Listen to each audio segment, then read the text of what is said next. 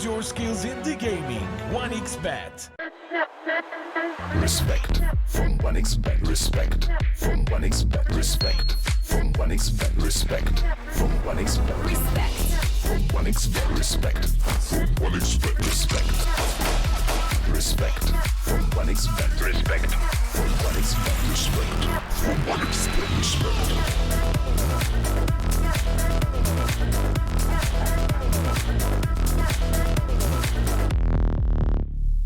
Hello, son. Hi, Mom. Pretty girl. This is Eva. Nice to meet you. Thank you very much. Your dad's just making his favourite dinner. It's duck. Come on inside. They're all probably too gruesome to tell you while you're eating at the table. How's your food? Is everything okay? Good, good.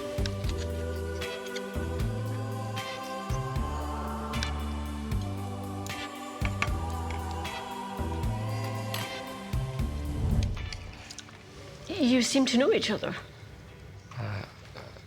Yeah.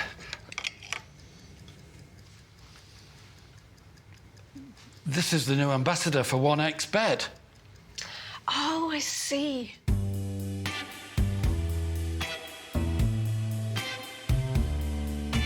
Everyone felt good when Eva Elfie became the new ambassador of 1xBet.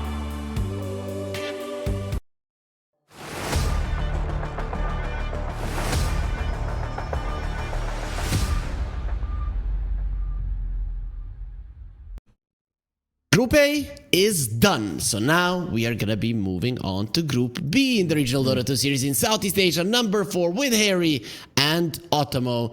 Otomo, welcome once again. You seem a lot happier today. Are you glad we're moving on to Group B? No, I'm just always happy to be here and to see you. That's what makes me glad. Not the groups, although that's always cool to see new teams, but the happiness is from working with my good friend, Mr. Harry Freakin. You were about to say best friend, and then you remember that there's somebody else that you love more. Yes. But, okay, Otomo. It is what it is, but let's focus on the games that we have today on Group B. That is what is in front of us. So we got Team TK versus Manta Esports, Blind Owl Esports versus Cartons Esports, and The Immortal versus IHC. Man, if I have to say Esports one more time, I'm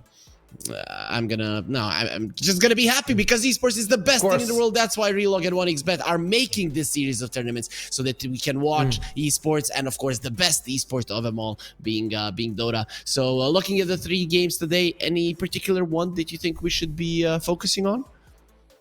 Maybe the last one. Overall, I feel like in the first day, the top 3 teams are facing off, in my opinion, against the bottom 3 teams. Team TK, Blind Owl Esports, and IHC are, I think we discussed this in the break, the teams we feel are most likely to come out on top. So them not facing against each other is like, okay, we get to see what every team can do, but we have our favorites. So I think all of the matches are well worth watching just to know how, this, like, the power level of all the teams. It's over 9,000. Okay, let's focus on the first game of the day. Team TK versus Manta. That's the one that we're going to be looking at. Team TK, I think there's a couple of very well-known names in this newly formed team. Yes, they do have... So I guess we're going to go into them for a second, but they have Krish and Mamangdaya, JG, Rodion, Castaway. I'm not sure who Rodion is, but I know that Castaway and JG were on Neon Esports. Mamangdaya as well as Krish. They've also been, I remember they were quite big in the DPC at one point, with on Spawn. They were also former members of Neon and Army Geniuses, as well as this brief stint for TNC. So there's like big names on them. And once we get to Manta Esports, we can see that they are not quite there, but they are an all Filipino team, and those tend to be pretty decent. Okay, I mean, I know these players overall. If I would have to scale them, I'd still say Manta Esports is like the 4th strongest team in Group B, but you never know, really, because we have seen so many teams improve throughout the Regional Dota 2 series. We have been going for pretty much the entirety of the year. So I'm looking forward to seeing how they improved. Of course, we wanted to see the pictures of the other guys of Team TK. You did go through their roster. We'll see if Of course. if production can give us that as well, because we know that they're a handsome bunch of lads. There you They go. are. But this team has people from all over Southeast Asia and some imported talent in Castaway. So Krish Mamagdaya, JG, Rodion, Castaway. A couple of these were teammates before. Krish and Mamagdaya played together. Same thing with JG and Castaway. Rodion is a bit that is new to me. I'm not sure. I hope I'm pronouncing his name correctly, but we'll see how they fit overall. Just from past achievements and name recognition, Team TK comes in as one of the favorites for sure. So wait, your first name is AHME. Yes, it's the same as and- Rodion. Yes. No. I think his with an A instead of an E in the fourth letter. But yeah, I'm gonna assume that's pronounced pretty much the same. Yes. It's the same. It's the same word, definitely. But some people would prefer to say Ahmed, and some people say Ahmad. And I'm like, well, I like it when it's med, not mad. You know, MAD. I'm like, I don't like that sound so much. But it's really What the did same your thing. mother name you, Ottomo? Like, was it Ahmed or Ahmad? No, she'd be like, "You jackass, come over here," and I'd be like, "That's Yeah, how my sure, mother sure. named Yeah, me." but I wanna know what your real name is, not for you to be changing it here mid. No, she says it like I say it, Ahmed. You know? Okay, No, okay. she's no. Wait. I got one. She says Habibi. There you go. That's the way she says it. 5 seconds remaining. I don't understand the joke. It means my darling. It's not a joke. It's a nice. It's like if you told me a Serbian name that your parents called. It's very nice. That's what she did. I'm not gonna Ah. be saying any Of course you because don't. I actually put it down. When you come to Serbia, when you come to the land, that is gonna be happening. A $200,000 land, guys. 2 teams from Southeast Asia, so. 2 teams from Latin America, 2 teams from Europe, and 2 directly invited teams are coming to the land in Belgrade late October. $200,000 prize pool to round up to find the winner of the regional Dota 2 series. We can't say, oh, these guys were the best in Southeast Asia. No, these guys were the best in the world, and I made a pact with myself that I'm not going to be teaching you any curse words. So I'm not going to be saying what my parents call me. So yeah, let's focus here on the Weaver, and then there's going to be a Rubik on Team TK. So pretty standard opening. It's like the patch never happened. To be fair though, the nerfs that Weaver received in no way affects Rubik. You know what I mean? Like, Rubik is as good against Weaver as he was, but Weaver himself is a bit weaker because you don't start with a free Geminate, and the new innate ability is not as good as the old one, which is, the free Geminate, I guess you can say. I suppose though that once you've maxed out, like you're at level 12, the new innate ability starts kicking in. It's actually kind of good then, right? But until then, you don't want it. You're kind of weaker overall. So, it's okay. Yeah, the thing is that you do not have Geminate attack without leveling it up.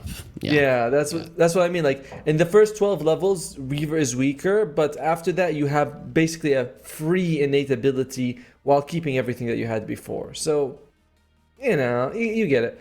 Looking at the bans standard, we did have not a patch, but a bug fix. So a lot of these things some things that were problematic were fixed. One of them was like Jakiro's blood grenade. If you use blood grenade with the frost aspect, it used to do more damage. So that got fixed, along with a few other things as well. Is that fixed or nerfed? I'm not sure, because I would assume that it should work that way. No, well, they said on Jakiro's abilities means that, like, it shouldn't be Dagon. It should be normal abilities. So it's a fix. Okay, makes sense. There will be a Sven being picked up by Team TK. I've been a big fan of the Sven. Carry Sven mostly. Support here and there. I'm not a hater of it, like some people that are currently also casting. But me. Pick me. But when it comes to a carry Sven, man, that thing is strong. I agree. And carry Sven was not nerfed the way support Sven was, which is like lower duration war cry, less armor, and the shard is no longer as good. Doesn't give you that passive 6 armor or the move speed. I can check later, but the shard used to give you passive armor and shield and move speed. Now it only gives you one of them. We'll check in a bit. So overall, just lots of nerfs to support Sven. That core Sven's like, I don't care, whatever, it doesn't bother me. I have a question, Ottomo. So Yes. the thing is, whenever we're casting Latin America, I ask Bowie about some things when it comes to culture in the region. And now when you raise your hand, given that you were a teacher in Southeast Asia, when you want to speak in class, or let's say you're a Dota team and you are in boot camp, do you raise your hand or do you raise like two fingers? If it was in a classroom, you raise your hand. That's how we do it here. So like for this, sure. yeah. Yes. No, I don't know. Do they do fingers in other places? In my country, we do two fingers. Wow, that's pretty cool actually. I guess if you it's like it's less tiring. It's like like you this.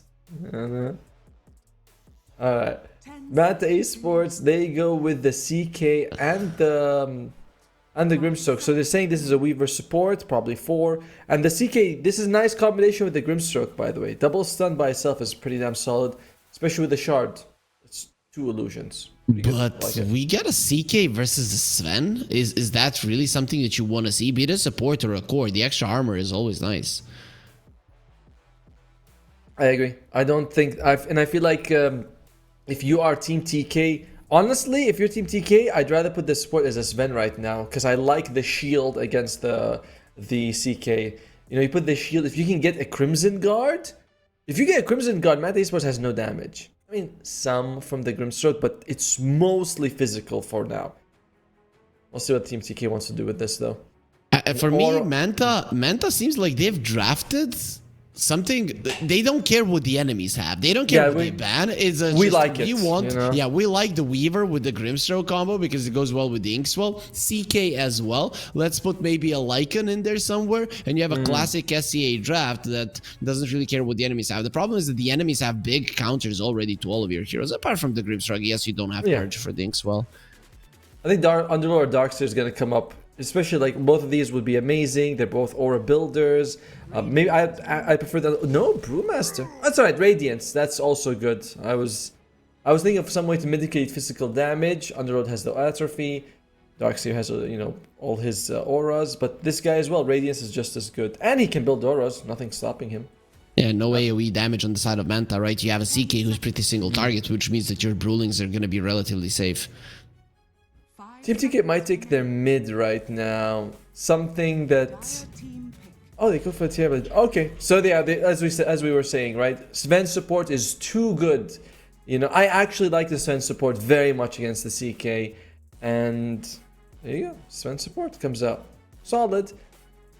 Not the most mobile draft, though. Let's be fair here. It's a bit cumbersome, these guys. Yeah, I agree with the word that Ottomo just said as... Cumbersome? It's exactly. big and bulky and slow. Yeah, I know, man. I know. I'm just saying that I agree with it. So why is the Zeus not so popular nowadays? It feels like this would be a great Zeus game for, let's say, Manta Esports, because you have so many heroes that are going to be running forward. You get even more burst damage for all the cash that you have, but it's just not something people go for. I guess it'd be more likely to see a Lesh right now. When they nerfed Zeus and they removed the interaction completely with the shard and the illusions, they didn't just nerf that. I mean, people need to go to the right patch notes. Yes, Mage Zeus is the more viable option than before, but they nerfed Mage Zeus a lot as well. Like, there were a lot of nerfs coming out for him at that time. So the hero took 2 big hits in both playstyles, right? He's a god. Magic. He's no mage. How dare you call him a mage? He's a god. We're also going to be seeing an Elder Titan. That's a core Elder Titan versus a Terrorblade. Wasn't expecting it, but it is actually a very cool adaptation coming out from Manta Esports. Unless it's offlane CK and carry Weaver. I was thinking they might go something like that. Not impossible. Not impossible. I mean, offlane Grimstroke with a Stroke of Faith in the lane is pretty good versus the Terrorblade. You do a lot of magic damage. It wouldn't be bad. I think my idea might be more likely, honestly. The more I think about it, because you have the melee range combo with the CK and the Elder Titan in one lane, they're being backed up by either with a Grimstroke and a Weaver. That's pretty damn solid, Especially the Grimstroke and the CK. I feel like those two together, super high damage, good control, stuns, blah blah blah. Well, it could still be CK Grimstroke in one lane and Elder Titan Weaver in the other, with it still being a range But melee different, combo. yeah. Yeah, but very different ways, sure. I think, well, all right, you know what, you guys, viewers, this is going to be an unofficial bet that you can put on. Who do you guys think are going to be the cores? Is it going to be the Elder Titan or the Weaver? And I say Weaver, my friend says Elder Titan. Unfortunately, we don't have any promo codes for that, but we do have a promo code Oh, we 1XRLG SEA for the real betting on this game. You have a banner down below that is going to take you to the 1xBet site. There you use it, you redeem the code, you get the extra money. As Manta Esports, they go for the Earth Spirit.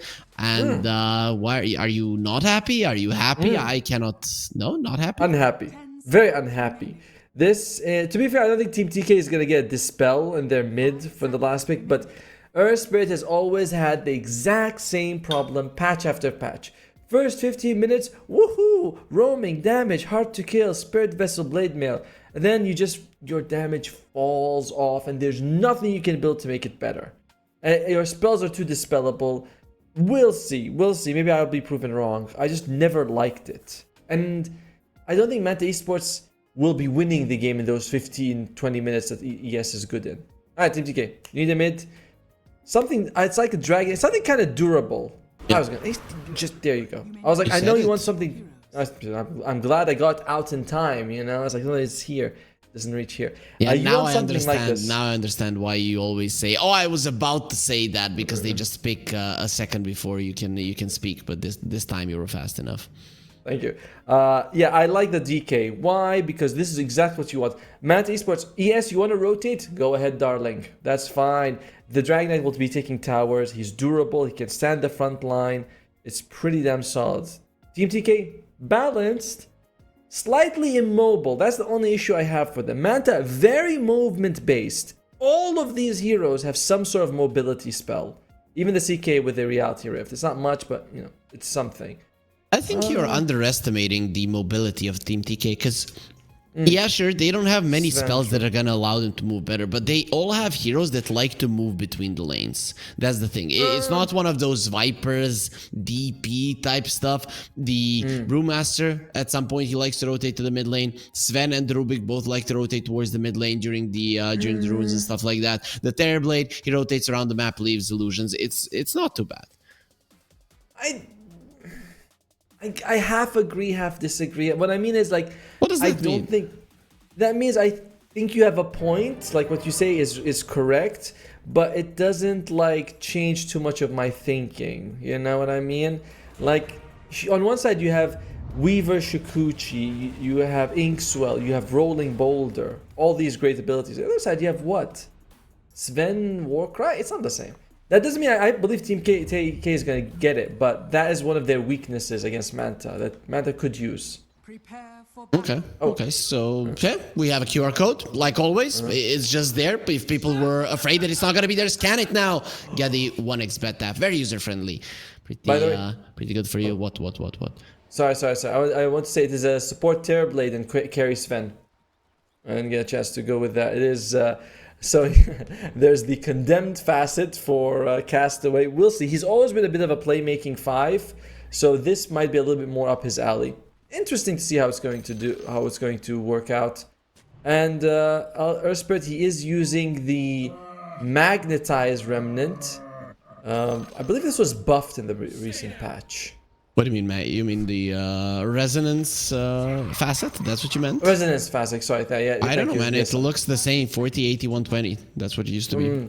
Might have been the Maybe other they one, gave though. maybe they gave it the extra second or something. No, I could be wrong. I honestly could be wrong. As they smoke out Manta, looking for JG. Ooh, juicy.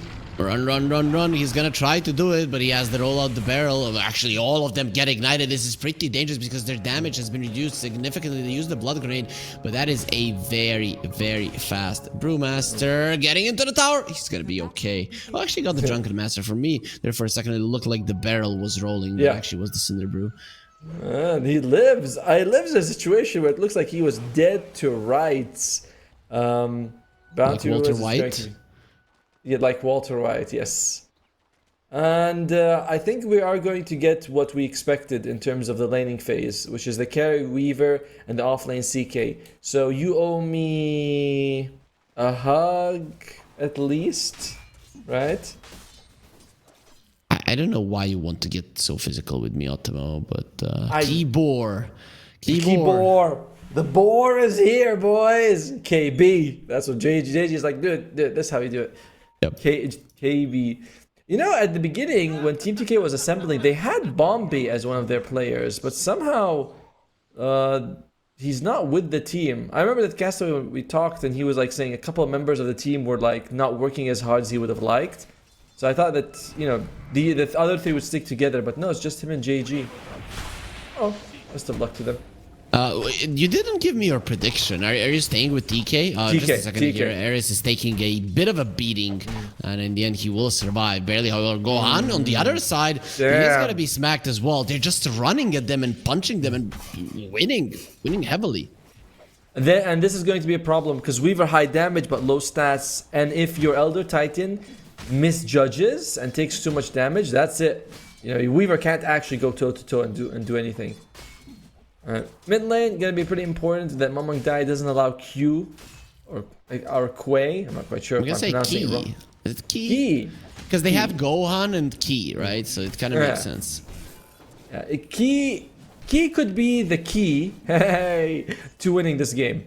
If he starts rotating, you know, you're up against Terrorblade, Rubik, pretty easy to kill. Could make some space for the team that way. Like, he can't have too good of a laning phase. I'm proud of you, Optimo. Let's see, what about the bottom lane? You talked about the Grimstroke CK, just how strong they can be, but Elder Titan, they picked him to... You always pick this hero to win the lane. He's being completely destroyed. I think he's starting... Is Castaway gonna die? They pull him in, reduce some of his armor, but he has a billion armor. He's actually standing his ground and fighting. Uses the blood grenade. Now tries to run away. Add the stick charges. A couple more hits. You need the crits, Fiend. There you go. The crits, but you don't have the crit. That is the problem. He's gonna turn around with the reflection, and that's gonna be Fiend just being annoyed. Was that an extra illusion that spawned because of the reflection? Yes. Why does that happen? The reflection is not an illusion. It's still, I saw that too. I was like, wait, that's different, but it is thanks to the innate that he has, which is a 50% chance. I've seen it with when Shadow Demon on your ultimate, he gets 3 illusions. I'm like, why is this? It can't actually hurt you. Yeah, but reflection is different. It should. I don't know, man. It shouldn't be. The Inkswell disconnect on Krish. They're gonna try. He's got 2 again. He has the war cry. Yep. I mean, it's 50%, so. Yeah, but 50%, it's a lot of damage. Like, these illusions do nearly, now 40%, but later they do 100% of the damage. Actually, we don't really know how much damage these reflections will do, the new ones. Huh. Lucify gonna take a few hits here. This is not the easiest cut he's gonna make. And he already lost a couple of 100 health, maybe even more. Might lose his whole life. Lucify's dead. Yep, looking very dead. Metamorphosis from Castaway. This support Terrorblade so far looking pretty decent. Gotta say though, Lucify that was a very awkward way of cutting. That was not ideal, to say the least. But these lanes are being catastrophic from Manta, especially the offlane, where we expected them to do well, right? And then you just swap it out and you put the Terrorblade on the support role. You make sure that the Sven has a good time. And look at Fiend, he's just being annoyed right now. You don't even touch the Terrorblade. The difference in damage that they're doing to each other is immense. It is.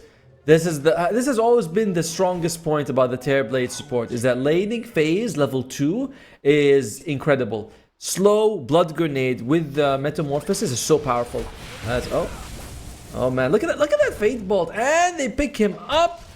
He has no boots. Gohan's only 5 sticks. Run! Weaver has 1 stick. He needs 2 more hits. He has the healing lotus. Nicely done by Ares, saving his buddy there. But still, you go for the Rubik. You don't kill him, and both of you are low. Whilst JG is untouched, he can stay alone in this lane and still win. And every time they go forward, Fate Bolt with the Thunderclap as Ares. He's being baited. Yeah, he is. He's taking hits, man. He's taking blood grenade, PMA. Nice lift. Beautifully done. Their sentry still standing in there with the thunderclap. They're gonna get the kill. Gohan is also in a little bit of trouble. He will run away for now. He might actually go for the kill on PMA. Let's see. Well, it'll be a big risk for him if he does so. I think he's gonna get it. He might lose his life. Is he gonna live though? There's no mana on JG, and there's the rotation roll misses. Key will get the kick. I don't think it's gonna be enough to finish off JG. He needs the extra movement speed. The minus armor from the bugs is gonna come, but into the tower he gets the extra armor and deals with the bug easily. Swarm does absolutely nothing. So that rotation gets you, yeah, it just doesn't do anything. Unfortunate. Q Saves the again. Weaver. I think Weaver was most like it's fine. Alright, maybe save the Weaver. Let's go with that. So that it's not for nothing, at least. Right, I'm like, sure, well, we'll say save the Weaver, it's okay. Overall, Team TK, with that adjustment of the Tearblade support, has won them so much. Oh no, free one this time. Trouble. They're gonna go with the Inkswell onto the Terrorblade, and he might take a lot of damage from that, and now he's just gonna stand his ground and not take any damage. Actually, even with the War Cry and his 10 armor, he needs to run away from the CK. He did start to pack a punch. He's got boots, he runs fast, he's gonna be okay. By the way, I think one of the reasons that Eris is having a tough time is look at his items. It's Windlace, Magic 6. There's no stats.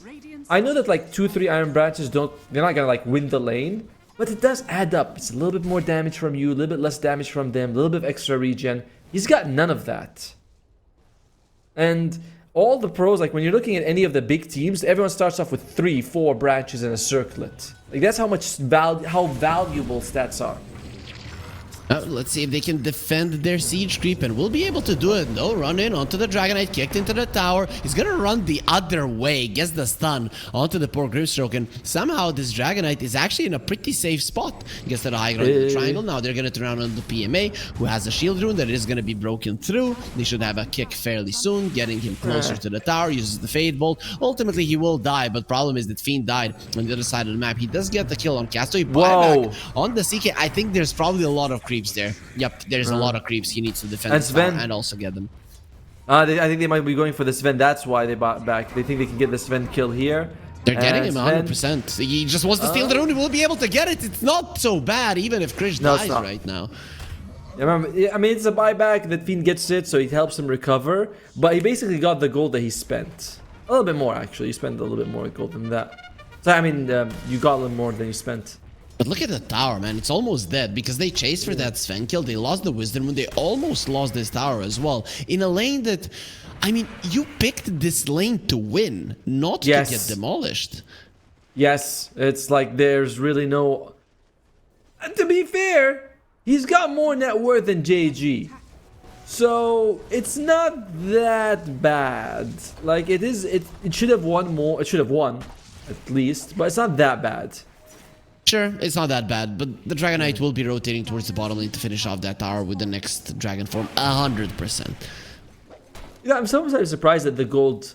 JG has a kill, an assist, and no deaths, and Fiend has like 2 deaths and 1 kill and a die and a buyback use. He actually only has 1 death. Okay, my bad. There's just so many factors. Some of his CS might be the bug. Some of his CS might be the... Oh, that's gonna be that Darius. It might be neutral creeps. Also, you might not have gotten the flag bearers. They're gonna try to kill the Weaver. This is not an easy kill. He's still dusted even after using an Astral Pull into the Dragonite, Dragon Tail as well. The tower will allow them to do more than enough damage to finish him off. Man, that was... he wasn't even close to escaping on the Weaver. That was a lot more was that a lot more damage than you expected? I was like, oh, okay, it's these 3. They've already used Fate Ball. Then they just wreck him. Oh, dear. Nice dodge by Castaway. Has an Arcane Rune, so he's dead 100%. Oh, for sure. Still, you know, gets a little bit of... wastes a bit of time for them. That's nice. Red Spirit is going for a Spirit Vessel. Is this good? I guess you are playing versus 3 strength heroes. It's basically the best item you can get for him early on as... Oh! Big kill. That's a big kill. That bring down Mamangdaya like that. I think he was the highest net worth hero. Very nice. A good recovery for Fiend. Arcane Rune really making a difference there, because the Earth Spirit was everywhere on the map. And this is one of the things that you touched upon, is that there's a lot of mobility on Manta Esports. You really need to use it, and they are trying to do so at the moment. This is the best time, like... That's their best strength, you know, is that we can move fast. And it's working out for them. One issue, though, will be that the supports on the enemy side are going to be level 6 soon, whereas your supports are still 4. It's not level 6s aren't that big on Manta Esports though, right? I'm looking at it. You just want more points in Inkswell. It's gonna be level 5 on Grimstroke. I think that's good enough. So I don't know if it's gonna be making that much of a difference. Plus Terrorblade level 6. That one I can agree with. I can agree that Terrorblade level 6 is not that big, but Rubik 6 is big deal. Yep. And Soulbind is good. I don't know. Is this man in trouble with Inkswell connecting? There's going to be a roll magnetized as well. We're going to be looking at the Dragon Knight there for a second, but in the end, we're going to have to look at Krish being executed, as there will be a Rubik coming over as well. These supports, you know, they are participating in kills, meaning a lot of experience is going their way. Lucify, he's already 5. Yeah, he's actually 5.5. That gives them nearly 1,200 EXP, 1,300 gold. Suddenly, that's both bounty runes, by the way. That amount of experience from these 2 kills. Plus, well, it's for the team. You took but, the tower down and you defended your own. That is pretty huge. I really thought TK are going to be focusing on the bottom lane when that tower got low, because it would have been such a big advantage for the enemies not to have that tier 1 on the bottom lane. Now it's going to be a lot tougher. Especially with the stacks that you're seeing in the Ancients. Like, oh, now they can go for it the other way. As the supports are farming it for Manta. I like this. Oh, they're the strong ones. They're the ones who need it as well. Honestly, gold on supports early is so much more valuable than on cores. I'm sure a couple of core players are listening. They just cringed. They jumped out of their chair, but it's the truth. And deep down, they know it too.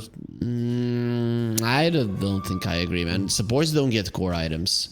That's the thing. And if you are, let's say, a CK, you really need that armlet. If you are a Weaver, you really need that Maelstrom or Dragonlance or whatever. And as a support, you can make do with levels. As a core, you cannot. That's a good point, but early game, the supports are the ones making the moves. And 100 extra gold on a support means a lot more than 100 extra gold on a core in the first 10-15 minutes. Sure.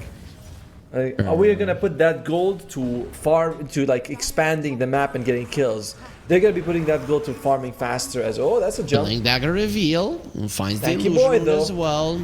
He is gonna Nice try block. to roll away, not gonna be allowed, but he still will I need live. someone else. Ares on the other side, not sure if he's gonna be low. So okay, Lucify, look at how much damage this Dragon Knight was doing because he was attacking Deer Spirit. I thought he wasn't doing all that much. Same. But he actually does back a punch. Ares, they need the Dragon Tail, he does have it. Echo Stomp, not gonna be allowed. They had vision of him, and that's gonna allow for the 2 supports to be taken out. I love how he had the same thing. When he was on Q, I was like, wow, he's tickling him. Then he jumps on the girl. I was like, wait, this is like 4 hits and he's going to kill him. So that's really cool. Not that he has too much. It is just going to be the power treads and the bracer, which doesn't even give damage anymore. But that neutral item is pretty useful. Yep. 16 damage when the hero is above. Yeah, 16 damage adds up a lot at this stage of the game. For sure, especially on heroes that have low armor like the Grimstroke, because you are reducing the armor with the Worm's Wrath. That's true. Sorry, with the right, it's the corrosive dragon, because the Worm's Breath is the same for everyone. But yeah, the Worm's Wrath is the one that's reducing the armor. Yeah, but it's because he took the corrosive dragon facet. Alright, we can do this all day. I'm right. Yeah, I mean, we can, but we're gonna do it off stream. Right now, we're gonna focus so that our viewers have a good time. I can be very stubborn, Ottomo, but not at the cost of our viewers' entertainment.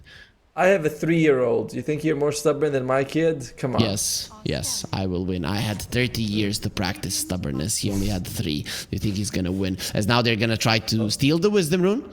They are smoked up, but they might actually go for the kill on the Dragon Knight. I misses on the first roll. There's the Phantom's Embrace. Doesn't look too risky, especially with the Soulbind. This Dragon Knight is taking a ton of damage. Roll away. They're just gonna let him die, but he's being protected at the moment. Another Phantom's Embrace. He's gonna need to remove it. There's the roll in once again. Where's the king? He turns into a dragon and will be fine. No more magnetized. He's not spreading his disease any longer. Deer Splitter not connecting on him, and he's gonna be tipping JG because he knew that with that dispel, he saved his life. Risky, but well done. I was looking at it, I was like, wait, I thought he was actually dead when he was in the tier 2. And the second Spirit Vessel, I was like, oh man, he's dead. But you're right, JG. I didn't even think about it, but he does have the Dispel to remove it. Very nicely done. Dude, no wonder this is This guy's insanely good. Not a whole lot of net worth compared to some of the other cores, but insane impact. I think right now the last pick Earth Spirit, they're thinking we might have screwed up because there was already a Brewmaster in the game. I'll bet you this, they probably didn't realize it as well. It's such a dispelling of defensively with Brewmaster, something that you just don't think about too often. What? Yeah. How don't you think? I mean, how often do you think, hey, we're going to be able to remove their Spirit Vessel without Brewmaster? You have to use it, stuff. It's uncommon. I don't know, man. It's a very low cooldown spell, the dispel. Fair. That is fair. You know what I don't like? Q is going for the Hand of Midas. I think this is a bad direction to go into. Why? Because this means I'm prepping for the late game. I don't think your late game is gonna match the enemy's late game. Like, this is not... You don't go tempo with the Hand of Midas. I think you are underestimating an Earth Spirit in the late game, though. Stolen Earth Splitter, it is gonna break the Earth. But this was kind of the staple back in the day for Earth Spirit players. What was stolen, it will be the kick, but they have a lift. He gets kicked up, rolls away into the tower. A couple of more hits is gonna take him out, and in the end, it will be Manta, his laning counterpart, that takes his life and claims a double. I mean, maybe, yeah, I think me and you definitely have different levels of respect for the mid-Earth Spirit. For Earth Spirit in general as a hero. Yep. You know, as somebody who has played 0 Earth Spirit games on your side, and then I have like 700, I think it's perfectly natural that we do not like the hero see eye to eye. The same, yep. But I still stick by what I've seen. Like, I haven't played Rubik mid, but you get a general idea of how good the hero is. And you know what Earth Spirit mid wants to do? Oh, go Hans. I need to be a bit careful. Actually, that's their sentry. They're fine. Let's see Manta. I guess the Blink Cow doesn't want to get caught by the stroke of fate. They already have a pipe. The scary thing is that throughout this whole game, I haven't seen Krish do anything except jungle. That means that soon Thanos is coming. You know, he's gonna have all the Infinity Stones. Okay, sure, but you know, Fiend hasn't been leaving the jungle either. I'm hoping he does use this orchid, but just another thing that's gonna get purged off by the dispel. I think Manta, they consistently need to fight. They cannot allow there to be like 2, 3, 5 minutes between big engagements, and they've already allowed it a couple of times in the game. That was what we said. Their strength is mobility. You should always be go against the enemy side, and their ultimates aren't that high cooldown either. It's like when Brew is down, you should be in their face, kicking them. It's not nice to kick somebody when they're down, but it's the easiest thing to do overall. Yeah. Some people, let's be honest, kind of deserve it. Radiant's bottom tower. That's sure. Sure. With that. Thank you. And by the way, the towers continue to kind of melt here as they just take the top tower here. They've taken 3 for Team TK. Manta, they've gotten 1. It is a big one. It is nearest the Roche, but at the same time, they have the outpost. Oh, and outpost teleport was buffed. It went from 6 seconds to 4 in the beginning, which is very nice.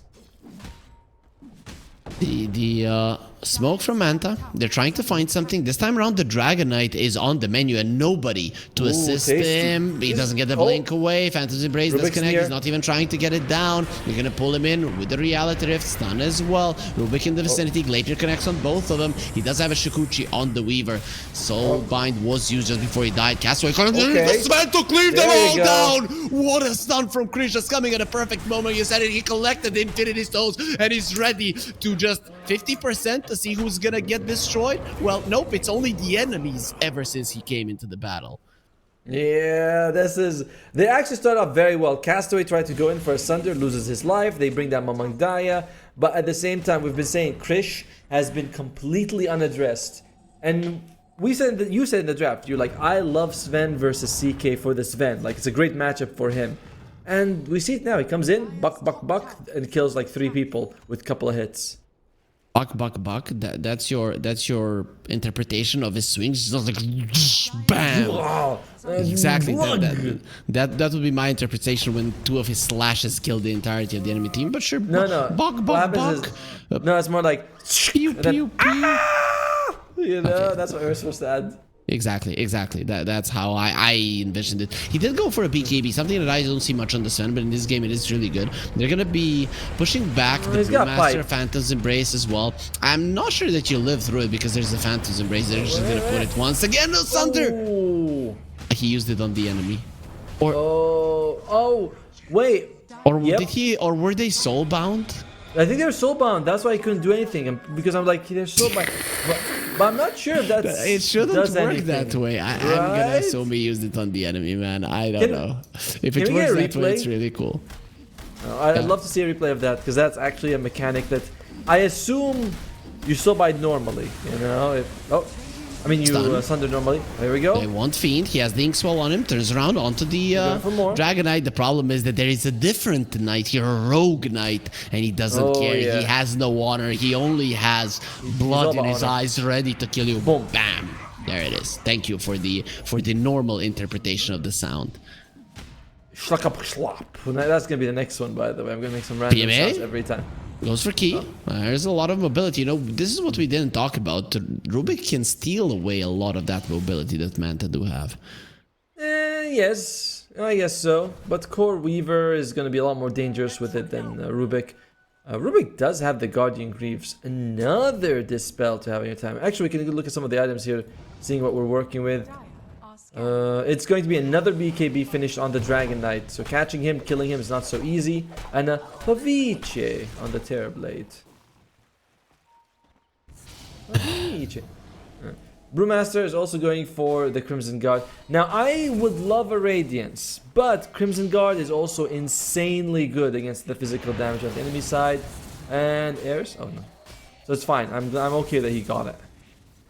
Manta running away. He's definitely not gonna die from a solo Weaver, but does take a decent amount of damage. Right now, though, there's a smoke from TK. They're the ones trying to make a move with Krish leading the charge. He's like, follow me into battle. We're gonna win. I mean, his axe is basically also kind of as big as a flag, so it's like it's easy to spot. As the smoke breaks, That's a but Q sword. jumps away. It's That's whatever a sword. that. I mean, the thing is thicker than him. Is it really a sword? That is I a feel like sword. Knights carry swords.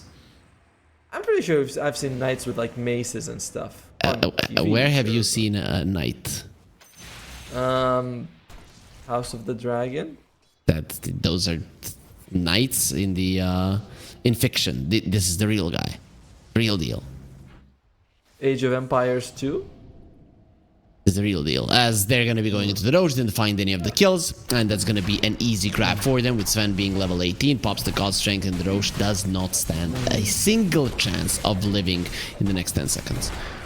There's still going to be a bit of power spikes for Manta. Q is getting, I want to say close, but he's about 2,000 gold away from the Shiva's Guard. If he can get it, big deal for the team. You know, they may not have the highest magic damage, but you combine Earth Spirit with Elder Titan Shivas, you can hurt.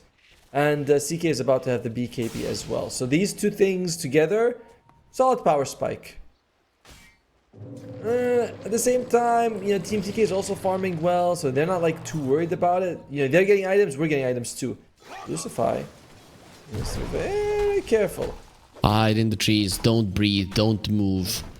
Don't leave a trail of ink. Oh, the career! Did What? it spot him? I think it think didn't. No, it didn't. If they did, they would have gone for. But they knew he was sort of in the area. I guess they assumed he TP'd out. Look at his items though: boots and magic wand. Shard. He has a is a- shard.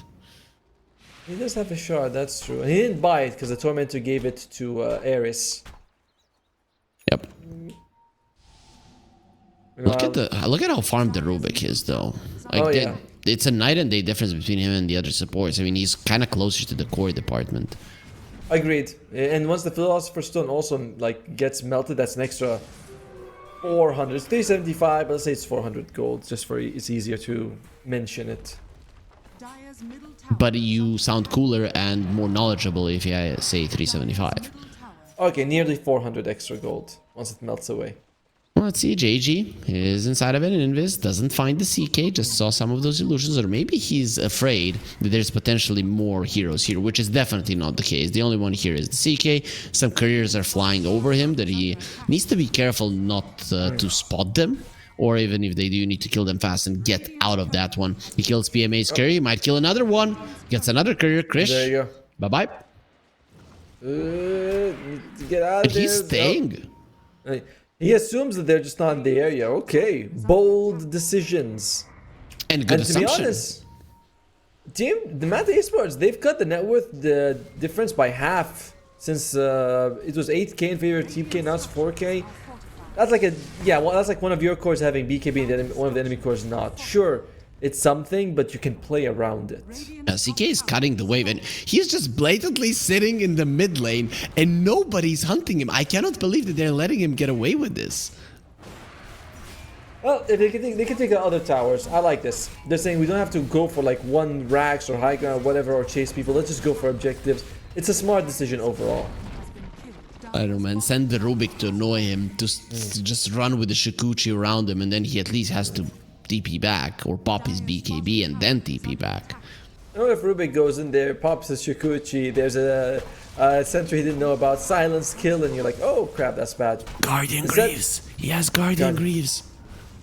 Doesn't get off in time. He dies before it. Sure, sure. Oh, Krish. He's They just have to going fight straight right now. up. And look at Castaway, he just doesn't care. The problem is that you're a support, my friend. They popped the BKB on Fiend, going for a Castaway, trying to kill There him. you Will go. be able to do so. The Sven gets caught Very by the Air bold. Splitter as well. Soulbind connects onto him. The Sven cannot go forward because PMA doesn't want to do it. Oh. And that's gonna be the end of the push. I don't think they got the melee barracks out of it. Krishki was holding onto his ultimate until the fight begins, uses it, and suddenly he's like, it's not that valuable. He's got about They 10 want to seconds re-engage. left. They want to re-engage. Yes. There's Zero Spirit. As the yeah, Shiva's pick guards off. is kind of tanky. The question is, can he survive with the Inkswell rolling away? Not going to be allowed. Rubik is just way too speedy. And Krish is actually going to be losing the Aegis, and the Dragonite will be losing his life. Now that leaves the Sven all on his own. They're going to go with the Echo Stomp. BKB not there. He's dead. Manta are back in this game completely.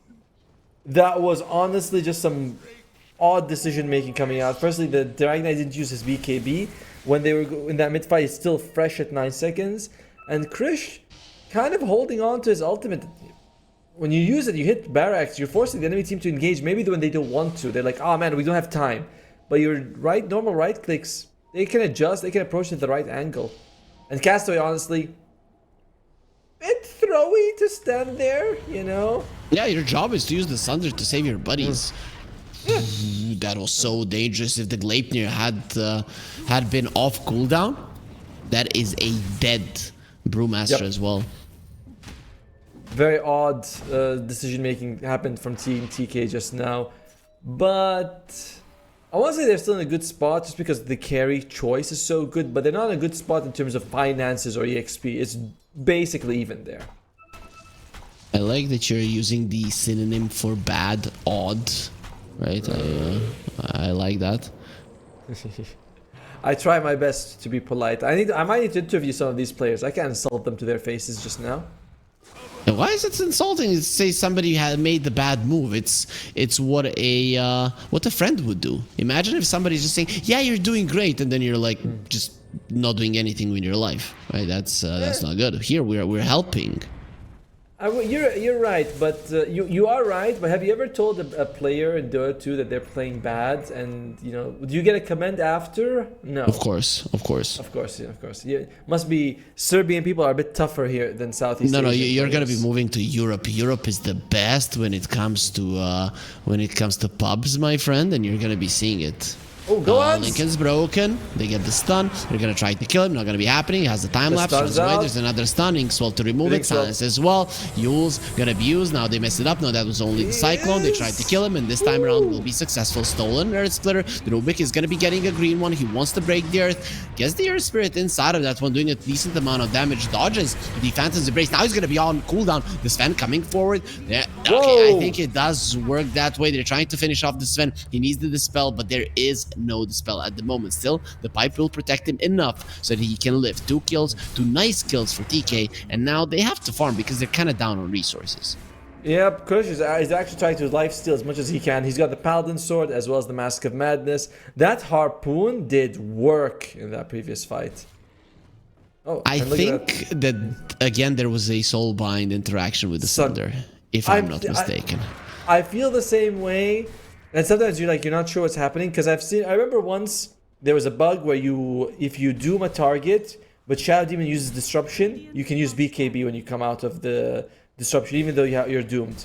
So there are some weird things that happen in Dota 2. You're like, are my eyes lying to me? But then you see, you're like, no, there's something wrong for sure. It's a 7k gold lead still. At least TK did manage to get their lead back. But of course, 30 minutes in, it's not going to be as valuable. And Daya just got annihilated. The BKB tried to TP, stood still long enough for Fiend to be like, dude, I got the damage, man. He's got the power, as there will be an Arcane Rune PMA, which means that this Shikuchi is going to be even more valuable. He got silenced up. Echo Stomp is something that he has to dodge. He's actually going to be going up the high ground with the Diagonal Perception. He has the Air Splitter as well as the Shikuchi. Gleitner does connect. Gohan, he wants this Rubik. Finally, dead. Silence will connect. That's a double Phantom's Embrace, but they'll deal with it. No problem. Cinder Brew was used. Their misses are going to be coming. Lucify, that's the guy that you want. Stolen Phantom's Embrace. You want that on the Weaver, who's already low, gets to the high ground. His ulti is ready, but of course, using it at this point wouldn't give him all that much as they're chasing forward. Warcry being used, extra movement speed. Where's the Harpoon? He doesn't get it off in time. The Rolling Thunder, the Rolling Boulder was there, but now they're gonna be finding him, and Fiend, he's gonna be taking a lot of damage as well. Has the armor toggle, turns around with the stun, and that's gonna allow him to live. The chase from TK doesn't give them much more other than the two supports. You're still not willing to go high ground. You might have to just wait for this rather long Roche. Is PMA playing out of his mind good on this Rubik? I feel he's always got for some very useful spells. He's got Phantom Brace, Earth Splitter. Before this was Earth Splitter with Shikuchi. The Ags and the Guardian Greaves going for lots are very useful item. Like, kind of MVP performance for me so far. The thing is, he's not doing anything flashy, but he's doing everything right. Exactly. Let's put it that way.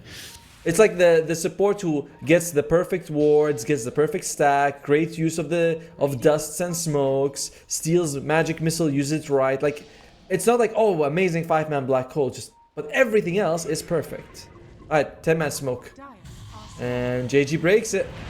JG does have the split. He doesn't go for it. He's taking a ton of damage. The Stolen Earth Splitter is going to be a hell of a lot of damage. Now they found Lucify in the backlines. They don't even buy back because they're already winning this fight. The silence on the Weaver. He doesn't have anything to remove it. And Krish, when he gets a chance, you don't get a second one. As Elder Titan will go for the Echo Stomp. The Dragon Knight, he deserves to slumber a bit. And it will be a team wipe hiding in the trees. We know where you are. We know where my Ultra kill is, and Krish, he does get it. Earth Spirit did buy back to shove out the waves. He actually stood in the way that Krish couldn't see him, so they needed to get that those illusions to come out so he can get the vision. Nicely done. JG, he dies first, but he had the pipe used. He's got the Crimson Guard. And he is a Brewmaster who already has natural evasion anyway. And again, you know who the MVP of that fight was? The Rubik. That Earth Splitter, it connected on 3 or 4 heroes, and he did have the damage of the Sven. Got them all together, slowed them down for the Sven to finish them all off. And this time they're not going to be giving them... They're going to make sure they get everything here. PMA, he's got Bugs and Phantom's Embrace. They only got 1 range axe. That's it. I guess I feel like this is a more important objective with everyone coming back. Okay. Roche and Tormentor are better objectives for sure. Sorry? Yeah, they are. For sure. Like you said. It's a barracks with people responding in about 10 seconds or guaranteed Tormentor and Roshan. Why take risks? Are they happy with who got the shard? I'm gonna assume that you didn't really want it on the Terrorblade. No, not really. But it's useful if you don't have meta and you're going to be in melee form. It's fine. I agree with you though. It's not ideal. Yeah, I'd rather have it. Who would have been the other one? I guess JG. Yeah, JG's okay. To be fair though, it's only good if he gets his ulti off, and he's barely getting it off. Oh yeah, Sven would have been... Well, Sven wasn't even eligible. Yep. Yeah. Alright, Manta Esports, they're in the toughest spot they've been in all game. They have not lost a melee barracks though. You can always hold on hope when you have your building standing tall. Double rune Earth Spirit though. Look at that. He has an 80 rune and he has an arcane rune in the bottle. I mean, sure, the enemies have an Aegis, but this would be your perfect time to fight. You're not getting a better chance. I guess. I guess. Mamang Dai has an interesting approach to the Dragon Knight. He is all about the damage, by the way. Nemesis Curse. I feel like he's been bursted down a few times, and the Nemesis Curse kind of makes him even more vulnerable.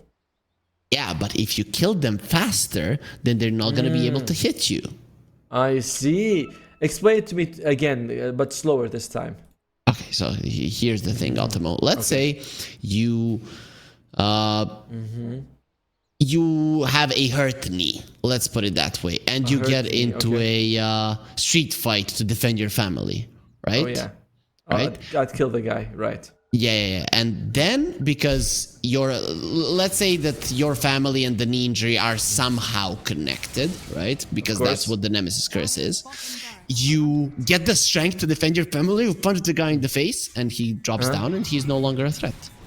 I sort of follow you, kinda. Q, he's also following the other cores and getting a BKB. It's fresh, it's juicy. Unfortunately, the AD Ruin time's out, but he's got Arcane. Can they take a fight right now? They're kind of grouping up from different angles here, with Fiend coming from the rear.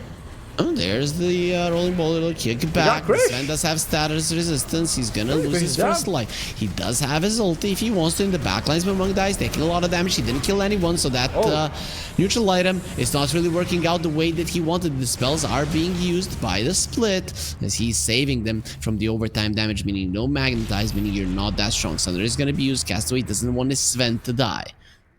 Okay.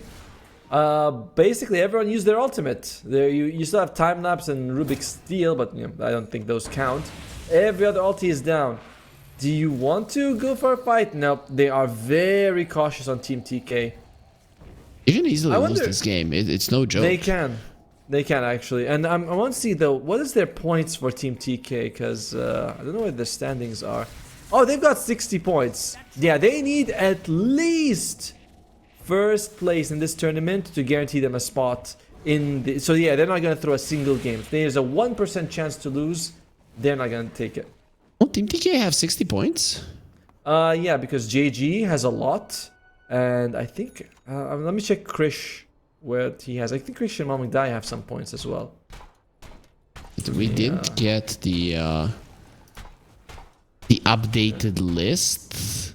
Oh, yeah. I can see that because Mamang Dai he won the second relog with Team Tough. He was their mid, so he brings a bit of points with him as well. Oh, yeah, they have a pretty good shot of going to the land then, right? Oh, they just need to get second place. Second place, yeah, you get second place and you're taking over Execration and no, not second. Sorry, first. Second place only gives you 50 points. Exactly. They need first. There's gonna be a Gleipnir usage on there. I mean, it's fair. You win the last tournament, you have earned your spot to be there, but they're gonna have to beat Team Tough. I think that's probably their biggest opponent. They have to make it all the way. My God, it is tense that you have to take all the way like this, but you have a chance, and good luck to them. For now, they are looking very strong in their opening series against a team. I thought they would roll over Manta, but Manta, they put up a good fight. Yep, they did. They're putting up a good fight. There wasn't a time in the game where they were winning, though. And 100%, yeah. There's going to be a banner being put. The Lincoln's broken on the Weaver. That puts him in a very dangerous position. What was stolen, it is going to be the Swarm by the Rubik. So some extra nice minus armor. Mamang Dai is the one focusing. Roll in, misses. They're not going to get back. And there's the Aghanim Scepter Sun going in. Inkswell does save Key's life as he does roll away. The Rax is still alive. Double stun. They're going to be turning around on him, kicking Mamang Dai back. Lotus Orb is protecting him at the moment. And Krish pops the BKB. Okay, this is a guy that you counterfight. Gohan, he still has the time lapse. They're going to be dealing with the Raxes first. And now trying to escape. They already brought down Kwai. And they're going to be bringing down Ares as well. Just 2 hits are what they need. You look stunned. Yep, he kind of looks dead. Dude, did you see where he hits him? He hits him with the Earth Splitter when he was standing next to his tier 4s. A BMA. Amazing. He steals it, throws it out, and this is why we're saying this guy deserves the MVP. And that's going to be Mega Creeps coming out. No, they're going for more. Lincoln Sphere is not going to save you there. 10 They're all Lincoln dying. Spheres wouldn't save you. 3 heroes. One of them does have a buyback, and the other Titan will be coming back. But Euro versus Mega Creeps, this game does look over. Team TK, they've gotten their first victory as a team here at the Regional Dota 2 Series SCA. Number 4, Tier 4s on the menu. No glyph. Weaver lifted up into the air. He has the ink so you need to pop it. You need to pop it now. Time lapse. Where is it? He got silenced up, so it's not going to be happening. And Fiend, who just bought back, is going to be sent back to death to greet the Weaver, as there will be a nice Echo Stomp. They deserved a rest after this kind of a performance. That was very impressive. That was very impressive. Again, Q, they jump on him. He BKBs. They do a lot of damage. He drops down in health, and I'm like, he's out, guys. He's fine. He's gonna heal. He's gonna come back. He's gonna cause more problems. Then he gets hit by an Earth Splitter from it was like that full raise. Like at the end, he gets hit, and you go, damn, like another. Another tip of the hat, a feather on the hat that is PMA. Very well done. It's overall team effort. Krish, great farming the whole game. Manta and JG made space. And Castaway picked Terrorblade. He was around. He did something, I suppose. Yeah, I guess. Overall, though, I still don't know if this is enough, right? They looked decent, they looked clean, but it wasn't an overwhelming performance. And there were a couple of mistakes, which with this type of a lineup can cost you at some point. So I hope that they do improve throughout the tournament. I'm not sure this is enough to get the victory in the entire thing. I very much agree with you. There's 2 spots like in my head that are very clear. The first one was when the high ground push bottom lane. Castaway was all the way in the front where like, I don't know why. And Krish didn't use his God Strength to take the barracks, so it gave them a lot of time. They were like killed Castaway, then they got a kill. And then there was the mid lane the first time they pushed, also didn't go so well. So there are gaps, and they are not small, that Team TK will have to work on. Again, a better team would have come back from this, I think. Okay, well, we'll see if that is going to happen in game 2. If Manta Esports are going to be able to take the game off, or if maybe TK, the guys that can actually make it to the LAN, are going to be improving with each single game they play.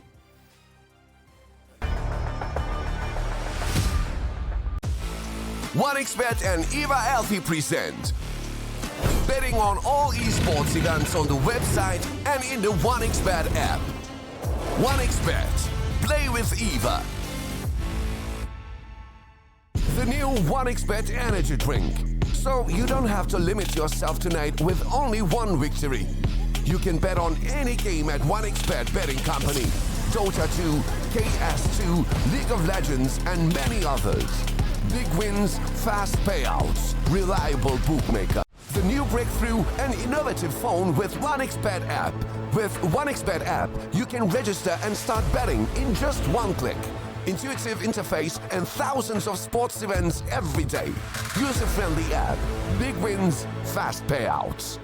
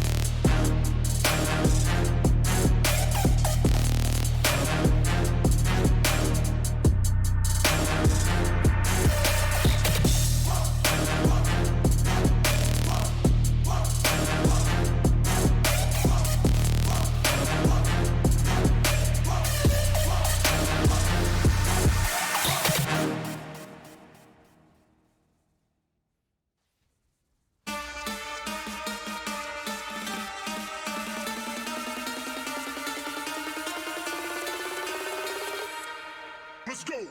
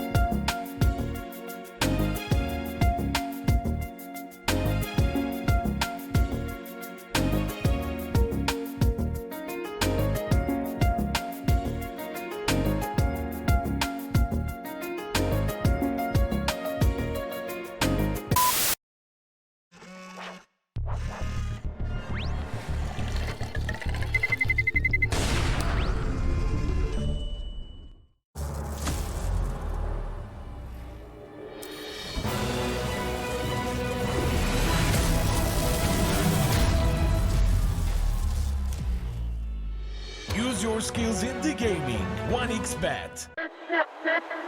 Respect from 1xBet. Respect from 1xBet. Respect from 1xBet. Respect from 1xBet. Respect from 1xBet. Respect from 1xBet. Respect. Respect from 1xBet. Respect from 1xBet. Respect from 1xBet. Respect.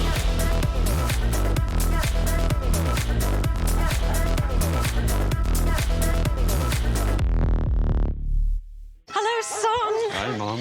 Pretty girl. This is Eva. Nice to meet you. Thank you very much. Your dad's just making his favourite dinner. It's duck. Come on inside. They're all probably too gruesome to tell you while you're eating at the table. How's your food? Is everything okay? Good, good.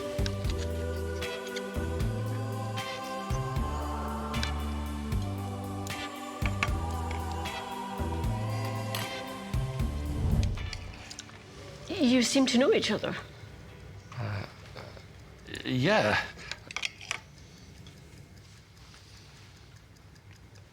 This is the new ambassador for 1xBet.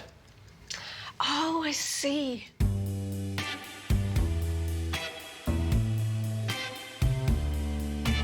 Everyone felt good when Eva Elfie became the new ambassador of 1xBet.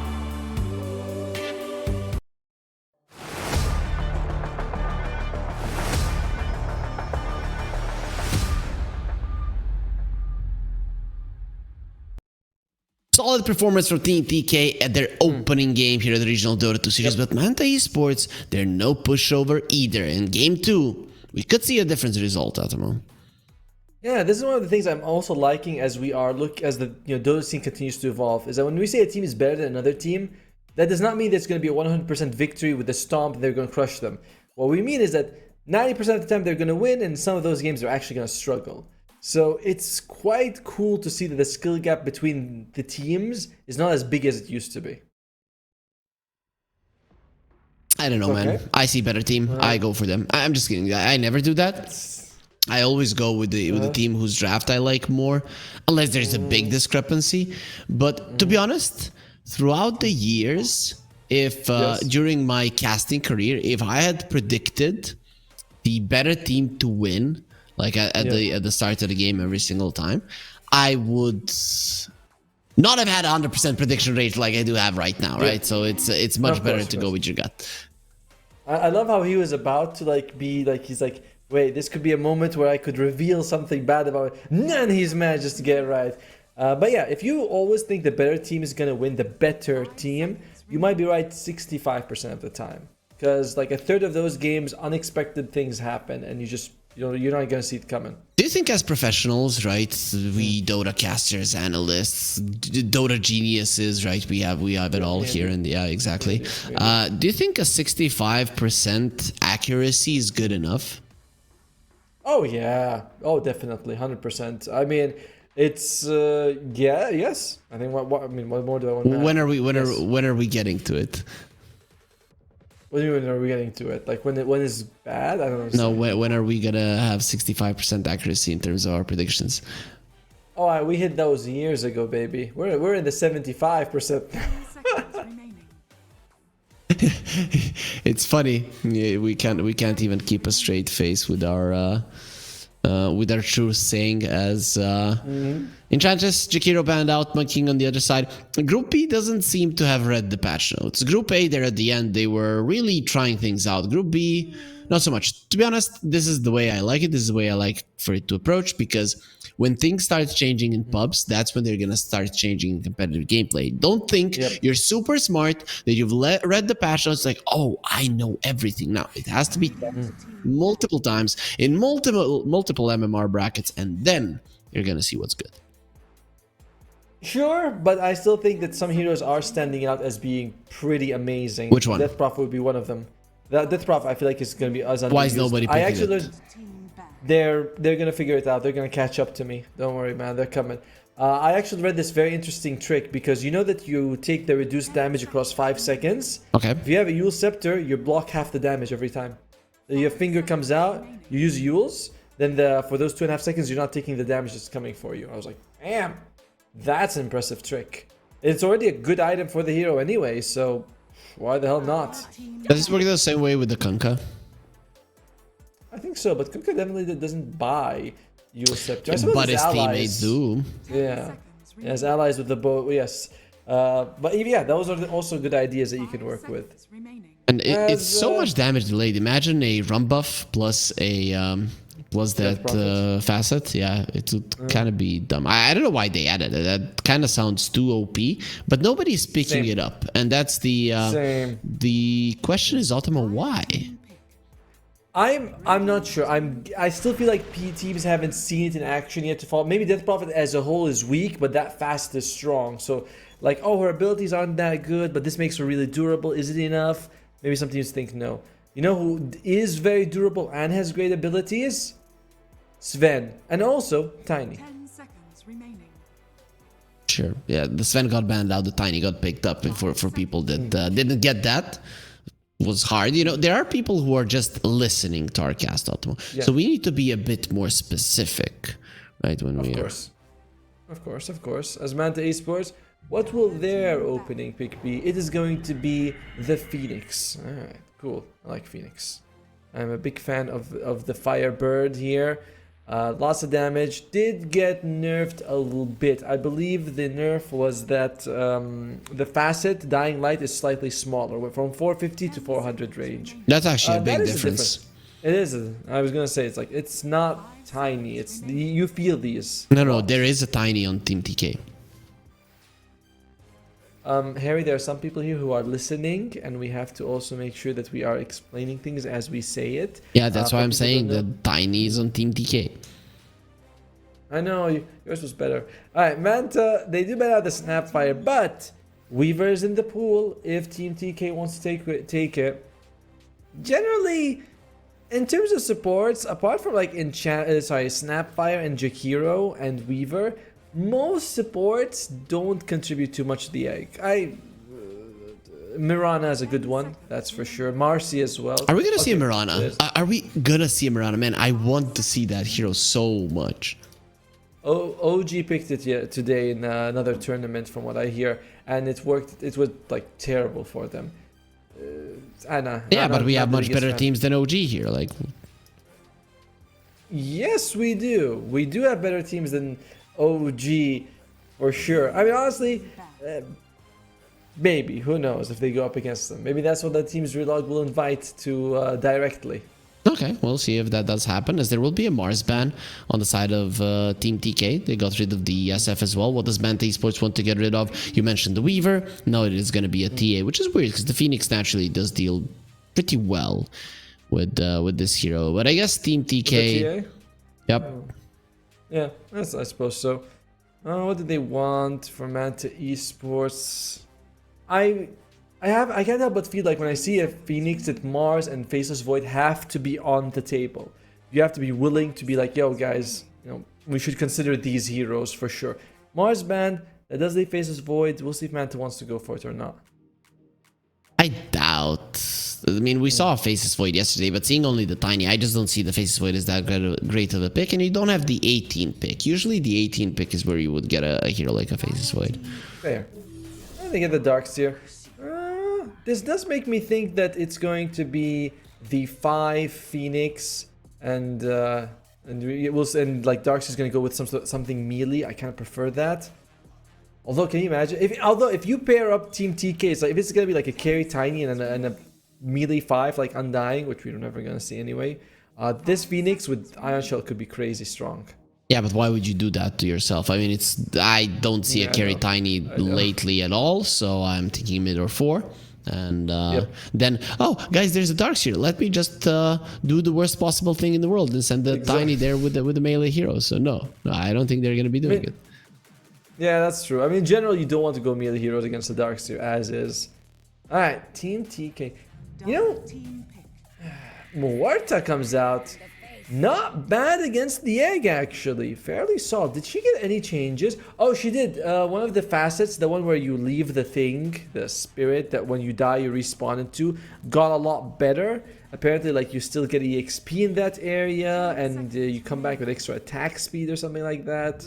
So, Oh, and troll. Wow, they're all in on making sure this egg gets really scrambled.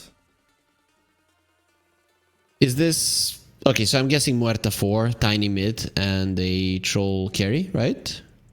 Maybe. Could be more to 5 and the tiny 4. I feel like PMA should be on a playmaker hero, you know? He was great on the Rubik, but we'll see as the draft goes on what he's going to take. To be fair, Morta can do some decent plays as well. And this Ofrenda is actually quite cool, right? Because imagine you're a carry and you die and you buy back, you have half of the duration, you leave the Ofrenda at the spot where you're gonna die. Can Ofrenda be used while you're attacked? I'm gonna assume so. I don't know, I've never seen that before. As Manta Esports, they pick up their carry, it's gonna be the Morphling. Support Morphling is still a thing, by the way. I Nah, this is a carry Morphling, man. Versus a Troll, versus a Muerta, you want a core Morphling. Dire team pick. Now Spirit Breaker comes out. That's going to be the combo in the offlane. Darkseer, Spirit Breaker, classic, solid. The rumors of Spirit Breaker's demise were greatly exaggerated. And who started those rumors? By some people that we will not name. We will not shame people who made wrong predictions. These things happen, and there's nothing wrong with it. I don't know. You tend to shame me quite a lot when I make wrong predictions, but sure, I'm down with that. This could be a good clockwork pick for Team TK. Or Oracle. I was thinking Oracle actually. Does Castaway play that much Oracle? No, he does not. He does like Winter Wyvern, Silencer, some heroes that can have like a big impact with their ultimate. Oracle can as well, but not. It's not quite. He's a little bit more. I feel like more offensive. I mean, it's a perfect Oracle game to be honest, but you go well with the Troll. Your lane is going to be amazing versus the Darkseer. Purge of the Bulldoze, burst damage versus the Morphling. So much magical damage on the enemy side. It just doesn't get much better. But they're going to go for the Shadow Demon. Kind of similar, and it is more of a Castaway hero. I suppose so. I guess you have a bit of that offensive power as well. All right, so it is going to be Team TK picking next. Very unusual-ish draft, but we're not quite sure where everyone's going to go. We do know the Trolls carry. Probably the Shadow Demon is going to be 5. And then it's like mid-Tiny, possibly mid-Morta. Maybe the best bet is that Team TK is going to take an offlane. I think that is the safest option here. I think so as well. For me, it's 5 Shadow Demon, 4 Muerta, mid-Tiny, and a carry Troll. And the only thing I'm seeing that could be changed is the positioning of the supports. Because I saw Castaway previous game with the Terrorblade, and why wouldn't he go for the Muerta as well? Okay. 10 seconds. Although, they're two other guys are also fairly solid against the egg. I generally feel like that's enough. You know, if you have two good guys with the egg, one of them will usually be on it. A couple of hits from someone else, and it's like, yeah, that's fine. Troll and Morta both very decent against the egg. I don't actually know if the Morta's double hit lands on the egg. It does land on the egg, but if the egg is alone there. It doesn't land on the egg if there's multiple targets, which tends to be the case in big team fights. To be fair, though, you can always like navigate yourself so that it's like the only thing in your attack range. That's not too difficult to do. Yeah, sure. The egg is dropping, and in those 6 seconds, you're able to run circles around it, ring around the rosy, and then get to a good position to shoot. Yeah. Hey man, they're doing it in the Olympics, aren't they? Have you seen some of their way they're shooting? They can do it. Why not? Oh yeah, there's the one. And then there's that I like the guy who's like with the glasses. He's like his body's all like this, and you're like, wow, that's optimal shooting. I didn't know that. Yeah, it's weird. So, I don't know if there is some standards in that sport, but then you see just different approaches. It's just what it is with sports that are not mainstream and not really paid all that much, that it's still amateurish, let's say, right? It's not early in development. Yeah, let's put it that. It's not going to develop as fast as something like basketball, right? Or any athletic discipline, because it has been in there for a very long time and has been very popular for a very long time. And shooting is not all that popular, at least not in most countries. Another thing is the amount of people involved, right? In a basketball, it's 5 players and bunch of substitutes. Football, 11 players, bunch of substitutes. There's a lot of input. In shooting, it's one guy. How much more people, like are going to be involved. TDK, they take an Underlord. As we were saying, they need an offlaner. Manta, they need a mid. You need a mid that can chew through quite a bit of damage. You know, like... Ember? There's... 10 seconds remaining. Ember's okay. I don't know how well he's going to enjoy playing against the Tiny, though. Ember would be okay. I feel like that's the best one. Something that goes well with the Iron Shell. So Ember, Void Spirit. It's kind of nasty versus a Avalanche plus the Pit of Malice. What about Puck? I would like a Puck for the synergy with the egg. I like the Puck. I like the Puck. That's actually quite good. The problem is that it's versus a Tiny, so no. Oh, they go for... Is it Rubik mid? Yes. Wait a minute. Oh, it is. Q's going on it. Yeah, I think we're pronouncing him wrong. I think it's Kwai, right? Just like the Qui-Gon Jinn, right? From Star Wars, because he was Q-U-Y, Gon Jinn. Yeah, very cool. Kwai. All right, we'll try that with Kwai. As mid Rubik. In this game, there are some amazing spells to steal. Avalanche is fantastic. Firestorm is a great. If you get Aghanim's, you can have both, which is really solid. You have people in front of you to protect you, and Lift is great to keep people inside the egg. But Rubik is very fragile, and I've always hated that about the mid Rubik. Feels very easy to kill and very rewarding, way more than a support. But new bracers, Ottomo. Maybe he buys bracers. Maybe. Alright, look. That's not enough. Bracers make you a little bit more tankier. You're still not gonna die in less than 2 seconds against 5 of these guys if you get caught. Which applies to all heroes, but more so to the Rubik, because that serves my point better.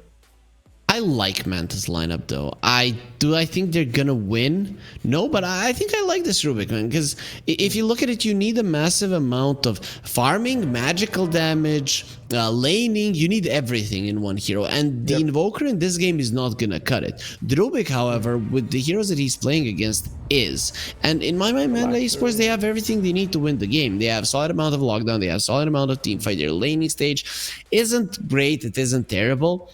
So this is a solid draft, but is it good enough to beat Team TK? I think there is a big discrepancy in skill still, and that they're not going to be able to just narrow it down with this draft. But guys, if you want to narrow down which is the best betting app, well, you just need to search no longer. You scan that QR code, you get the 1xBet app. Yep, and looks like we are going to be heading into the game with a pause, as Team TK, they are smoked up. I think my Dota 2 might need to be refreshed, but we can just end in the next game instead. Why? What's wrong? Looks like it crashed. But I mean, I'm of course still watching the game on vMix, no problem. Yeah, but you refresh the game. Why do you think that it's the problem? It's a problem. You can do it. Just gonna reopen it, like you said. But yeah, in the meantime, we can look at some of the fastest being picked up. Rubik, of course, going for the arcane accumulation. Wait. We don't want fastest, we want blood. And we're... No blood. No, only love. Only love. I mean, later on some blood, but for now, just love. So mid lane, Rubik versus Tiny. I guess the Tiny should be doing okay, right? Like, you have Fate Bolt to reduce the damage he gets from the trees, the extra damage. But still melee versus range, so, and the harass is not going to bother him much either. Rubik actually has a decent amount of damage, so 0 armor hero like a Tiny, I don't know if he's going to have a great time among die. I would assume it's a wash in the lane. Maybe I would give a slight advantage to the Rubik. Alright, I like that we have different opinions here, because I am favoring the Tiny a little bit in this one. And, there's opinions and there's facts, and... very soon you're going to be finding out about a new fact in your life. A sample size of 1 means nothing. Yeah, I know. That's why I've seen this lane a billion times, Ottomo, and I know that Rubik wins 70% of the time. So even if he loses right now, it's still a fact. Alright, well, I'm getting back into the lobby, so I'm going to be able to see... Oh, this fight is taking a bit of damage here. He's taking a lot of damage, more than he would have wanted. He's actually going to survive because he has the boots, but when you get 12 hits from the shadow, it really does tend to hurt. It does. Yeah, we didn't talk about this, but that is the nice innate ability for that Chad even has. Make sure you take more damage as you are being hit. Oh. And there you go. Just gonna throw out a bit more. Lucify is really feeling it. And the thing is, because he doesn't have charge, he can't run away. This is not ideal at all. Yeah, he cannot even TP to the base and then charge to the lane, be there faster. It's not gonna be happening. He just has to be afraid in the lane. Speaking of being afraid, Eris is also being smacked up. So both the position 5 and 4 of Manta Esports are getting beat down. Radiant's courier has been killed. Well, bottom lane. Ah, man. Oh wow, he That was was going dangerous. for it. Well done by both. Gohans notices it's happening, but PMA lands a pretty amazing shot. You can't afford to go low. Like, with the way Scatterblast working on Snapfire, that's another thing. You just can't take too many risks. Way more long-range abilities that can kill the Morphling. Yep, quite a lot of it. Did he? I'm guessing he didn't get the Ofrenda. Got the Dance of the Dead on the Muerta. Boo. Just kidding. Dance of the Dead is pretty cool. As the Morphling will go forward, but we are going to be focusing on the... Oh, actually, we're going to be coming back to... No, we're going to be focusing on the top lane. That's where... I know Fiend isn't going to be having the easiest time here, but who does versus a troll? Really, very rarely do we see heroes do well versus a troll. And Darks here, with the couple of nerfs that he got, he is going to be suffering a bit. Speaking of suffering, Lucifer, he really wanted the courier. Just one hit was needed, and it is not going to be allowed. Lucky for him that he has these boots, because he probably would have already given his life away. Alright, laning phase. Man, Gohan's is suffering. He is suffering. I mean, I know JG would do well with thanks to atrophy, or of course melee versus range, but like Morphling can't go too heavy in the agi and take a couple of hits from PMA, but you don't want to go strength either. That's not fun. Oh look, the Rubik is winning the mid lane. How odd! Oh my god, 2 CS more in 3 minutes, and now it's 1 CS, and give me a second, it's gonna be even. Wait. Hey, okay, that did not. You have something else to say, Ultimo? Yeah, no problem. Click on the banner down below so you can put some money on this match if you feel like it. Yeah, 1x SEA. Yeah, that's the one. Make sure you do it responsibly, just like I responsibly predicted that Tiny might be doing very well against Hey, remember what happened to Qui-Gon at the end of Star Wars? Yeah, that's what happened when he got too confident. Hey, not really at the end, it was the start. Oh. Well, still, you know what I mean. Was it really? Did he really? I thought he dies at the end of the movie. I didn't actually even see the movie though. Yeah, but there's 6 movies. I know, but like the big of his movie. I find his movie. Still not his movie, but sure. Anyways, you didn't see Star Wars. I'm now forced strangling you at the moment, just so you know, and you wouldn't know what that is. I saw the best one, the Clone Wars. I thought it was meh. Okay, yeah, Lucifer, he's gonna be in trouble. He actually has a charge. 4 poison stacks on him. If he gets the 5th one, even during the charge, it's gonna be a problem. Boom! Whoa! First blood. Damn. Well, that's insane that he got it. That was insane that he got cast away. Very well done. Manta is dying in the mid lane. Ooh, he did have... Actually, now it's Kwai that's going to be in trouble. Did he have the raindrops? Yeah, he did. I thought he was dead there for a second, but the raindrop saving his life. Nah, he gets the ball refilled, though, so he's still... I mean, I tell you, like, it's still something that for the Manta Esports was able to get out of that.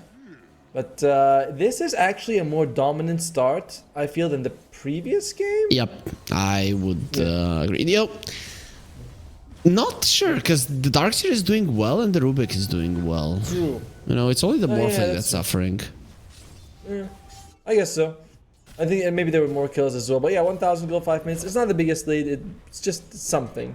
As Eris is here, Lucifer, all the supports are here. Castaway might be in trouble. Castaway will need help. They're going He's straight up gonna for need it. a lot of help. He will use the disruption, buy himself some time. Nobody's coming to help. Actually, There's PMA does people. come over. They run into the calling, and there, everybody's gonna be silenced, but no problem. We're gonna stand here with all of your ghosts and murder all of you. Actually, PMA, he does get another one. And look at sleeping. how It's many tiny. spirits there are. Nice It is baiting. huge. He's just gonna be coming around them and baiting fiends to die. The dead shot slows him down from among die to get one more hit. Just a big rotation from Team TK, but in the end, it is a 2 for 3. So I don't know if you're too unhappy with this if you're Manta. I mean, sure, but they had to bring 4 people, so yeah, they got more kills. Like you said, it's come like, oh, okay, that's fine. I did like what PMA did. He walks into the area that Tiny's teleporting in, but not right on top of it. So the Darkseid had no idea that was happening. Have you ever I thought it seen was a bit bigger too late. calling than that one? Because I haven't. No, that was insane. And the calling, honestly, is a great spell, and no wonder you take the facet for it. Yep, it's insane. And the way that he moved around so that all of those spirits go through the Darkseid to save his own life was beautiful. That was very good. Even the way I like how that it comes out, all of them are like, go in, get in, it's safer inside. Well, tree throw, not ideal for the Rubik, but you know, oh, okay. Dire structures are Did he just change his staff for a tree? That's insanely cool. Yep. radiant are He's gonna That wait is for so among that cool. to use a different spell. Oh, he steals the same Still? thing again. Is he gonna die now? He wanted the toss though. What's he gonna go for on the Rubik? So far, just like Power Treasure is gonna be the first item coming out for him, along with a Melt Talisman. Generally, I feel like it's always been phylactery into like Blink, Aether, Aghanim, Scepter. That's what I think always seeing. Dagon. I think Dagon might be a way to Oh, go. that's true. Good point. I've seen some Dagons as well. Let's see. As Mongdai is being charged up, they should spot him because they have a ward there, though. Will backup come up in time? No. He just wisely decides, hey, there's something weird going on. But Yeah. they get a D ward. That's nice. Yeah, the Tiny needs no backup, man. He's a mountain. Oh, he just missed the range creep CS. Come on, Mongdai. What the hell was that? That's fine. Both of the offlaners are doing really well. I mean, the top tower did fall. You did get a couple of kills there when you rotated, but your tower still took a lot of damage because the creeps were being held back for a long period of time. So this is something that we forget from time to time. Now Mongdai is being charged up. He does have the avalanche. It's Alright. toss as well. Uses it on the Phoenix. He's still taking a ton of damage. The calling will be used among that. Pretty tanky. The disruption. It might just save. save his life. Ares. They need to kill him before he gets one more hit off. Actually, he won't be getting a hit off. And the Tiny, he's still living. Kwai doesn't get close enough. He does steal the calling, so that's a much better spell than the 3-throw. Charge. And with the wall, they get the kill. They're bringing more heroes. Manta this time around among that will die. Portal will be open through the Fiend's Gate. Here comes JG. He's pretty strong. Stolen Fiend's strong Gate by portal. Kwai. That's not something that we see too often, but the problem is that the troll has come over to finish off the Rubik. He just needs a couple of nets on the other side. The charge was used Another inside of the calling. PMA is trying to escape. He goes for Pierce the Veil, but the Iron Shell will kill him. They left the Rubik alone. Fiend will be running away. He's pretty speedy. Is he speedy enough? The Firestorm overtime damage. Not enough. Creeps in the jungle. not that Everybody fast. wants to kill him. Everybody wants him dead. He even dodges the whirling axes. There's gonna be another one. No way. Jeez. Dude, he has been so close to death 10 times in a row, and now Krish is the one that's gonna be in trouble. He started this fight by going for Kwai, and Kwai rotates with the newly found haste rune to get the kill himself. See, this is what I mean when I'm saying that there is some very interest, like Team TK is not there yet, you know? Like, that Mongdai going back in with no health, he was asking for trouble. Then his team gets baited and they lose Krish as well. Like, there's definitely room for better decision making on this team. And Rubik got a toss. Okay, now it's big, right? Imagine the amount of damages you do with the toss and then Fate Bolt. It is... Yep. The supports are It's gonna obscene. be below half HP. Oh, by the way, did you? I don't think we talked about, but the innate ability of the Underlord. Anytime you teleport in, you move a bit faster and you take less damage. And for 5 seconds, that's a decent buff duration. Was that changed, right? Yep, it's new. It's new. Okay. It's before you had the atrophy aura at level 0. Yeah, I remember. So this is the new, much better. I think that he did a lot of removing of these free spells that you used to get, like, you know, Poison Sting, Geminate, and Atrophy were all removed and became Pretty their own strong. spell. They were pretty strong, and they were not creative. Let's put it that way. No. And that's the thing. That uncreativity is why I think he changed them. And we got new innate abilities which are better. See, toss is there. They're gonna do a lot of damage to JG. Charge is coming. Fade Bolt wasn't used. He needs to wait. There's the charge. Stops at the tiny. Doesn't want to get avalanched under the tower. He's getting tossed under the tower. So is Ares, however, who does use a wall. Going from among that shot keeping away. They have an avalanche as well. A couple more hits from the Morphling. Not gonna be enough. He does manage to survive on the tiny. While that is very deep from the Darkseer, the Demonic Purge was used on him. So much damage. PMA loses Pierce the Veil, which means the Morphling will be able to kill him with the right clicks. Wait for him in a couple of seconds. He can escape if he wants to, but he'll just walk away. Ares, no egg, but has the Icarus dive, goes over the cliff there. It just came back off cooldown. Firestorm not gonna be enough to kill him. Krish, however, he might be. Whirling Axe is gonna be used. 2 more hits. Actually had the stick charges. Lift up, not in time. Krish gets 1 more right click, which is gonna be taking his life as Lucify is trying to escape, has the phase boots, but he doesn't look like he's gonna be living for much longer. And we've already seen the episode of Castaway, Poison versus Lucify. A decisive win for the Dire side, and as everyone shows up, trying to kill Underlord, a bit risky, and not like it's gonna work out too much for Manta Esports, as JG is the most farmed hero, has mech working towards the pipe. I love it. Pipe this game, especially against the Radiant, is so good, so good. I mean, pipe overall is so good, right? Okay, all right. I got one for you. How do you think about a Maelstrom Rubik? I don't think much about it, but I'm gonna have to in this game because that's what he's buying. Oh yeah, baby. Maelstrom on Rubik. Okay. Don't think you get any attack speed from your allies to make it worth it unless they get Solar Crest. Okay, so here's the question. I'm gonna phrase this properly. How much do you hate this from a scale of 1 to 10? It's like an 8.5. I really, but we'll see. Well, hey, if it could work out, but man, like you pick Rubik mid and you get... How can it work out? Come on. I guess Glacier is a good item, but what the hell? That's what I mean. Like it could work out. If it does, we'll see. Is he hoping to steal Pierce the Veil or something? Yes. I was thinking the same. Oh, Battle Trance. That's it. I guess so, but if your plan and if your item built to steal Battle Trance to be more useful, that's a bad idea. Like, sure, it can work. What's a bad idea? It's definitely a weird idea out there, but either way, 2 cores of Manta Esports are topping the network chart. Okay, now the Morphling will get taken over, but actually all 3 of their cores are doing a good job. Everybody's doing a good job apart from the Tiny. There's the Nether Strike pushing him in. He does have the ulti, so Krish, the disruption being used. They have the Pit of Malice, Demonic Purge, Fiend is very dead. He needed to escape faster before this Shadow Demon came. This Shadow Demon pick really has been a problem for Manta. Let's put it that way, but even more.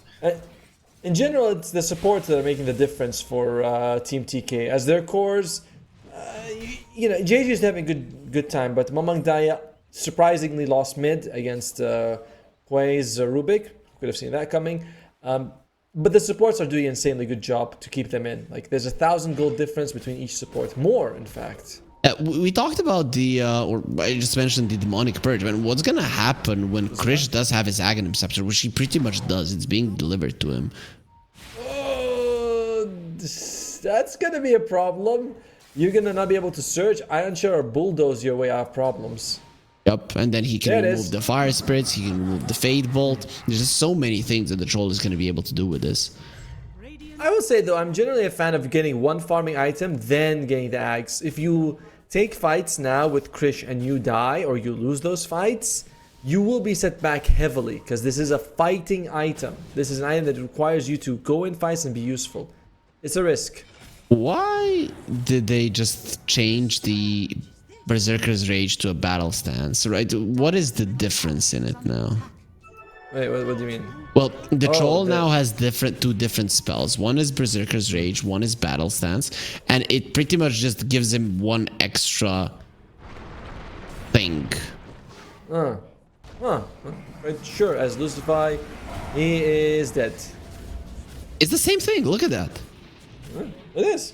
Oh. It's literally the same But- thing. but- They just added an extra icon. I think they thought that that icon looked cool. There's no, there's no other reason.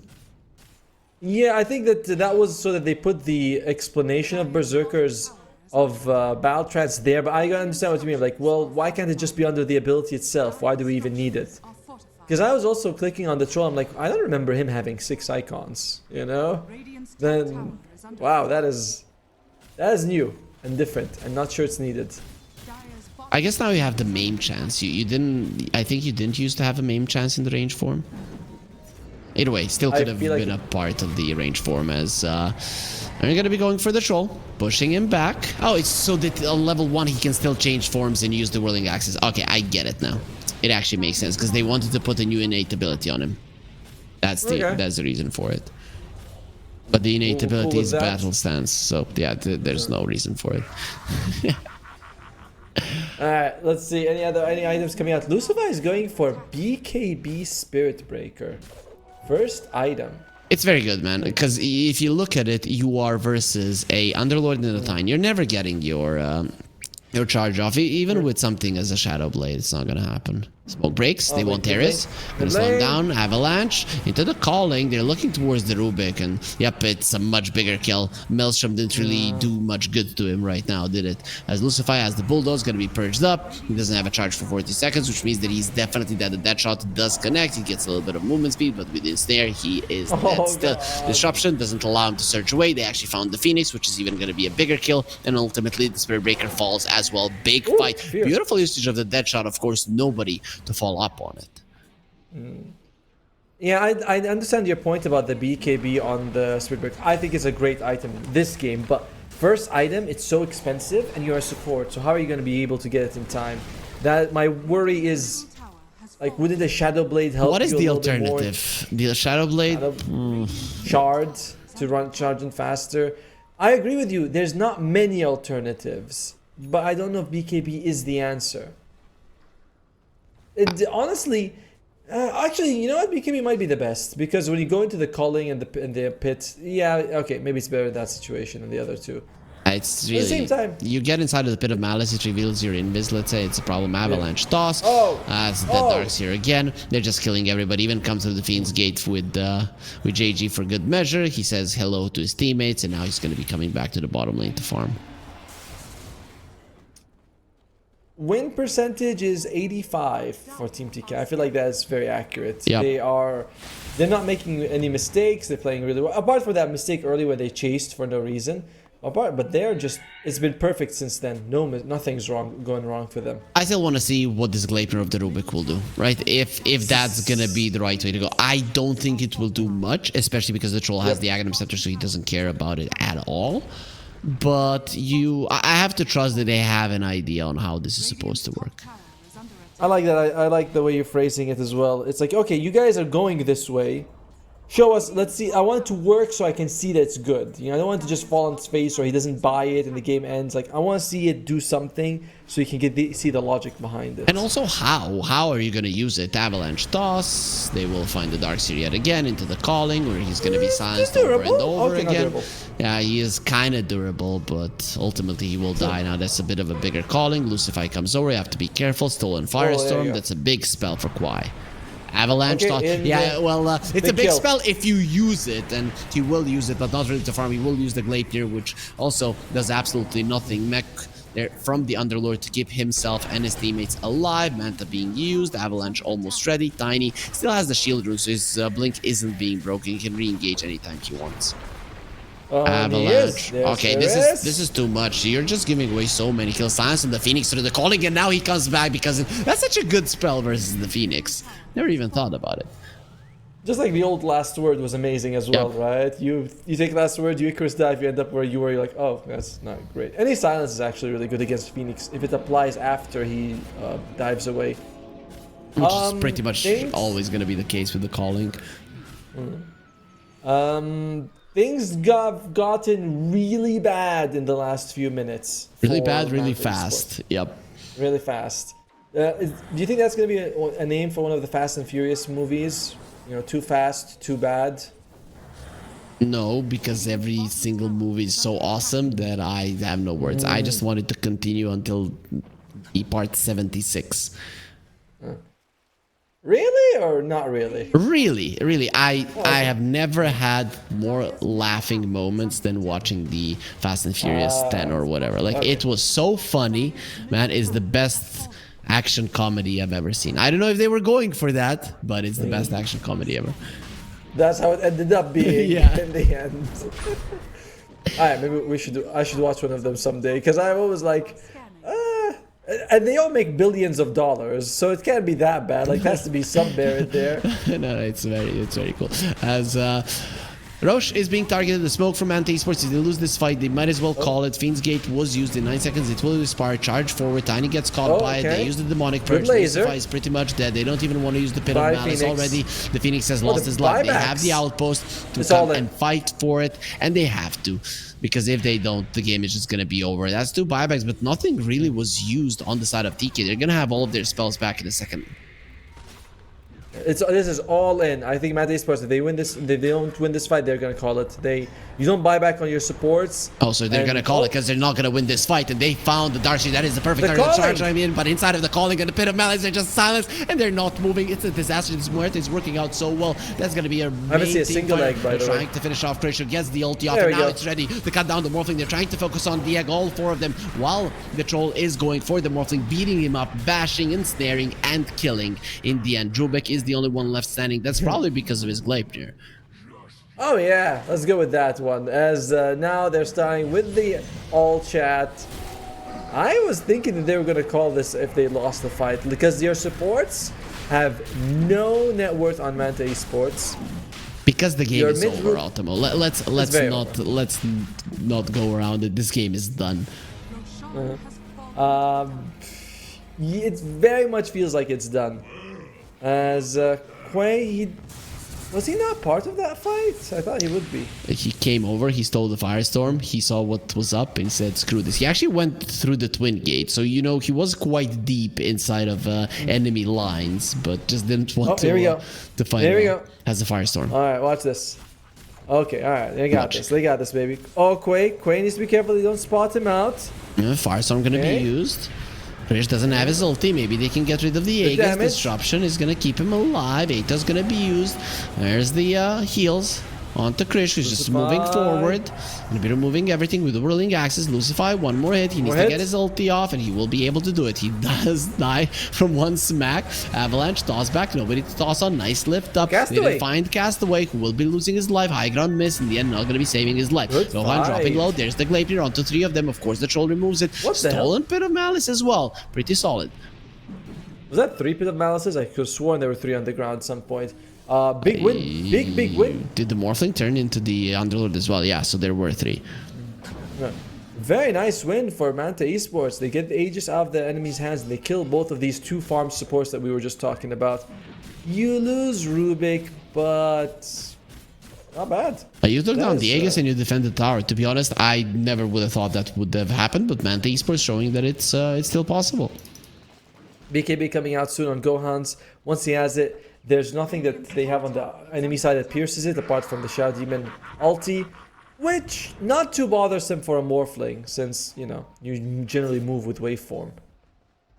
8 to 25. In terms of kills, you're losing. In terms of gold, you're losing. In terms of experience, you're losing. But they do have heart. Manta Esports, they're fighting until the very end. Is this going to be the closest series of the day from... who knows? Yeah, who knows? Right, the next game could go really well for our underdogs. As Fiend running away. Oh, they got. That's just dying to the Tormentor. It happens. That's fine. It's better dying to the Tormentor than to your opponents. Wait, he's dead for such a... Yeah, he's level 9, man. That's so low. Oh, because also it's not the dieback. Remember, he died. He came back to that fight and then died again. And yep. You know, so it's not the dieback death. I know. Buyback death. Sorry. That's true. It's definitely short. Still, you did get the best shard that you can get this game, which is the one on the Phoenix. So Sure. happy with that, I guess. Yeah, Phoenix steeping away. Avalanche connects on him. He is gonna be found in the bottom lane. He was right on vision actually. Very unfortunate. Very unfortunate. But I don't think Team TK is going high ground before, while the Phoenix is down. They have 30 seconds actually. If they really want to push it, they could. They're poking. I don't think they're gonna full-on commit PMA. Okay, this is the difference between the two supports. He just got four-shotted by the enemy support, who has the same items as the Rubik and does actually a lot more damage than the Rubik. And he's also got the Grove Bow, which is amazing for the Immorta. Yep. Gleipnir Grove Bow. And you're just... Alright, the supports are coming back. You will have them for this defense. Maybe not the tower, but the barracks. What are you going to be defending when your base is in shambles? The Tiny will know just how strong at pushing he is. They are focusing on the tower. Siege Creep still alive, of course, through the low ground. It is missing. Yeah, he will TP in after he has pushed out the top lane so far. Oh, no. Okay. No Nether Strike. Nice blink away. For a second I was like, did that land? Gohan's, despite everything, he does have decent farm. He's not that far behind enemies. Fiend, can he go in? Oh, good at Pit of Malice. Yeah, and now Gleipnir connection. Krish already gets the kill. No buyback on the Spirit Breaker. This is a problem for the Troll. He needs to bail. If you ulti, you're still going to die. And that's not something that you want to happen. So he does get himself away. Disruption was still available. And then he's going to go back and heal. Krish has no lifesteal, no Paladin Sword. So he's like, let me go back, heal up. And then he's going to be joining. Yep. Fiend's gate usage. Pretty nice. He needs to go back soon. I think he may have... yeah, he missed his chance. He's not going for it. He's not gonna help his team. This is not a committed push. Yep. Nobody cares, guys. I wanna push the top lane. There's still a tier 2 to take there, which would be a much easier objective and actually a very important one, right? Even if you would get the bottom tier 3, I mean, you got it. I don't know if you're getting the Raxes, and the tier 2 on top just opens so many possibilities for you. As we mentioned, you want to be safe if you're Team TK. If you can get first in this group stage, you only have to win 2 games and you're in Serbia. Oh, Avalanche toss, silence as well. Goodbye. The nice vacuum was nice, but there's the Pit of Malice and the Gleipnir as well. As the egg was used, instantly taken down. Gohan is doing his best to fight with the BKB, not killing anybody important. Muerta did lose her life. Among that, I might even decide to chase for more. I'm still not seeing the Rubik doing anything. Did he get even one right click off in that fight? Wait, we'll see the fight recap. Actually, he did the highest damage in the fight. Oh, with the Firestorm. I mean, I would think so, like that's how I'm seeing it. It's mostly magic damage. He took, 11 ticks of the Firestorm. It's all magic, so there's not a single right click that happened for the Rubik. I still don't get it. I mean, sure, it helps with keeping them inside of the Firestorm. This is Gleipnir. I just think he had so many better items. Yep, same here, man. Like, well, I don't get it either. But we're all for creativity, and this is creative. As Gohan's, he wants to take the gate, then they're like, wait, they're coming in.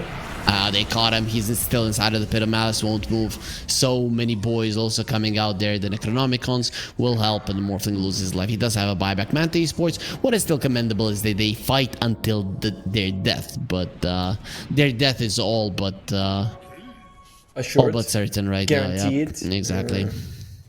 It's pretty guaranteed as well.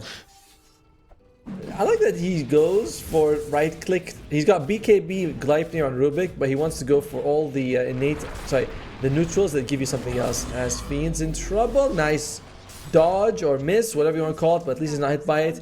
And no, they decided, let's not go for this. It's too risky. He does create space for the troll to get the Raxes. That's what you were gunning for, actually. Agreed. Gleipnir on Gleipnir action. Okay. I touch you, you touch me. Tag, you're it. Is that how we're playing right now? BKB used by Kawhi. BKB used by the Tiny. Diving in. He didn't get a toss out on anybody. They have 4 steps to keep him safe. Let's see now Gleipnir connecting onto 4 heroes. Oh, nice. Soul and Avalanche onto 2 with the wall, giving them some vision. That Troll illusion is pretty strong. The Morphling went in, got disrupted instantly. He's inside of the Pit of Malice, has the BKB going from among die. With Sunray, they're gonna get them down. Let's see, maybe you can get more. Egg will drop. It is now going to be Team TK retreating as Adaptive Strike Strength stuns Castaway, turns into a tiny avalanche. He doesn't have that much range, while the Troll is going to be keeping it at bay. That's an avalanche with a lot more range because Rubik somehow he has a stronger hand than the Morphling. He's got Arcane Accumulation, that's the real one. And Lucify? look at in what kind of a bad 4. spot he is in. I don't know why PMA stayed there. I'm just gonna guess that Lucify was constantly on his back, and then finally the rest of the team did make it back once their chase didn't work out. So 2 big kills. Yes, the bottom ranks are gone, but that's gonna happen. Oh. And now you have the gem on the Phoenix, so you might be able to move some of their influence on the map. Did he steal the gem or And, did he buy the gem? He bought the gem. He bought a actually. gem, he bought a gem. Yeah. Enchant Quiver on PMA. This guy's a pure right clicker right now, and he does a lot of it. Oh, what do you think of the move of Vambrace to being a tier 3 item? You like it? Did they buff it a bit? Yep. They did buff it a little bit. Yeah, I'm fine. I don't think it's... Some of these changes, it's just very hard to understand why they were made, right? But nobody was taking the Vambrace. I guess that was the idea. And then you buff it and you make it maybe more viable. Yeah, let's see. It gives more magic resistance, attack speed, and spell amp compared to before, and way more stats. 10 and 4 rather than 8 and 2. The 8 and 2 was really weird to me. I was like, wow, why do I want 2 intelligence? Like, that's not much. I think they nerfed it. It used to be more, right? It used to be 10 and 5 at some point, remember? Yep. And then everybody got it. That's just the case. That was so much stats. You're like, holy crap. All right, they're smoked up, Team TK. They don't want stats. Oh, this is going to be a problem. The Morphling has been found and he's dead. He didn't even get the Morph off. You need to buy back, but already Lucify is going to be there with the Pit of Malice used through the Fiend's Gate. He's buys back himself. And you have to, because your team is going to get slaughtered. Good egg. It's perfect, Krish. He's going for the Darkseer. Once if that has the BKB, he has his ulti still. The egg will pop, stunning them a little bit as they're focusing on the Troll. Force Staff takes him out. Now the Morphling going in, turns into an Underlord. There's going to be a Pit of Malice as well. Troll will have his ulti if he wants to use it. Yeah, does use it right now, healing so much, and the Morphling he just bought back. He's dead.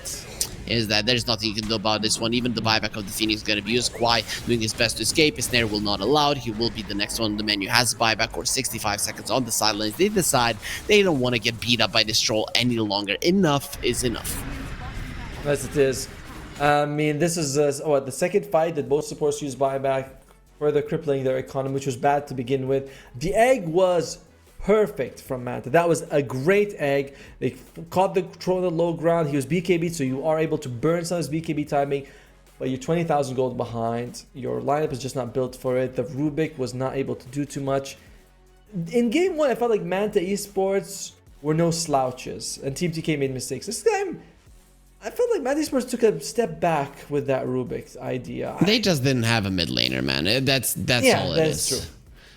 I mean, they had a mid laner who had Gleipnir and BKB, and you think, in most cases, you're like, wow, those are good items for damage and survivability. And then you're like, oh, it's a Rubik. And he was doing a ton of damage anyways, right? Imagine if he had the right item, maybe a Dagon to finish people off, or maybe Boots of Travel to be able to farm a bit more, create space on the back. Phylactery as well. Phylactery, yep. I mean, I'm surprised. I want to see his damage. I'm sure it's high. Let me see. Wait, he did 33,000 damage, the highest on his team. By far.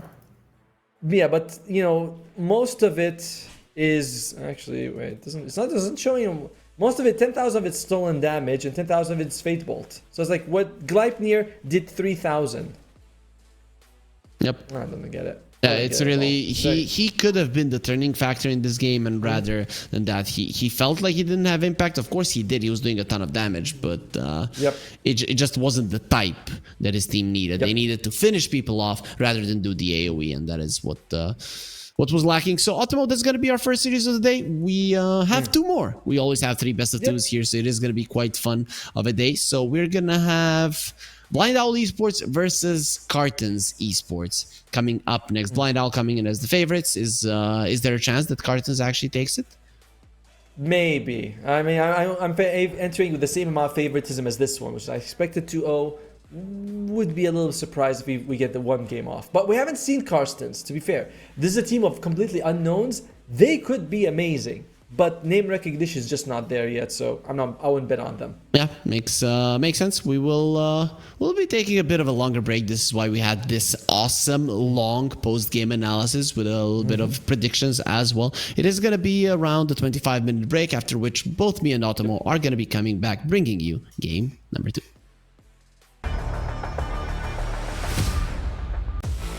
1xBet and Eva Alfie present betting on all esports events on the website and in the 1xBet app. 1xBet, play with Eva. The new 1xBet energy drink, so you don't have to limit yourself tonight with only one victory. You can bet on any game at 1xBet betting company, Dota 2, KS2, League of Legends, and many others. Big wins, fast payouts, reliable bookmaker. The new breakthrough and innovative phone with 1xBet app. With 1xBet app, you can register and start betting in just one click. Intuitive interface and thousands of sports events every day. User-friendly app. Big wins, fast payouts.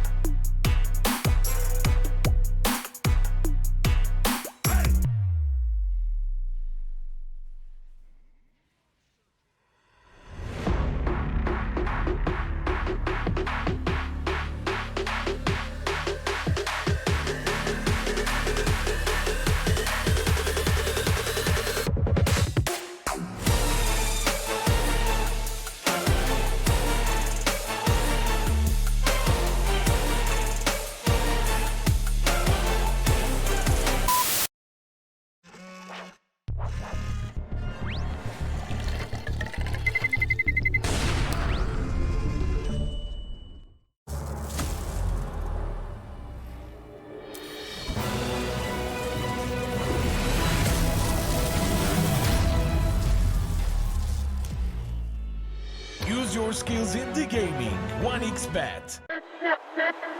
Respect from 1xBet. Respect from 1xBet. Respect from 1xBet. Respect from 1xBet. Respect.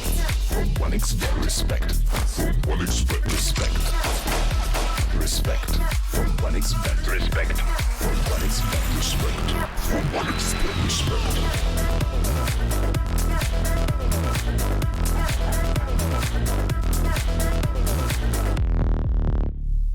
Hello, son. Hi, Mom.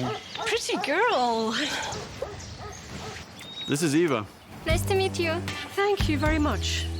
Your dad's just making his favourite dinner. It's duck. Come on inside. They're all probably too gruesome to tell you while you're eating at the table. How's your food? Is everything okay? Good, good.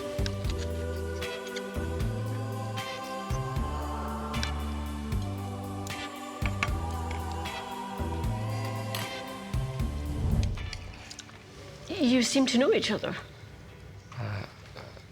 Yeah.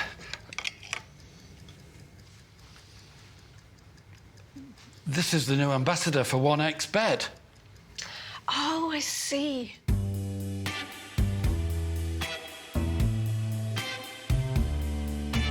Everyone felt good when Eva Elfie became the new ambassador of 1xBet.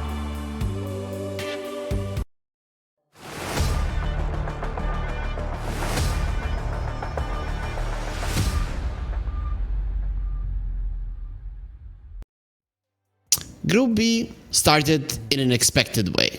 Is it gonna continue in the expected way in the regional Dota 2 series? We don't know, but we're gonna find out here with Harry and Ottomo. We got Blind Owl Esports versus Cartons Esports, Ottomo. It is gonna be an interesting matchup. Let's put it that way.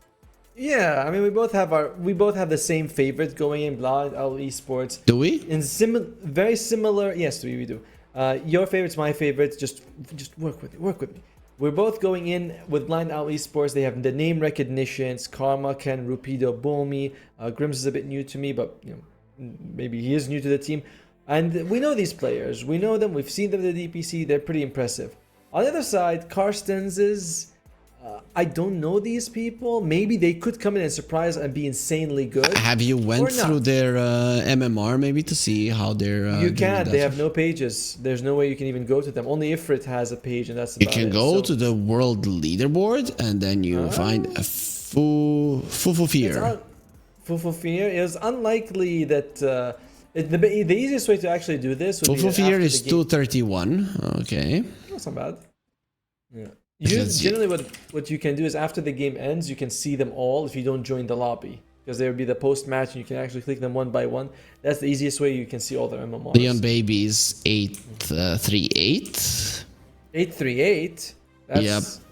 Oh, wow. That's your offlaner. That is pretty tough. Actually, since the teams are about to start the match, can we look at some of the players, see their beautiful faces and their logos? Sure. Thank you very much. As a Blind Owl Esports, those are the eyes of an owl and a bit of a nose in the middle here. It is Karma, Ken, Rupido, Boomy, and Grims. And I believe they actually have the shirts, like, are the team shirts. Sometimes you see them, everyone's wearing a different color. But no, these are the purple, dark purple of the team. I like that. You know, this shows me that this is a bit more of a serious team. They have shirts. Oh, that's actually an owl. I thought that there was like a upper stomach tattoo, that little thing that is supposed to be its big. Oh yeah, never mind. Let's move on to their opponents. These are the guys that we know quite well, as you mentioned. But let's meet these guys. Ifrit, Fufufir, Leon Baby, Deco, and 9 Shot. So Fufufir is like 200 rank. Leon Baby is 800. 9 Shot is Deco. I didn't find. 9 Shot is like 400 rank, and Ifrit I still haven't checked.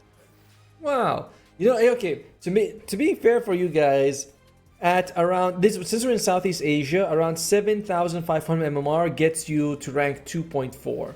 So I imagine that if you rank 800, you're probably like 8.5 MMR. That's what I imagine Really? half, maybe 9K, something like that. I mean, I'm based on my information of how the MMR system works. Because I'm there, I'm 7.5 right now, and I'm 2.4. Ottomo, how many more years do I need to not play for you to catch up? Give me just 2 more, and I swear I'll overtake you. Just 2 more. I'm kidding. Ifrit is actually quite high ranked, man. He's Yeah. 58, if I saw correctly right That's now. pretty So. good. That's pretty good. But it will be enough to go up against what we're seeing on the other side. We'll find out in a little bit here. As maybe Carstens will come up with some new stuff. I would like to see them do well. That would be the match we're looking for. A one-sided stomp is no fun for anybody. Yeah, that is true. There will be a ban out on the monkey instantly. I would really like Cartons not to lose their reserve time right off the bat. That's not a smart way to start off the draft. Is everything okay? Let's see if everybody has connected. Yeah, everything is fine. Yeah. They're just, like the game starts and you're like, yo guys, what do you want to ban? They're like, I thought you had ideas, They better get rid of the Jakiro. You need to be looking at me, so I thought you had ideas. I thought you had ideas. What the hell? I thought you have it. Come on, man. And yeah, Jakiro, very solid ban. Overall, the hero is just good 5, relatively durable, long range stun. Just perfect, really. And scales. You get him gold, he has Aghanims. Stop wasting reserve time, just ban a tiny. Come on, Lycan. Whatever. There you go. Lycan is okay, man. I think that you have to be a specialist. I feel like you have to be a specialist. The new wolf, they fixed the wolf's armor, by the way. They realized that should it be was there. a bug? Okay. It was a bug. Wolves do need armor, despite what popular theories tell you. Wolves need no armor. Need armor. Team back. I don't know, man. I don't know, man. If whoever said that wolves didn't need no armor, but whatever. So there's gonna be a ban out on the Beastmaster.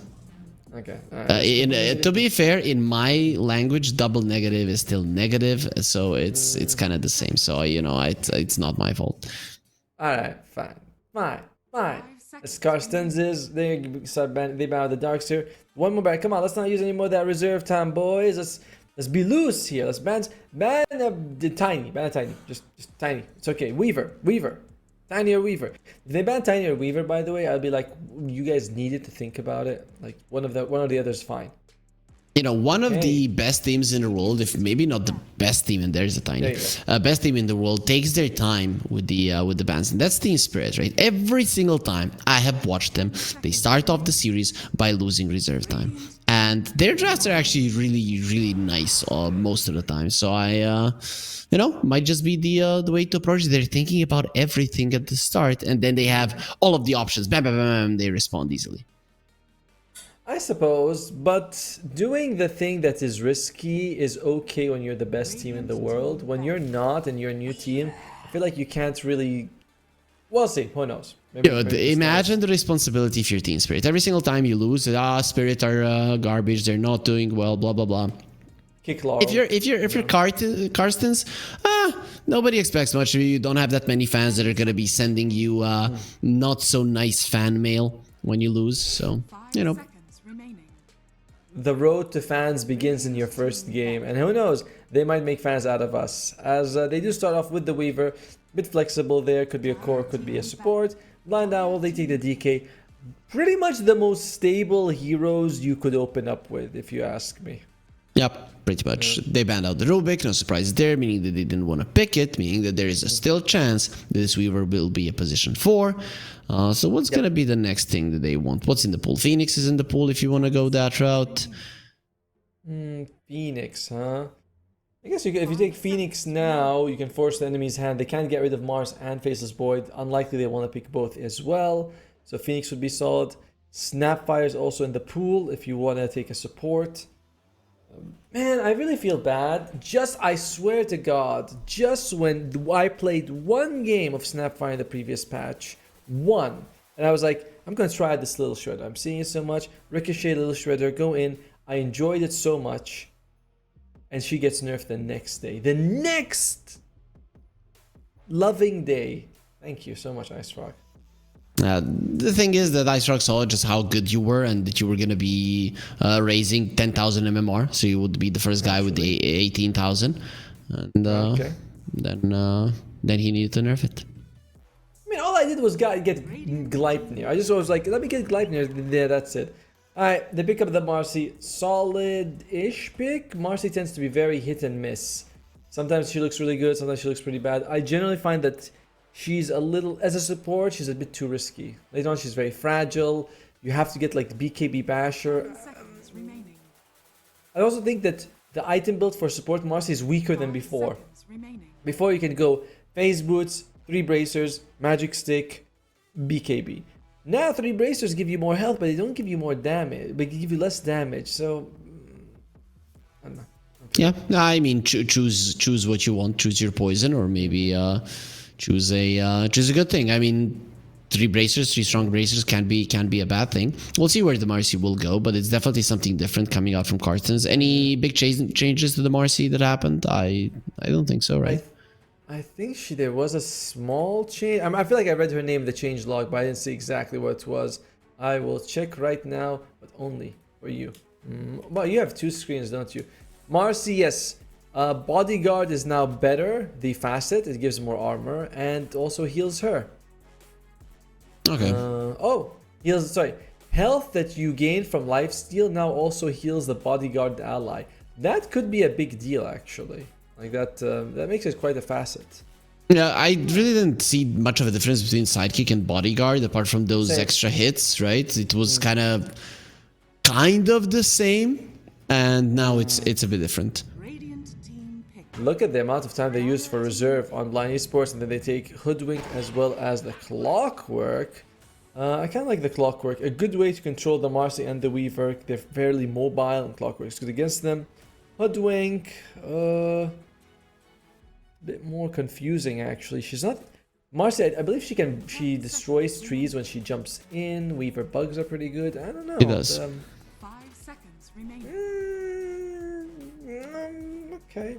Why? I mean, it's a good hoodwink is always good currently, right? It's I don't think you can say she's bad. Also, you can stop the you can burst down the Weaver. You go well with the Dragonite. You have good setup with the cogs to be able to connect with the Sharpshooter. I mean, I see no reason why. You can maybe dislike it versus some heroes, but there's not a single line of it I would say, oh, the hoodwink is really bad here because the enemies have that and that. It's still a solid hero. I agree with you in that point. It's like it's never there's no bad hoodwink game. But there are certainly better hoodwink games, you know? So it's like, she should be fine overall. As Razor comes out, they're looking at the Blind Owl Esports. They're like, so far you got DK, just, walk the dog, and we'll see what happens then. It's a dragon though. But have you seen, that picture online with the guy walking the parrot on a leash? It was actually quite fun. I need to see that one. Yeah, I had the parrot once. I know you're a bird fan. I love birds. I'm not sure that I like the Razor here because there's a solid amount of initiation, vision, and burst damage on the side of Blind Owl Esports, and you still don't know where the Dragonite will be going. So I'm not 100% sold on this pick of Carstens. Okay. Same. However, they are being flexible, right? You could have like this Razor, Timbersaw, Marcy could be cores, and honestly, you could sort of switch them around. Razor and Timbersaw can be off and mid. And Razor can be carry. Razor's all 3 core roles. Marcy's kind of like that, carry or off or support. There's a lot of flexibility. I don't know if that's a very good thing, because no matter where you put those heroes, man, the Morphling is a counter to them all. Right? So Timbersaw, maybe in the lane he can do well versus the Morphling. Later on, not so much. You turn into the Timbersaw, you whirling death him, adapt to strike, he's dead. You can do the same thing to the Razor. You have to wait for him to get away from the Razor. You can turn into the Weaver, get the mobility that way as well. This is a perfect Morphling game. You have a Clockwork to protect you. Your laning stage might not even be that bad. Blind Owl Esports, man, they are looking awesome with their draft cartons. I have no idea what they're doing. Limited lockdown, some burst, some mobility, no Roche or tower taking potentials. I'm not really liking this draft. Me neither. I'm sorry. But I'm looking at them. He's got macaws on the leash. That's pretty cool. Yesterday, we saw this exact same thing when we were mentioning that Morphling is a good counter. We saw Morphling transform into Timbersaw and then murder the Timbersaw. And you're like, oh yeah, you do a lot, baby. So it is very scary. Against the Razor, the Marcy, and the Weaver, I'd say he's also solid. As Doom gets a nice ban out here. They think... Both teams fairly flexible with the draft, so people are just banning heroes they don't want to play against. Puck, mid, or Underlord off. They're like, we just won't play against it. Does that mean they want CK? When I see Underlord being banned out, I often think that CK might be. I mean, any illusion hero. Terrorblade might be better. Yeah, you say that, but besides CK, who's actually very popular as an illusion? Terrorblade, PL, Naga. Naga comes out in sometimes, and Terrorblade is kind of okay-ish. You know, only the PL is not that popular. That's what I mean. Like, we see them a little bit, but it's not the same thing as a CK, who's way more popular. You know, he's the prom king. The rest are just kind of like relatives of him. Sure, if you say so. Though we did see a Terrorblade beat a CK. It was a support Terrorblade, but still. I don't think that makes the point you think it makes. As Blind Owl Esports, who do they want right now? Oh, they just take the Prime Beast. Okay, good, solid bit of damage. BKB Piercing Ultimate. Does not care too much about the Razor. You do a decent amount of damage. You have like the base damage and percentage when you go trample. So it does affect you a little bit, but not that much. I mean, how doesn't it affect you? It takes away 100 of your damage and you don't do anything with the trample. You still have the 60. Most of the damage is from the base damage, which is 60. So, you know, like oftentimes when you use trample, you're lucky if you do over 100 damage per stomp. Otomo, does your back hurt? No, well, I am carrying the stream, baby. Yeah, that is true, as there will be a slaughter. You know, that's one backbreaker that we're gonna see, and that's gonna be a mid lane slaughter from what it seems. Okay. Yeah, because Leon Baby is their off laner here. Okay. So it's going to be Ali Akbar, the 5 Marcy, and the 4 Weaver. By the way, I imagine that N9 means nice. So it's 9 shot. Or is it nice shot? I think both can work really here. Either way, I don't love the Karsten's Esports draft, but they do have durable cores, which I'm a fan of. My issue is the supports. Not much control from both. And very, very gold dependent, both of them. You know, Marcy without gold is very crappy hero. I don't like it. I'm also siding with Blind Owl. I think they're coming in as the better team. When I saw the ranks of Cartons Esports, I wasn't impressed. They have one super high MMR player. The other ones are decent-ish, which I don't think it's going to be good enough. And also, have you noticed that Karma always changes his name? The only thing that remains is this like dash. Dash? Yeah. No, dash is this, I think. This is, and I think this is reverse slash as well. Yeah. Either way. Akari. Now he's Akari. He used to be Asta, then he was Karma, now he's Akari. So he only remains with a slash, but he actually changes his name quite often. He cannot find himself, Otomo.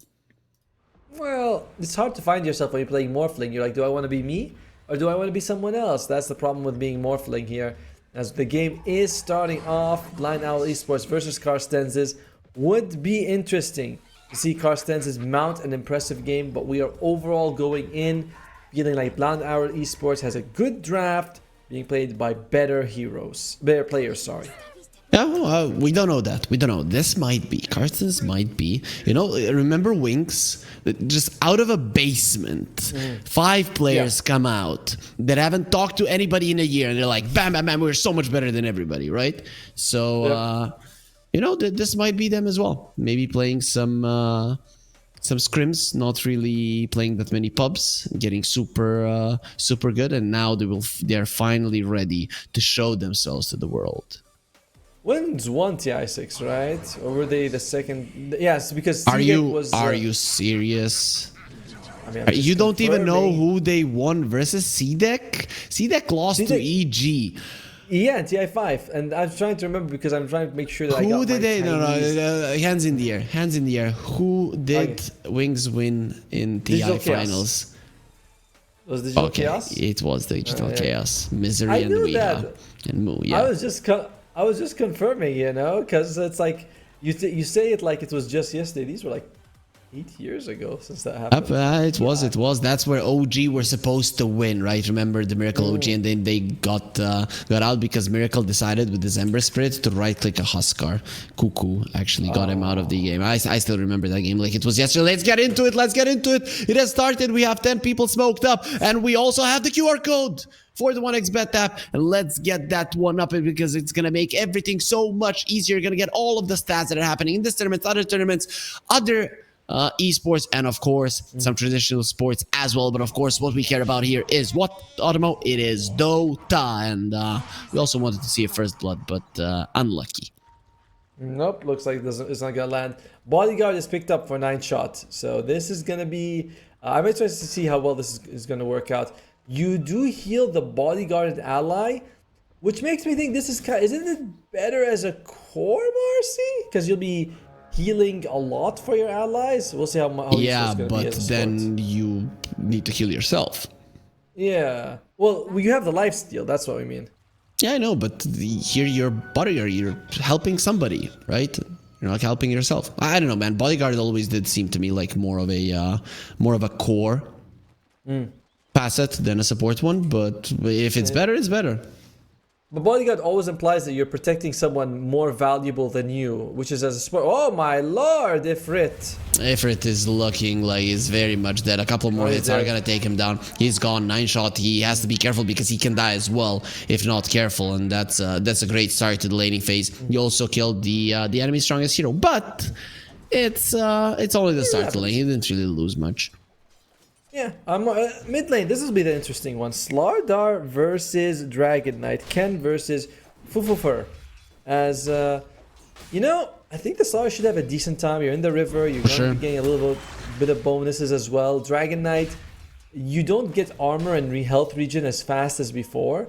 So I'm favoring the Slardar quite a bit here. I think Slardar is just the better Dragon Knight, especially when it's a melee matchup. If it's a range versus Slardar or range versus the Dragon Knight, then maybe I'd favor the Dragon Knight. But in this kind of a matchup, it's just Slardar. Everything that the Dragon Knight does, the Slardar does better. Apart from maybe regen, but that's fine. Oh, look at Ali. Ali almost going down. Yeah, holy crap.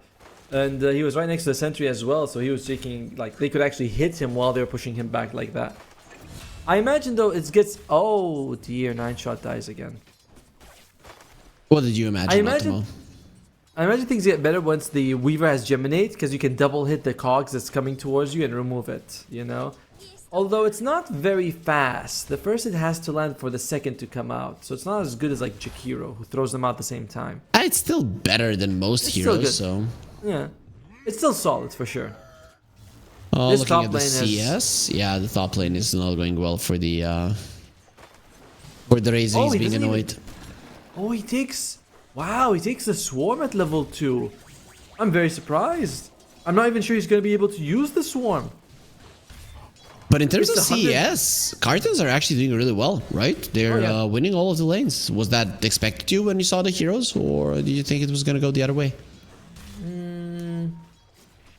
Well, no, not... Well, I suppose bot lane should go well for them. Morph lane is not much, and you have... And Clockwork is good, but you should be able to farm if you're Timber Saw. So bot lane is going fairly as expected, we can say.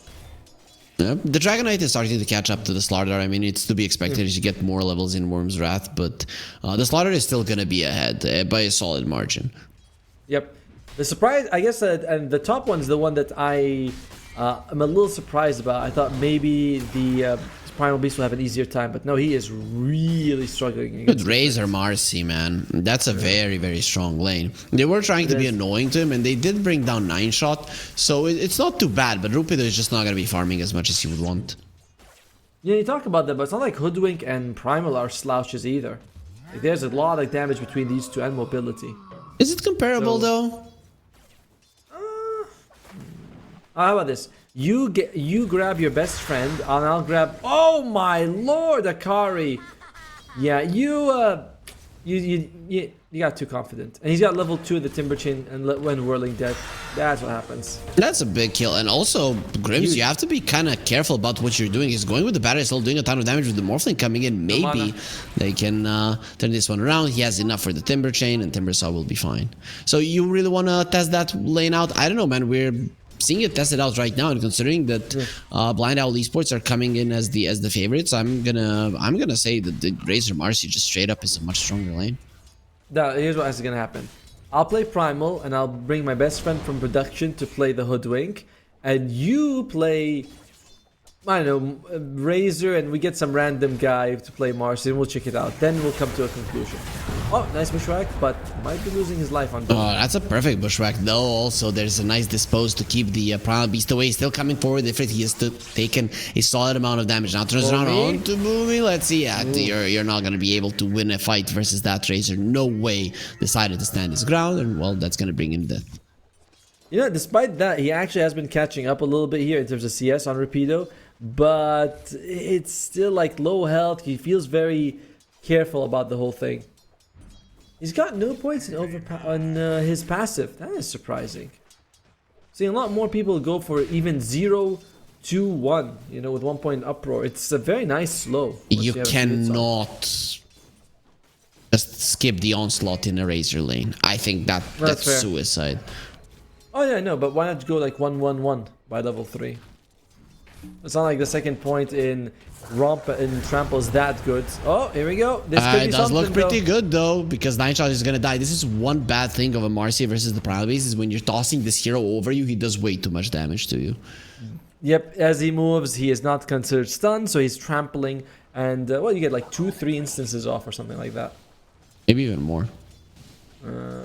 I'd say 3. I don't think you can get more than 4 instances. That means, how much do you move them? Let me see. The Marcy, you actually move quite a lot.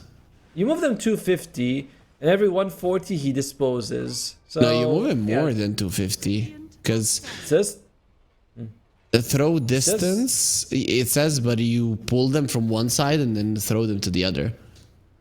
It says 250. I feel like it's more as well. I feel like it's more like 500 actually, because it's like, yeah, like maybe 250 in front of you to 250 behind you, something like that. We'll see. But oh, here we go, here we go, here we go. That's wait, show me that 250.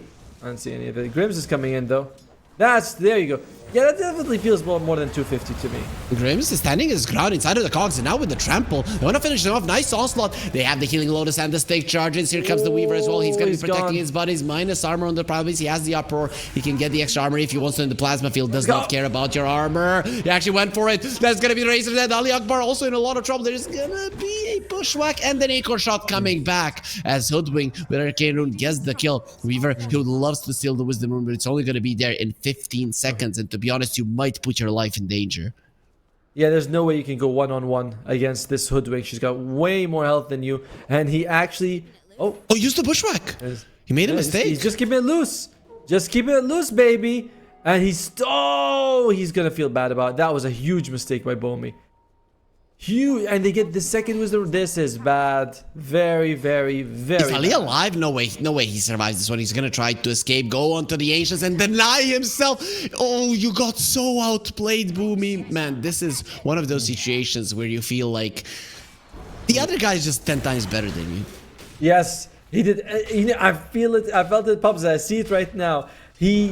Firstly, he opened himself up to that mistake. He didn't need to throw a bushwhack randomly 4 seconds before the wisdom spawns. You can at least wait till 1 second or 2, and then you can just Acorn shot and throw a bushwhack on the wisdom rune itself. Like, man, Bomi messed up big.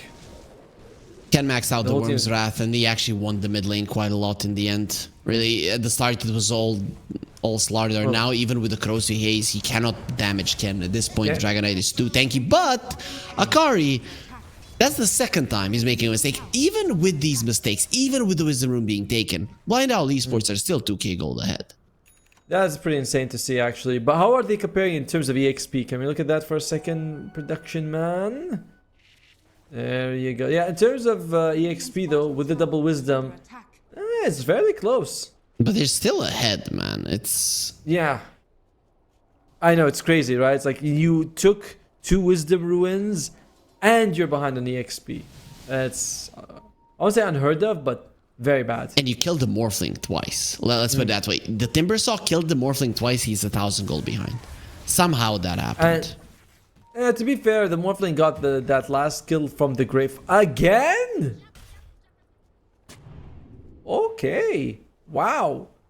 Dude, Akari, I mean, he's still ahead in net worth, but that's crazy. It's top lane to get double kill here. Slaughter is actually in trouble if he continues to stay here. He's 1 versus 3. They could turn it around. Actually, the Weaver is coming through the Twin Gates. Bushwhack is going to be used. 3-pound trick shot there with the Echo Shot slowing him down. Fufu Fear is not going to be doing all that much. And Primal Beast TP is out. Ali Akbar definitely didn't have enough to kill him. I like how Fufu Fear is like, I'm going to go Blink, Shard, Aghanim Scepter, boys. From the, no, that's not an Aghanim Scepter.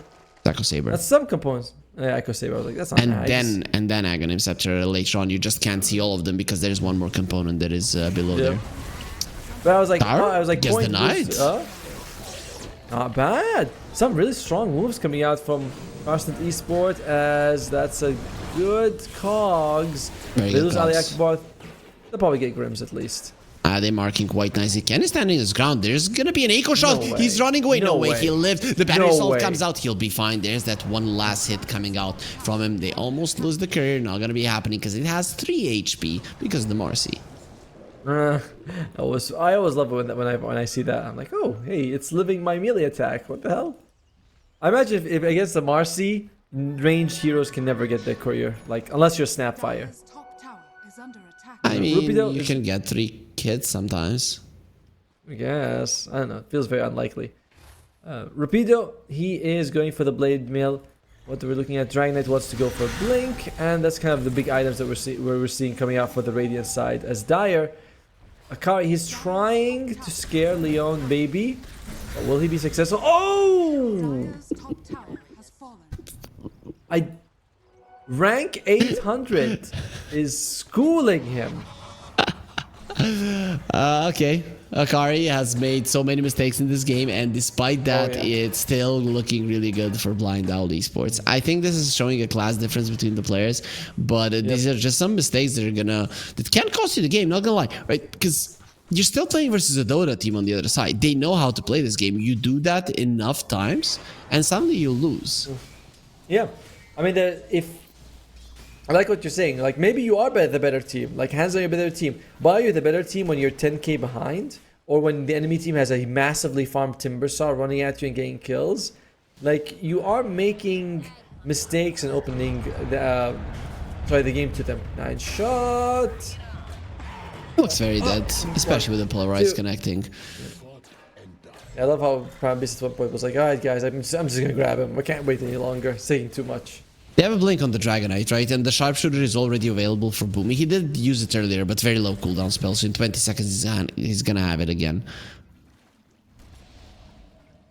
Smoke comes out, and we'll see what they want to find. I was about to say Manta, but I'm like, wait, Blind Owl. Weaver did break their smoke, and I don't think they're gonna have enough to kill him before the time lapse. He did get dusted, so let's see. Adaptive Strike Strength, gonna be slowing him down, wait for him to the high ground, more than enough damage to finish off Ali. At the same time, though, he's getting very closer and closer to that Spirit Vessel. Once he has it, it's a fantastic Spirit Vessel game, actually. He must get it fairly soon, though. You know, in about 5 minutes, Mantas and BKBs will start, you know, being on the agenda. Yep, at the moment, not really. You know, Akari, even with his couple of bad deaths, he is still gonna have a Yasha already, so you can expect a Manta in recent times. A couple? I feel like he's 4 deaths. I think all of them were kind of bad, honestly. One I can be okay with, the other 3 not really. Yeah, the first one's the only one where I'm like, oh, maybe he wasn't expecting it. But then you see that the enemy play like that, you're like, okay, he's gonna jump on me, guys. I gotta play a little bit of strength. Why did that Adaptive Strike do 0 damage to the Timbersaw? There will be a Bushwhack, however. The Sharpshooter will be doing a lot more if it does connect, but he will dodge it in time. Akari has a way for him to run himself out. He can still turn into a Timbersaw, use that Timber Chain if he wants to, and will do exactly that. Ali needs to be careful as he doesn't have the time lapse now. It will come off cooldown, so he'll be fine. The Yon baby, they are trying to do something to this Timbersaw. I don't know, maybe Blind Owl Esports is not the road, right? Like, Timbersaw seems pretty strong, maybe we can let him go. As 9 shot, he is going for the phase boots. We'll see if he goes for bracers after, but Magic Wand, phase boots, couple of bracers into BKBs, the very standard support to Marcy build. It does look like he doesn't want it. We'll go with the hook shot. They have the battery assault. He's trying to find the Weaver to use the rebound. Not gonna be happening now. Weaver slowing him down. He is the one that also needs to be careful. One stun could very easily take his life. Do you remember the old days when Marcy's used to go like Aether Lens and Glimmer Capes and things Yes. like that? That was... I'm glad we're not doing that anymore. Ooh, jump in from okay. Ken into a situation where you could lose your life. Minus armor from the Weaver also coming in handy. They have the connection there from the Timber, and they take him down. This Timber is starting to become a threat, as there will be another one. Leon Baby gets a double kill. Maybe even more will go his way if anybody present themselves, but Blind Owl, they're not that mad. They did steal the Wisdom Rune, if I'm not mistaken, though. Yep, Boomy did. They get a double kill, and they're still behind net worth. And even the guy who gets a double kill is 1,000 gold behind the people he killed, which is crazy. I still think Blind Owl Esports, they're showing disrespect. You know, they are jumping in situations where they don't need to. They're losing their lives, and then they look at each other like, "What? What's going on? How did that happen?" You're doing it. You don't have to do Blink that. Dagger on the Slaughterer, so this could be the Morphling going down. They know where he is. There's the Crush. They mark him as well. Burst damage, not gonna be enough. Wait for him to the left. I still think he's pretty dead, especially with the Unleash being used. So there's the Bash from Fufu Fear, and Akari is gone. You start morphing into Strength, meaning you losing your armor, and already the Corrosive Haze was there. Radiant's bottom tower is under attack. I'm starting to wonder if we go late game. As by the way, you talk about like being better players and skill shots and all that, laning presence. Oh, does he have hook shot?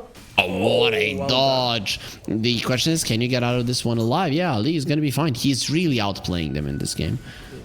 And he's got a Spirit Vessel. As we mentioned, this is a great item. Going to give him a lot of damage against all these, very, strength-based cores. I mean, Morphling not, but, you prevent his healing, which is a very nice thing. Ken's got a shield. You're not killing Ken. Whoa. Ali. Well, they're thinking Ali. about it. Ali's gonna get caught and destroyed. They're actually going for a fight. The Cogs making sure that the rebound does absolutely nothing. Morphling misses on the Timber Chain because the Timber Saw just took down all of big those trees. jump. Fulfear jumped in to get smashed into the ground. Oh, we found a fish in the river, and they don't even need the pole this time around. Akari is getting his damage taken away. Now you're gonna be this baiting could be for all the heroes of the fours. fight. All of that what happened earlier was just a bait for Cartons to think they stand a chance, and Blind Owl Esports are gonna be showing them their place. Classic miscommunication. You can see the Slaughter. He jumps in mid, but the Timber Chains away, and then he wants to walk back in. It's like he got a 3-man stun. So it was a good stun by Mr. Slardar, but unfortunately nowhere near enough. I mean, nowhere near enough to until the backup arrived, and Fufu Fear kind of throws his life away. And they want more. Boom, boom, boom. Let's see, maybe they can turn it around, because Rupido is pretty deep, though he is level 13, using the upper, giving himself extra armor. Here comes Leon Baby, who doesn't really care about the extra armor, as he also gets bashed up before he runs away, and then a couple of more hits from Fear will finish him off. Looking towards the hook shot. No, gonna be missing, so that's gonna be an extra kill for him as well. You get a double. Cartons, can you capitalize on this? Can you continue the onslaught, or are you gonna be caught once again by Blind Owl? He was going to go for the neutral camp, but he still missed it by just a little bit, and that little bit is all it takes for him to lose his life. Ali Akbar, a toss, bushwhack, but no follow-up after that. They know that the enemies are in the vicinity, and you have the Crozier, so Roche is going to be on the menu. Clockwork is going to be up in 5 seconds. The rocket is coming. I love this Vessel into Gleipnir build on the Weaver, because you get so much extra health out of 2 Vitality Booster components. It's very nice. He's actually not sending the rocket flare. Okay, this Roche is gone. It will be going towards Cartons. 2 kills into Roche. This is the best play that they've made so far in this game. Yeah. You think Castanza's esport is playing very well, or do you think that they're being disrespected and they're making good moves because of that? You know what I mean? They're playing okay. That's what I'm gonna say, but they're not on the level of Blind Owl Esports. All the little things, the stacking, the farming is not going their way. They lose the Timber Saw. They might even lose more here. They will try to bring down the Hoodwink. Finally, we'll get the connection. Slaughter is the one with the Aegis, but not for long. He will be losing his life instantly. Morphling did rotate as well, trying to finish off the Weaver. Sorry, trying to finish off the Marcy. Will be able to do so. While the Slaughter, he did get the blink away. The Weaver won't be able to do the same. He doesn't have the blink. He doesn't have the speed either to escape the enemies. It was a good Roche that they were able to take because they had a nice minus armor, but they got it and they lose it instantly after. It didn't even last a minute in their hands. A good response by Blind Owl Esports.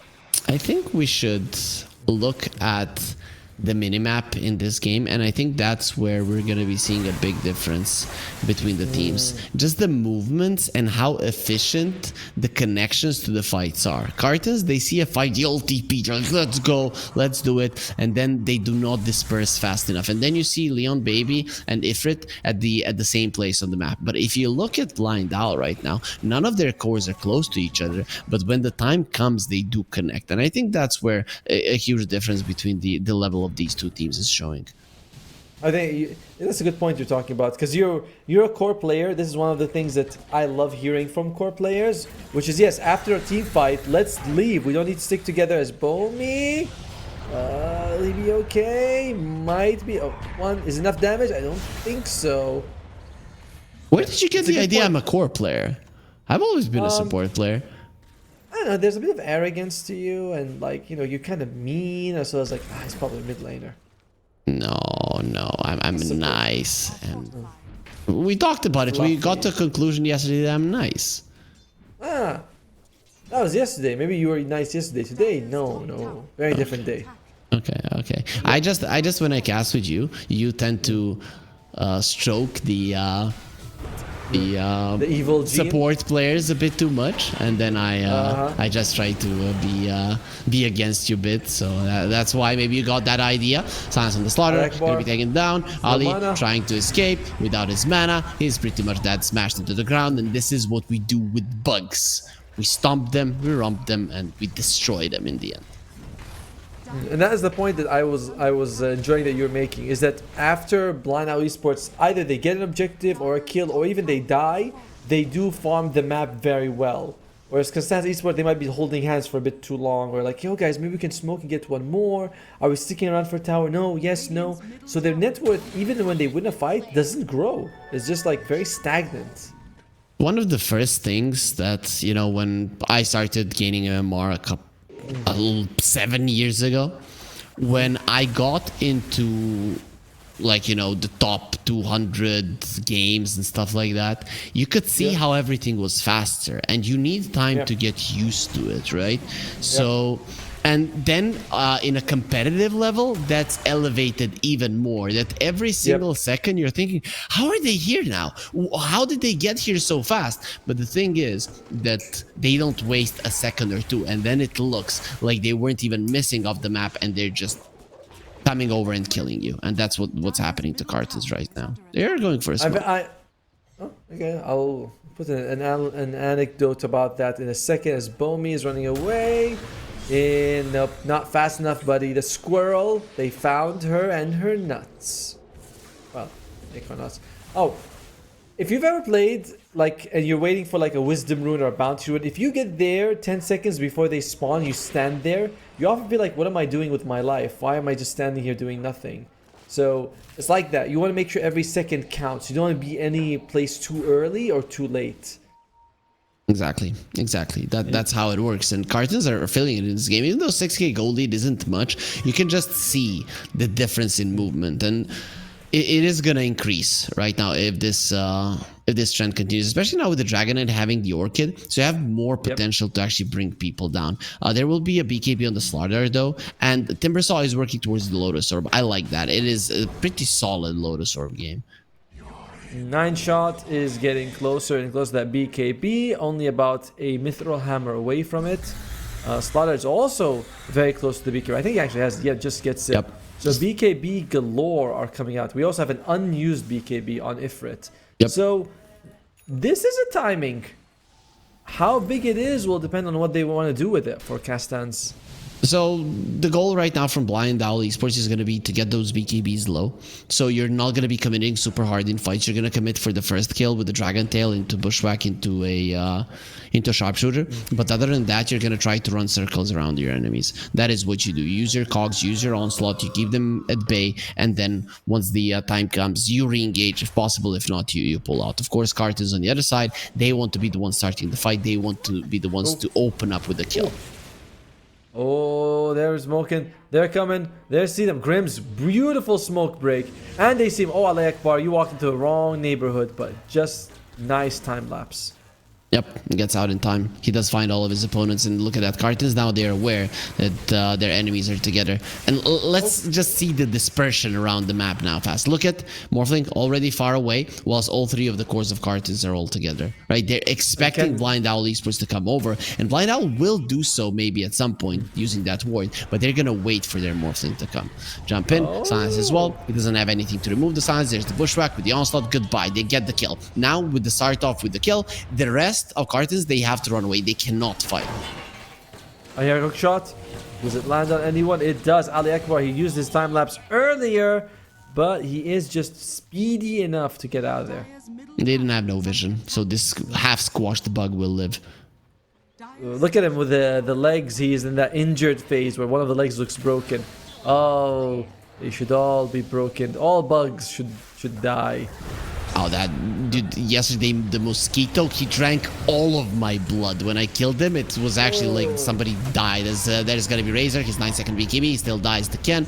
And his range attacks, now inside of the cogs, your BKB won't help you much there. Ali Akbar will try to escape. Is there an acorn shot? There is gonna be a bushwhack, more than enough damage to take him down. Survives on 30 HP. Dust is gonna be used, goes onto the high ground. Ali Akbar is just way too good at breaking ankles in this game. Of course, the ankles of his teammates have been broken as they did lose 4 in the end. Yeah, I like that. You're like, yeah, he's breaking ankles. I'm like, that's good, but the team, it's irrelevant. So what if Bomi wastes a little bit of time? Like, it's good, looks good for Ali. We're showing that he's no passenger on this team. It's not looking good for the overall situation you're in. And Rapido with that innate colossal ability. Look at him melt buildings. Yep. Actually, decent damage, you know. Yep, you use that horn, you hit the tower, and it literally falls. So the pushing power of Blind Owl Esports is actually quite high. You have a Corrosive Dragonite, Morphling, and the Primal Beast. All three of these heroes really do contribute quite a lot, as Force Staff on the Clockwork will keep him safe. There's gonna be a Bushwhack, and actually onto that rebound, he tried to come in to save his buddy, and in the end just ended up giving a bonus kill to Blind Owl. Man, this Mars is not working out. 210, 9 shots, still no BKB. The exact problem I always worry about with this hero is that when you talk about speed, Marcy's support needs a lot. When you say, hey guys, I'll support buying the BKB to be useful, you're like, dude, come on. They're fighting without nice Ken here. crush, and that is a dead Rupido from what it seems. His also did get cancelled by the bash. Tries to go with the pulverize, at least does slow down the enemy slightly. Waveform away, Force Staff as well. Grims is gonna try to escape. He does have a TP, hasn't used it just yet. Wants to pick up the bounty rune. There's the hook shot onto the low ground. He's gonna be fine. Atos only onto the Morphling, who doesn't have the Manta for 7. Waveform, however, is gonna allow him to escape, as Grims is still running away. Pretty speedy with the drums, but they did spot him in a second there. Doesn't get into trees, places a ward. It's probably not gonna be found, but he will. And they see him with a Corrosive Haze, meaning that now there's absolutely no way that he's getting out of this one alive. Wasted a lot of their time, to be honest with you. And during that time, Ken was just farming away. He still have Morphling all the way to the top. But a successful hold for Costanzas. They get 2 people, but does cost them a buyback. This Timbersaw is only 1,000 gold ahead of the Hoodwink. Hoodwink's got Gleipnir. Where does he want to go? Just pushing away. Super fun to be Hoodwink and do that. Once you have the Maelstrom Gleipnir, you just throw out an Acorn shot and you clear a quick wave. Oh, if it is under vision, it doesn't have a BKB, so that there will be a sharpshooter coming for him, doing more than enough damage for Ken to just finish him off with a couple. Yeah, 50 seconds on the sidelines. Now they can go for a push on the second lane of Rax, and you do not have a glyph on Karstens. Oh dear. Oh dear. 2 lanes of Rax down is rough. As oh, that's a very cool trick. That's very cool. You throw a Timber Chain as yep. He dies actually to the poison damage of the dragon rather than his soul burned. Right, that's how soul it was. burn. You ever have soul burn? What? No. How does that happen? I mean, in Dota, yes. I don't know. I imagine it feels something like indigestion, but for your soul. Yeah, sure. As they're gonna be going for Roach right now. Last one was picked up by Karstens. The side of Blind Owl didn't been contested at all, and now, well, they're gonna be getting the banner, the Aegis, and just making sure that they push that last lane of Rax if they want to. Karstens I don't think they're going to be contesting that. They probably know what's happening, but they're like, yo guys, there's not an option for us, as Roche falls fairly fast. And these could be building soon. These could be mega creeps if the Dire don't do something crazy. Now, there's gonna be a BKB on the Marcy, right? For the next fight. Or please don't die now. Please don't die. There you go. Oh, Bomi actually dies. Okay. Alright, this is good news. He did get a shard from the Tormentor for his troubles though. True, but now you have 40 seconds where there's no hoodwink and you're playing 5 versus 4. If you're Dire side, this is what we're talking about when we say openings. They can't even shut out the waves though. Look at mid lane is barely to the river, the top lane is almost in their base, and the bottom lane is over the river as well, towards Karstens. You are right. Alright, Timbersaw does have the BKB though. It sells his bracer, sacrilege, if you ask me. But he does have it. Ali, nice force staff. He will use the time lapse to try to survive it right into the hands of the primal beast. You know, it's from one big lizard to another. Nice blink away at least from the slaughter. He's not going to be caught this time around. As Ropido goes to the high ground, uses the uproar, has that Aghanim scepter. He's going to start breaking them. He does have the BKB as well. Just as the Marcy, they turn around onto the DK, who is just standing his ground and doesn't care whatsoever, trying to finish off Ifrit, who will lose his BKB. Morphling joining in on the fray now. Finally, they get the kill. Ken is godlike as the Morphling, he goes forward, turns into Razor himself, going to be slowing everybody down, kills him with his own spell, the Plasma Field, going to be tossed away, and he just does not care. There will be another Pulverize, a couple more hits with a double kill on both Ken and Akari. It will be enough to force Karstens to give up on game 1. Karstens had a decent start, right? They killed the Morphling 4 times. Mid lane went decently enough for the start of the first like 5 minutes, and we were like, okay, they're putting up a challenge, but as expected, I think that your point was the most valid in this game. That after fights and after things are conclude, they don't farm very efficiently. You know, they get a kill, pick off a tower, then they stick together way too long. And the other side, the 3 cores on Blind Esports were the top for the entire game. The entire game they were the top. When they die, the enemy team gets a triple kill. They don't care. They're just normally there. So kudos to them. Solid showing by Blind Owls. So, Ottomo, I'm sorry to say this, but I know that sometimes you think that there is a chance that any game is winnable. I don't think that Karstens can win versus Blind Owls. I think they play 10 games and that 10 Blind Owl wins. That is how it looks from my perspective. Why would you say that? I feel like that's very true, but why would we say such things? We gotta give hope, man. Hope is all we have. Okay. Let's hope that Karstens have what it takes to win game 2. But from what we have seen, Blind Owl Esports, they look, at least in this series, unstoppable. But you never know. That's why we're gonna wait for the break to end, and then we're gonna come back.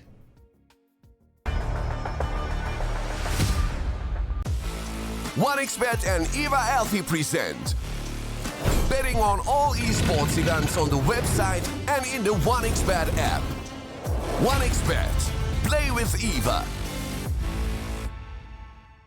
The new OneXBet energy drink. So you don't have to limit yourself tonight with only one victory. You can bet on any game at OneXBet betting company.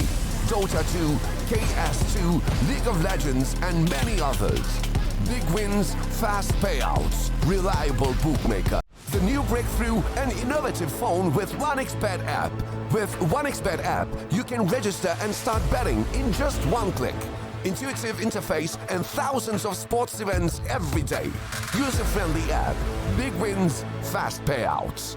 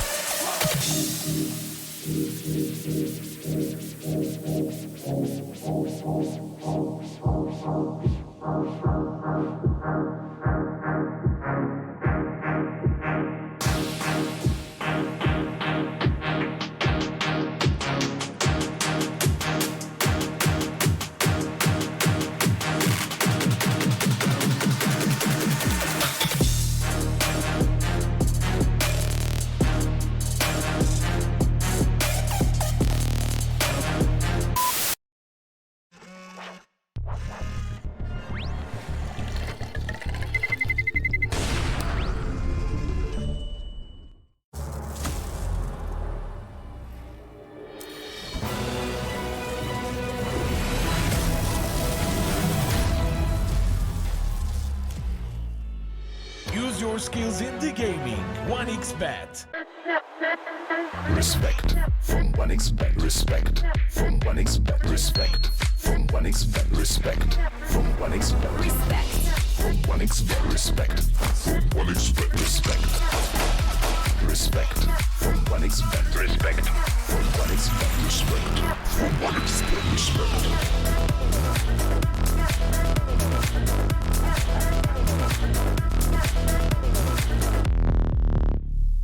Hello, son. Hi, Mom. Pretty girl. This is Eva. Nice to meet you. Thank you very much. Your dad's just making his favourite dinner. It's duck. Come on inside.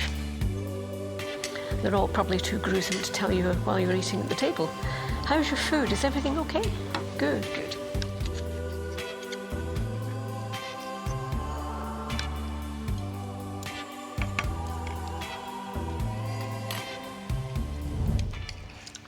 You seem to know each other.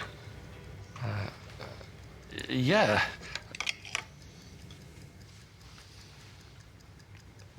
This is the new ambassador for 1xBet. Oh, I see.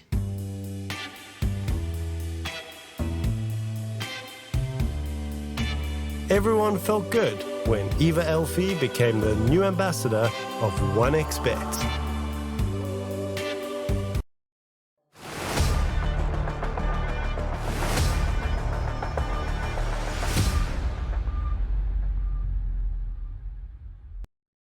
An easy game one for Blind Owl Esports versus Cartons, but it doesn't have to be the same in the second game of the series here with Harry and Otomo. And Otomo, from what we have seen, we kind of agree that Carstens don't look like they have a shot, but what's the approach in situations like this? How do you beat an enemy against all odds?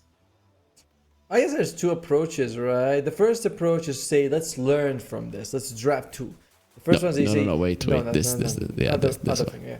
Okay, yeah. The first one you say, let's learn from this. Let's try our best. Let's pick our strongest heroes, strongest lanes, whatever, our best draft, and see what we're missing. Because you're only going to get this kind of practice. What's the second one? The second one is you say, look, yo guys, let's try everything experimental that we've been thinking about. Let's try out the heroes we think are good in the patch, but no one else is picking, and see, maybe we break them through something that they've never seen before. You know?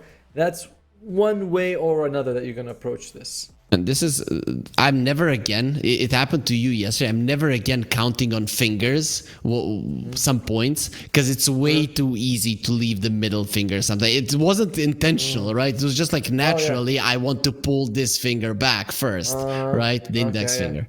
Yeah, it's insane. Sure. Yeah, sure. It almost happened to you. Yeah, okay, maybe you did it intentionally now, and that's why you're saying we have a draft ready, Otomo, so let's get into it now. No? Wow. Okay, I got closer, but only because I was so slow to get it the first time. Oh man, the production is messing with us. That's just what they're doing. We didn't see the MMR of all the players after the previous game. We can. I told you. I literally told you.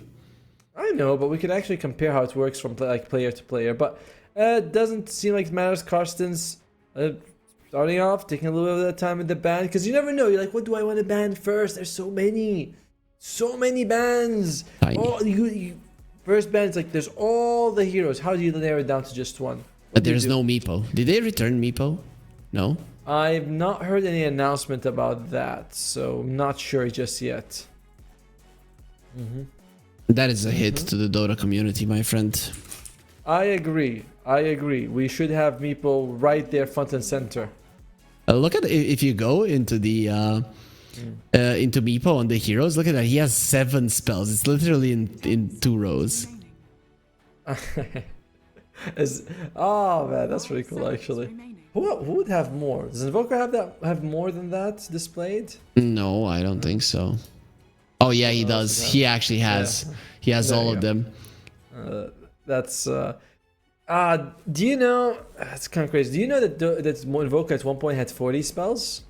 No, that's not true. So it is true. He had not 40, sorry, 27 spells. What was different was it wasn't just that. Was it Quas, Wex, Exhort, the combination of orbs, it was the order of the orbs as well. So Quas, Wex was different than Quas, Wex, Quas was different than Wex, Quas. And when was that? Because I feel like I was playing Dota when the Invoker was added, and I do not remember that. Oh, this was before he was Invoker. This was when he was he was like before that, before Invoker, because he was removed and re-added into the game in Dota 1. So this was before that. Okay, are you pulling my leg right now? I am or are not. you serious? I swear this is all true. This is all true. You've heard of Gambler? This is like a sim. This is like, it's true. Gambler existed. This is another one. Check it out. Invoker used one to of his have spells 27 was to summon golems. spells. You'll see. Okay, You'll find Dota out. history lesson, the old Invoker with 27 spells, Dota Reddit, poster Otomo, the liar. I see. At one point, I thought you were actually like you found info, but I guess, did find it. I actually did find it. There is a Reddit post that is 12 years old. For great honor is the user on Reddit, and he Honor even put a in the video. name. He even never put a video. lies. Yeah, and he had like golems you could summon. That's where Warlock's chaotic offering came from. Okay, I mean I found the names of all of the spells, but I'm not gonna go through them. But yeah, there were 27. I now trust Yotomo, and I thought that was not correct, but I admit I was wrong. There is no old Dota mechanic or piece of lore that is not stored right here in the bank of knowledge, as I like to call it. As apart from which year CDEC played TI, that's the. That's different. I'm all about them game mechanics. That is competitive stuff. I'm not gonna say I know everything that happened, you know. Did you actually see in a recent tournament where they were giving the players, they had them listen to the heroes' sounds, and they say, which game did you play in a competitive match? And they're like, oh yeah, I played this against Liquid, and we picked this, and we won. And they're like, yeah, you're right. And like, wow, that's insane. That's normal, man. You will always remember that. I remember some of my key, very non-important games in my career, but for me, it felt like key games. So you know, it's normal. Well, Karsten says this could be a key game for their development and their growth. So off with Jakiro, always good, always solid, always reliable. Gives you a good landing phase. Gives you some. I was gonna say tower push, but it doesn't do that anymore. Gives you some solid long range disables and stacks well for. Scales well for the team. On the other side, it's Mr. Pangolier, Mr. Roly Poly Oly. Roly Poly Oly. Okay, whatever.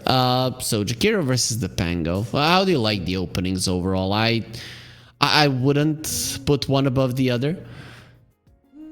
I'd say Karsten's might be the better opening because it's more open. You know, it doesn't show as much. If you pick the Pango, you're susceptible to Grimstroke, Bloodseeker. None of these two heroes are very meta, but like Clockwork is also pretty solid. There are choices. Spirit Breaker, you can charge into him. You don't care. Just charge the Pango when he's rolled, and you still blast his ass. That is true. That is true. But yeah, for the Jakiro, you're not going to counter him that much. Actually, you could counter him with Rubik, who's already banned out, so that's not going to be happening. So it will be an Enchantress coming out from Blind Owl Esports. So maybe now we're going to see her innate ability do something, as we didn't really see it yesterday. I don't think so. It just doesn't seem like it will do much anyway. Nick Assassin comes out. Very solid. Another very solid pick here. Lots of damage. Mobility, you have to get sentries around the map. It's very annoying to play against him. 10 seconds. Burst damage versus the Pango as well. Spike Airpiece is good when you use the shield crash, so overall this looks solid. It's most likely going to be a support, I assume, but who knows? It might be a core. I've seen a couple of Nick scores currently being played. Why are you hating on it that much? I mean, it's not bad. You burst anybody. Oh, sure. I just no. I don't like. I feel like it's a weak laning hero in general, which makes it awkward as a core. If you roam around and you don't get kills, you're wasting time as a core, not farming. I'm very against the core Nyx Assassin. Now that is a manly, strong, beastly core. You know that the primal beast. That's how it should be. Good Pango counter as well. Good Enchantress counter too. This is amazing, right? Because you are not right-clicking. You don't care about the untouchable. Once you you have the BKB. Even without the BKB, with good positioning, you can stop the Rolling Thunder for the duration of your ulti. 5 seconds Yep. remaining. And you like Enchantress, you're not going to get like a pipe most of the time. You might feel compelled to, but then you're not going for damage, which is not great. So it's quite annoying. Alright, but now Esports, you have 2 picks right now. What do you want? You know, I always say it, but I feel like Lifesteal's good. Like, I always look, every game I look at, I'm like, well, Lifesteal's pretty Yeah, why are they not picking it, right? It's some of the heroes that are being played right now are really, really bad versus the Lifestealer, and nobody is wanting to take him. I don't know. I mean, his facet became a passive. You have it in the skill. It's Yeah, but his skill became a facet, so you know it's kind of the same thing if you go for the rage. It's just that the unfettered got buffed up. Good point, actually. Now that I think about it that way, but still good. You know, still good in this game. You know, against both the Nyx and the Jakiro, he's solid. Probably if he grabs someone, you can help them out. I'm all in on this lifestyle. Mirana! Oh my god, it's Mirana! Oh. Why do you hate her, man? She's good, right? Especially versus a Primal Beast when he starts smashing people into the ground. You have a clear arrow target. There. I like it. I just don't like that you don't have any setups for the arrow. I just don't see this one particular as a good Mirana game. To be fair, another reason I don't like it is that Nyx Assassin can block arrows with Spike Carapace and reflect a lot of damage with them. Like we've seen, you know, it's not like it's gonna happen every time an arrow comes up, but if it happens 2-3 times in a game and hurts the Mirana, it's a big deal. You know, there's one thing I like about when we talk about counters. Counters does not mean that every time you do X, I do Y, and you're shut down. So it means sometimes when you do X, I'll do Y, and you'll be shut down. That situation. This is not a great Mirana game. I still think that Blind Owl can get away with it, especially TA lineups. And if a team is much better than the enemies, and they have a TA lineup, it's very, very easy for them to play. You get good items on this hero, you snowball, you get the Rosh, you win the game. Oh god. Oh, it's coming. It's PA getting picked up. PA. Wow. I think you're hating on all of these heroes. Is there one hero that you like? I like Jakiro and Primal Beast. Okay. I like the TA, kind of. I think TA is kind of cool, you know. But I do not like Phantom Assassin. I do not like the Mirana pick.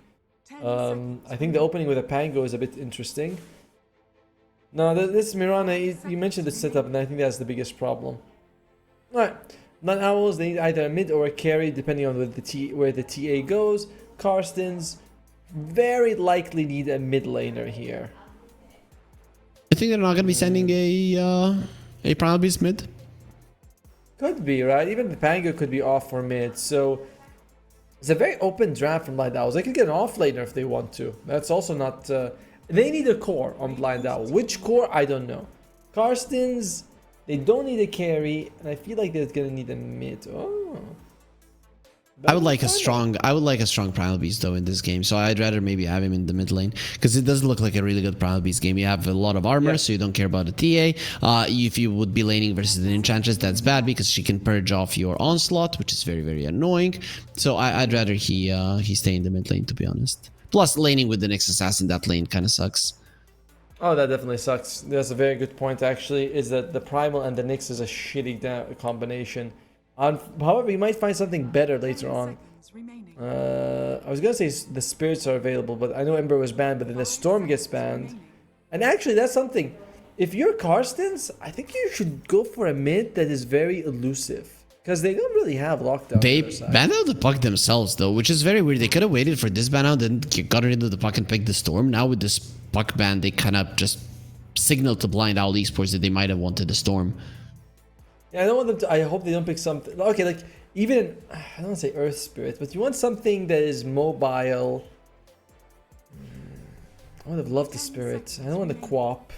I wanted a puck or an Ember or a Storm. Those are the ones I wanted. One of these three would have been good. What about a Void?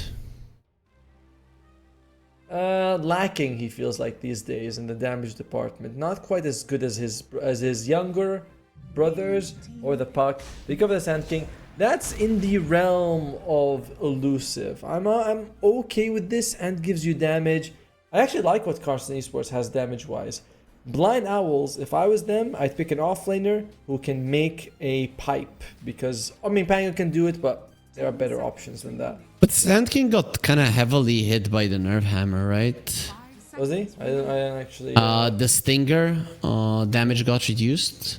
It's now gives sticks. Mana cost has increased, cooldown has increased, and that was his main spell. I mean, that's what they went for. So there's gonna be a mid lane TA, a safe lane CK, and an off lane Pango.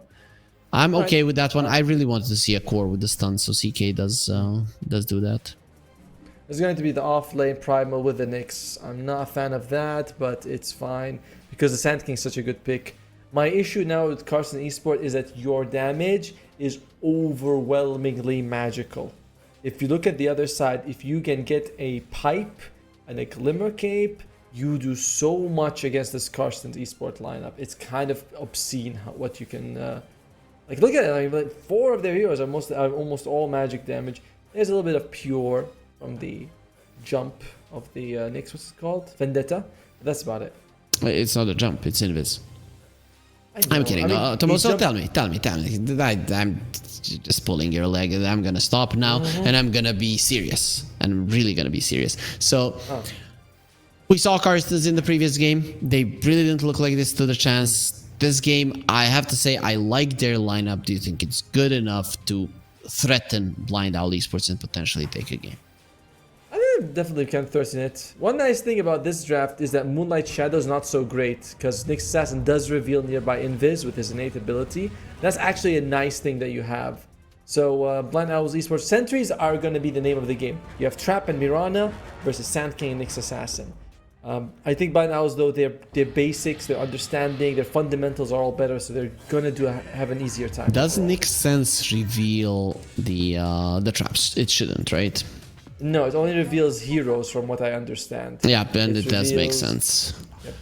Because I've never seen him remove a ward, so that's the same thing here. Alright, let's look at some of the facets. It's going to be the Moonlight Shadow. Of course, nobody takes the Sunlight Shadow. That sounds dumb. And it's going to be Overprotective Wisp on the Enchantress. Way better, in my opinion. And Methodical. Oh, Methodical. That's it. They're not going to win.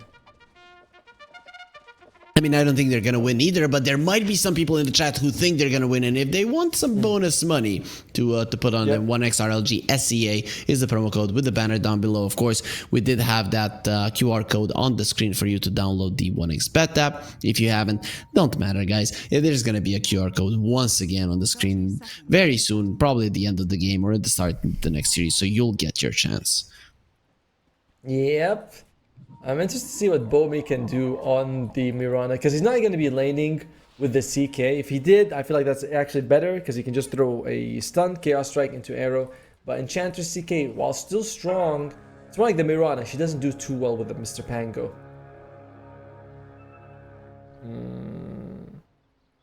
Sand King. The nice thing about the Dire side is you can fight early, and you can fight quite hard. Sand King Primal Beast, Nyx Assassin Jakiro. Like, you've got some decent early game fighters with on your squad. A lot of burst potential as well. I mean, even in the late game, once the PA gets her item, she's gonna be doing that burst in terms of physical damage, and not gonna be falling for the same thing as in the previous game. They wanted to kill Ifrit, not gonna be happening. Though Akari is gonna get smashed a bit by Leon Baby. Oh, I like that we've switched who's playing the Primal Beast this one. Let's see what Leon Baby can do with it. Fortunately, his first attempt at killing the enemy carry, like you mentioned, not going off as well. What is he doing though? Not really farming the first wave on the Primal Beast. I guess he wants to pull the wave, just allowing the Nyx Assassin to get a little bit of farm. I'm not sure why the Nyx didn't go for the pull. Yeah. Huh. It looks like Leon Baby, he's got 3 gauntlets. I don't know if that's going to be 3 bracers, but the man can hope as, the range creep gets paid away. But no, Ali Akbar secures it with the Mind Flare. Yep, That's the first done. Mind Flare of the game.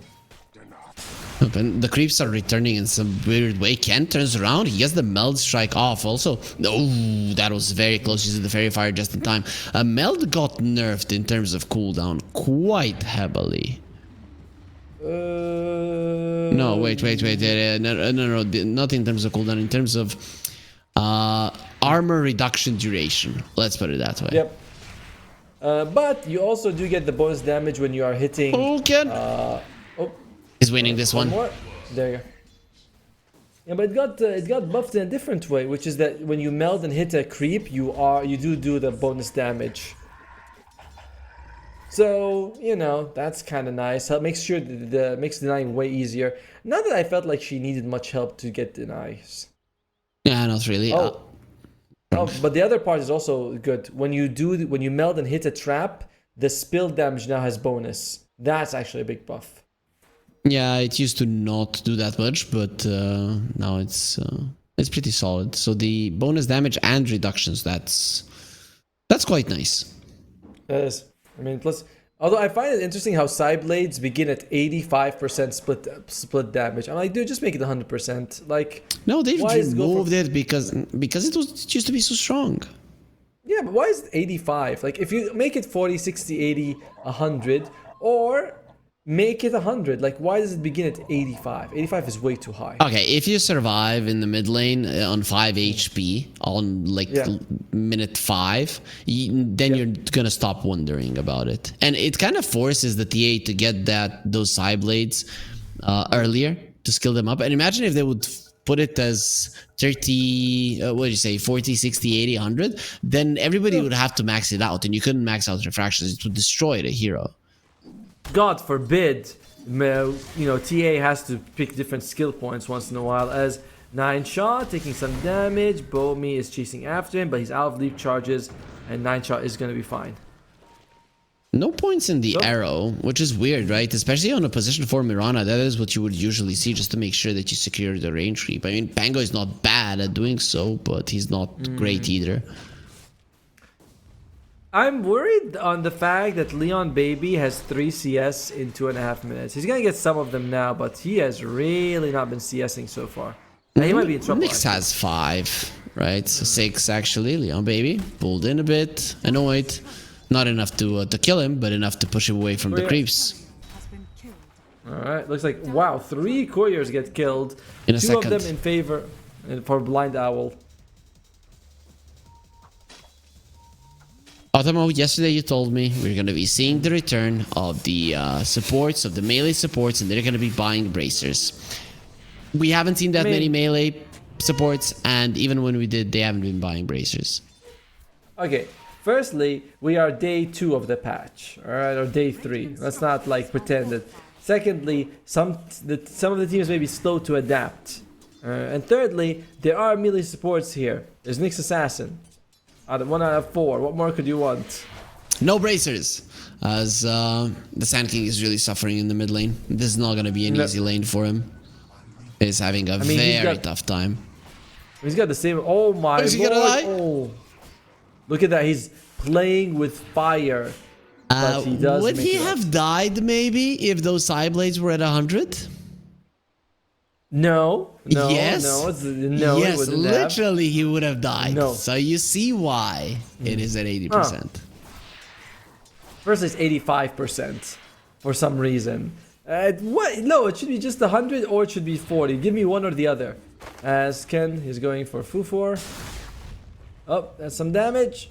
No meld hits for him to throw in. He is just trying to zone him out. Ken?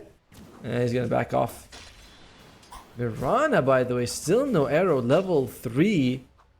He is all in on the Starstorm. This is how I believe Snaking plays it, right? 2-point Starstorm. But, I don't know. Interesting to see it that way. If he jumps on the Jakiro and gets double Starstorm on him, he probably will kill him. That might be something for him. Had a bit of a internet hiccup there for a second, but everything is fine. I guess I didn't miss anything. As now we're gonna be seeing a kill on the PA. She's looking like she's in a lot of trouble. The Mirana is looking like she's dead as well, but against a double Starstorm onto the Nyx Assassin before she dies. And this rotation of the Pango is just working out so well for them. Sorry, not the rotation of the Pango, the rotation of the Enchantress towards the top lane. You kill the carry, you kill another support, and even the Nyx rotates to try to help. And sure, Mirana dies, but she was there for the first kill, so she gets experience of the most important one. As the CS continue in some lanes doubling for Owl Esports. 34 and 15 to the TA to the 18 and 2. That's insanely, that's huge value for them. Fufufir in the mid lane is again dropping low. He's gonna be dead. One more hit. Yeah, there it is. Ken might lose his life because of this, but he has already forced out 2 support rotations and gotten a kill to the enemy mid lane. And I think he's gonna be more than happy with that. Very, very well worth it. Although you do give away a decent amount of golden experience to the enemy side. Look at that. He's gone. It's slowed down by the purge creep, and he doesn't even have the jump for another 4 seconds. And they're coming to help.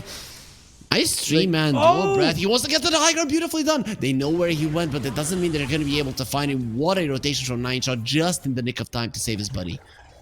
Yeah, and they got solo kill on the other side of the map as Leon Baby kills Akari. You know, I feel like Leon Baby has really figured out Akari because he killed him 4 times the previous game solo. Well, 2 of them were solo. Here, just starts off with a solo kill.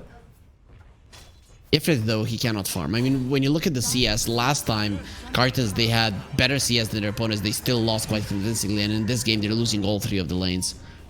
Yep. As Grims. His creep died, and then he was the one next on the menu for the tower. And because of that, he lost his life. No more siege creep, so they won't be able to take this tower down in this push. A couple of nice things happening, isn't it, for Karstens? Solo kill bottom, a nice kill on the Enchantress as well. Look at the Sand King, man. Look at the Sand King. Can you say that there's something nice happening for them? He has nothing. Dude, Nickis! Oh! Bomi. Perfect play. The arrow was on top of the Wisdom as it was landing. Ali Akbar gonna lose his life. Remember, the previous game it was the opposite. Ali Akbar on the Weaver was able to fool Bomi. So Hoodwink this time, no. Not happening twice. Yeah, the other way around. Last time he actually denied himself, took the rune, and everything went his way. This time around he didn't even get the rune, and he still went down. And this Sand King is just having such a bad time. He has less net worth than the Nyx assassin, who, I mean, to be fair, is pretty farmed for a support, but still, it's not something that should be happening. It's always nice that you have an instant creep killing ability. Oh, possibly more. They're gonna be going for the CK. Polarize is going to be used. He's pretty tanky though. With Ken coming over, he's gonna have the traps. Turns around with the stun. They actually have the ice path. Might be enough to bring him down. Not before they lose the primal beast for it. As now 9shot will be next on the menu. Ken, he wants to get even more hits. The impale will make sure that he doesn't chase any further. The supports of Cartons, I have to say, they've been looking pretty solid. Yeah, they've been on the where you need them getting the kills that you expect. You know that. You're like, oh, they show up, they get a kill. That's pretty good. Unfortunately, Ifrit jumps in, but there's no rolling thunder here. Would have been a lot of trouble if there was. Yep, that would be a very dead Ifrit. Nothing to bounce off of as well, right? So even if you go for it, it's a question if you'll get more than one connection. Yeah, it's like, you know, the worst thing is when you hit someone and you have to do a U-turn to touch them again. You always want to find the river. Oh! Arrow misses there, and because of that, they're going to be able to get on top of Akari, who, for some reason, they hate him. They've only been killing him in the previous and in this game as well. And he is, despite the deaths, he is actually doing better than Ifrit. However, they're really pressuring the top lane, aren't they? With those Ogre, Hill, Troll, Summoner. I forgot what the name of that tree creep was. It's the Ogre, Dark Troll Summoner, as run in onto the Pango, gets the shield crash off. Now they're looking towards the Grims, who is going to be running away. They have the Moonlight Shadow, but the Next Sense is, of course, going to help you with that one. You need to be a little bit closer.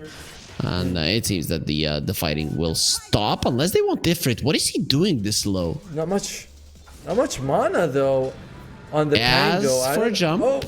Nah, double Starstorm is gonna take him down. Now jump away onto the high ground as well. They get the Pango underneath the tower. Arrow will connect to save his life. Mind Flare continuing to connect, but they have so many wisps will make sure the Troupedo is healed up. And on the high ground, there's a trap waiting, so you're not gonna be chasing there.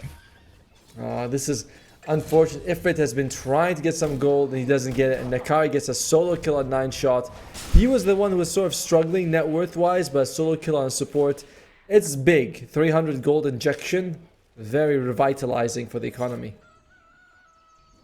Drone will be on the top lane, unfortunately for Fear. He's already having a bad game. And you know what? The PA is having a worse game. That's an even bigger problem. Alright, let's look at some stuff. Vanguard coming out. Oh, wait. I want to say that Leon Baby, he's going for it. He's got the pop. There you go. 1, 2, 3. Enough. There you go. Last swipe with the claws. Vanguard on the Primal. I kind of like this. You don't have to commit to BKB every time you want to do something. Oh, good pullback. Yeah, he can't take the healing Lotus. He will take it in the end. Nope, it's even gonna picked up by somebody else, and in the end, Leon Baby will die to the double Starstorm of the Mirana. Boomy is looking decent on this hero. He's doing his job. I'm interested to see what Fufufer does on the Sand King. He's going for Bloodstone before Blink. I feel like this is interesting because it implies that you can just stand still in fights and you'll be able to do a lot. Did they get a Kari again? They're gonna go for the real one. He actually went with the Vendetta Strike, even though he didn't exactly know which is the real one. That could have been the real one, the one that was running away from the camps. It was a good guess. It was a good guess for sure. I imagine that they thought the fake one is the one that's more likely to go to the lane and start killing creeps, and the real one's gonna farm the jungle safer. Oh, they buffed the Nyx sense, or nerfed it in terms of radius, but buffed it that you can see people even in the fog of war. So coming up the high ground is actually going to be quite nice with the Nyx. Oh, that's a good point. Alright, what do we have? And Nyx is also getting closer to the day gone, but still some steps away from it. They're losing a tier 2 though. It's 12 minutes into the game. This is not something that should be allowed. And an arrow, Leon Baby, they just jump in. Even with the extra armor, it's not going to be happening. Ken, he does pack too big of a punch. Dire's middle tower is under attack. I worry just that if Leon Baby continues to suffer and your Sand King doesn't have a Blink Dagger, and Ifrit's not joining fights, PA just doesn't do that, how will your engagement, your team fights happen? That's worrisome. That's very worrisome. That's Yali. He's in a Vendetta. He's found Ken, found Boomy, and actually got the kill. Yeah. The TP went through, and he killed him with the Impale on the other side of the map. I haven't seen that before. I feel like this is actually the second time I've seen this today in this stream. I forgot which hero also died. But it wasn't Impale. No, it wasn't Impale, but it's the same server tick issue, It's like, alright, we throw, they land at the same time. Ali Akbar, oof.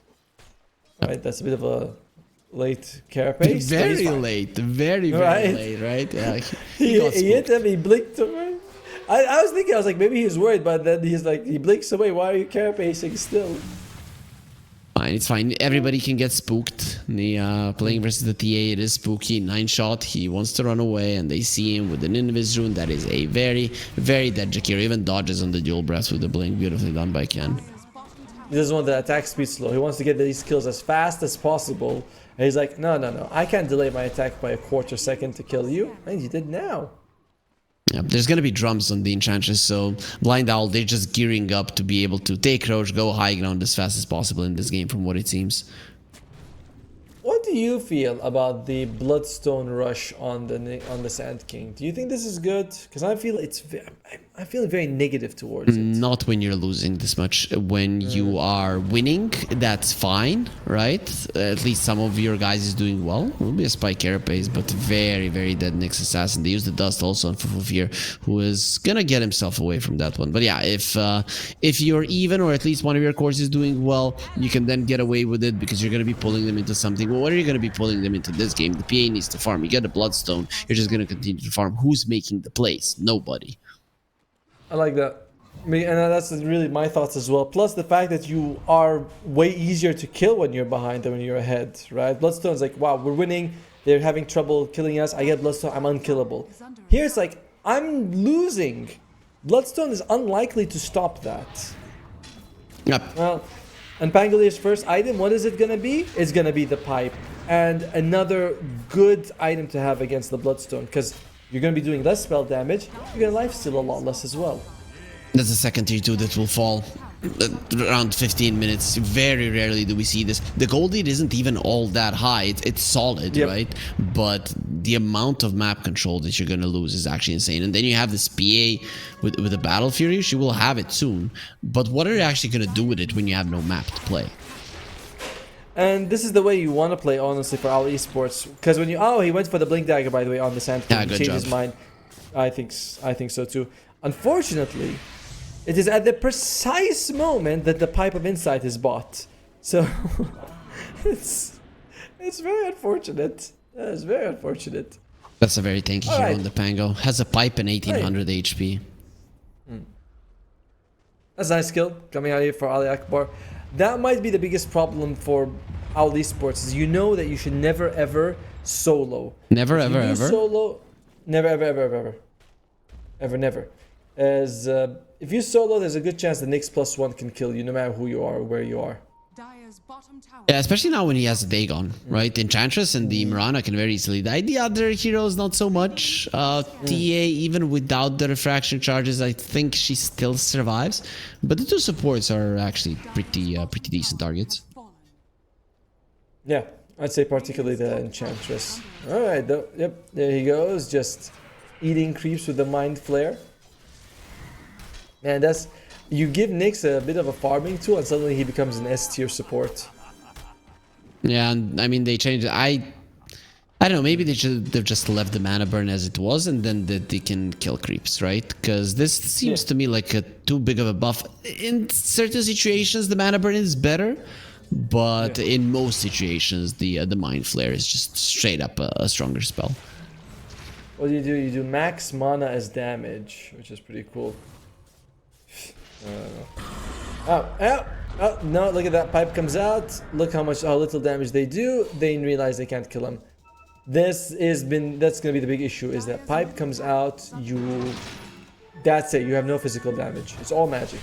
Bottom lane, they're killing the CK, but here there is a fight. TA does have an 80 rune. Rolling Thunder will be used without the pulverizer. There's nothing you can do to stop it. At least Onslaught forward to allow his teammates to escape. Maybe even himself extra armor with the uproar. They actually thought he was gonna die. Here comes an arrow that's really not gonna connect. In the bottom lane, the CK did lose his life. So in the end, around the map, it's still better for Cartons. Yeah. How did they kill that? I think that was the Sand King plus the Jakiro just on top of the CK. And they didn't even need to use the Sand King ultimate, by the way. Just Sandstorm Burst Strike into Ice Path. The macro power was constantly burning him, and that's in the end what got them to kill, which is weird, right? Because with the CK right now, you want to join your team because you have an Orchid and nobody on the enemy side as a way to deal with it. But he decided to be alone. Well, that's gonna be punished. I saw the People's Gift being picked up by Sand King. I was like, huh? For a strength hero? Then I realized, no, he is actually a universal hero, so it's not that bad for him. Alekbar, he found Bomi. Beautiful, delicious Bomi. 1, 2, there you go. Buckle my shoe.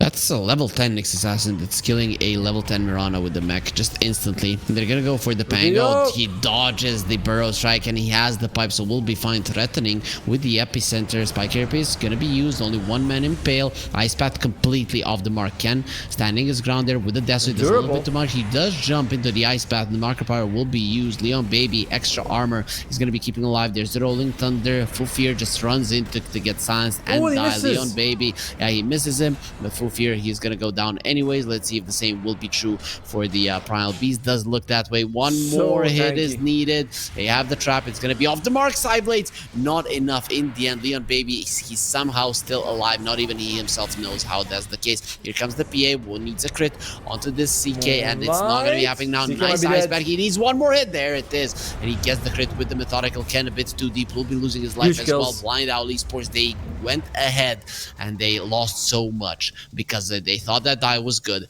It didn't work out. It's only because Leon Baby somehow stayed alive for that long. Rapido, he misses a lot of his spells. He was rolling in, he double jumps, but he doesn't land it on the way down. And Bomi? That again. Yep. Unfortunately, the jump was not enough. He needed to jump twice or something like that to get away. I mean, Nyx Assassin got a perfect impale out. That's... It was insane. That could have missed, and then the Mirana would have been alive. Ali, though, PP out. Nothing to stop it. You can't. He is 5-3-7. Ali Akbar, game 1, amazing on the Weaver. Game 2, amazing on the Nyx Assassin. You got some decent players on this Karsten's team. I mean, Ali is insane. He really has been outplaying Blind Owl Esports for the entirety of the series, and in 2 games where it doesn't seem like they can at all win it, as they're going to be looking towards the PA right now, and the one are dead, has the blink away, so with the Phantom Strike, Ifrit gets to a safe position. I like your point that not only is they outplaying them, but in situations where they're losing. That's so hard to do when your team is behind and you're still making good plays. Like, that is not easy, because it's like, you know, the walls are closing in, the map is smaller, enemies are coming close, objectives are being lost, and you're like, yeah, I'm still making amazing, you know, space for my team. Why the hell not? PA wants to go for a Manta. Okay, Manta, huh? Guess that's something. You need to remove the silence, right? And there's gonna be a Bloodthorn coming out fairly soon. I don't know if the BKB will cut it in this game. I guess I don't know, I'm feeling a little surprised by this. Looks like they are able to get double Wisdom Ruin here on Karsten's team. Ali Akbar used his ulti to walk up the cliff and just goes and steals it for himself. Very nicely done. And the experience is actually in favor of Karsten's. Huge. Yeah, you see that? It goes from 8% in favor of the Radiant to 8% in favor of the Dire. Damn. Well, I think that was a little before the Wisdom Ruins were picked up. The last outer tower is still a problem. If it falls, where are you going to mount up a fight? The PA is still farming quite well. She's actually ahead of the CK. They got the wood person. Mommy! Oh, Pipe protects him. Pipe protects him. Ali Akbar, he has gotten used to this so many times, and this time around the Pipe will make sure that he's fine. He gets the mech off. Great Healing Lotus was also available, so not even close. Does have the buyback. By the way, a second ago we were at exactly 50-50 percentage for the two teams, but now it's actually favoring Karsten's Esports for the first time since about 5 minutes in the game. Yeah, they do seem to believe that this is the better lineup. That's what Gabe is saying. Well, win probably. Yeah, you're right. Before that fight, before they brought down the Nyx and the tier 2 tower, it was actually 1% in favor of Blind Owl. Yeah, I think I'd never lie. Would I ever lie to you? But it's weird that they increase the lead in like 30 seconds and suddenly it switches towards the enemies. Alright, Macropire is going to be upgraded by Ags. That's going to be a nice one. Dagon is level 2. Is very close to level 3 Dagon as well. Bloodstone we have. Crimson Guard on Leon Baby. That's the one where I'm like, huh, Crimson Guard, eh? I mean, it's decent, but I think a lot of the attacks coming from the Radiant will be big, strong attacks rather than multiple small ones. Yeah, but he's a Primal Beast, right? He has 2.8k HP, right? So his blocks are actually going to be quite strong. A good point. Like 60, 130 per hit. That's right now. Around. That's pretty good. That's pretty good. Again, farming away. He's got the Aegis, 2.5 minutes more. Karsten's Esports, they are kind of like split all over the map. They're farming a bit better. Oh, might need to TP here, buddy. I think you're tanky enough to live. Uproar. There you go. He's fine. No problem at all. She tries to hit him and he's like, yeah, this is not happening for you, bro. PA needs that MKB not only for the PA, but even to kill these heroes with super high armor like the Primal Beast. It's really becoming a problem for them. Yep, it is. Yep, it is. Well, and that's going to be Jakiro down, but it's not the biggest deal. Pango has a gem. They're doing all they can to make sure that they don't get those free kills from the Nyx Assassin. What does... Oh, I hear Naughty. What does our PA have? Does she finish the Manta? Oh, BKB. Nice, I'm glad. Smart. I really didn't want to see the Manta. I feel like smart. Genius. Very good. Okay, he will have the BKB. Nyx Assassin, he will have no life, gonna get squashed. They have an Aegis for another minute and 20 seconds, so maybe they can bring down this mid lane tower. Sand King is a hard hero to push into, but not impossible. Especially when you have the pipe on your team. And there you go. Reminder, Rapido has the gem, so he jumps in. He's like, where are you, buddy? That's going to be a macro pipe, but it's not upgraded. And there's actually not many creeps to like remove. Yep, the next wave is coming, and backdoor protection won't even kick in. That's gonna be Actually, tier 3 at least. That was very bad. Though using the ult, the macropyre, and the glyph at the same time. That was not good at all. They will still defend, and they're gonna have the BKB on the PA plus level 18, which is very, very close. Maybe a camp or two, and if it will have it, level 18 is when this hero really becomes dangerous. He's already critting for 1200. Yes. Although it's a methodical, so it takes forever for her to crit actual heroes. You're just a hater, Optimo. You're gonna see just how strong methodical is. Are you willing to put money on it? Well, I don't know if I am, but our viewers might be. 1xRLG SCA is gonna help them with that. They do find him. His BKB might not get it off. And he's dead. That's a little bit unfortunate for him. That's really and Bomi's bad. nearby. That's really bad. That's just when you get your BKB. Luckily, the lanes are pushed out enough, as Nightshot also dies. Luckily, if the lanes are pushed out enough that you should have both of them. There is literally a siege creep in the enemy base in the bottom lane. Yeah, but they're not exactly okay. They're not like hitting tier 3s now when they died. You have some time before they're up. Coming, and the Nyx assassin is gonna be found as well. That is just one by one that they're dying. Spike Carapace a little bit. He's delaying. Silence up. He's gone. Yeah, his delay is gonna delay his participation in this game for 45 seconds.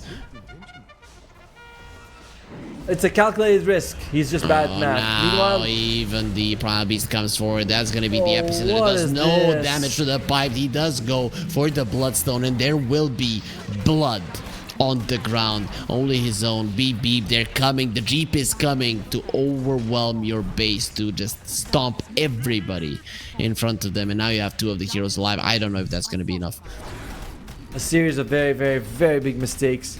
Macro with the glyph where you use it at the same time, wasting one, and then you kind of going one by one, losing your life like that. And I feel like they could have just waited. Now they have to wait for 2 cores. They could have just given mid. Well, they wanted to give 2 lanes of rags because the PA with Methodical is so strong, so they wanted the enemies to have a chance. That's a fair point.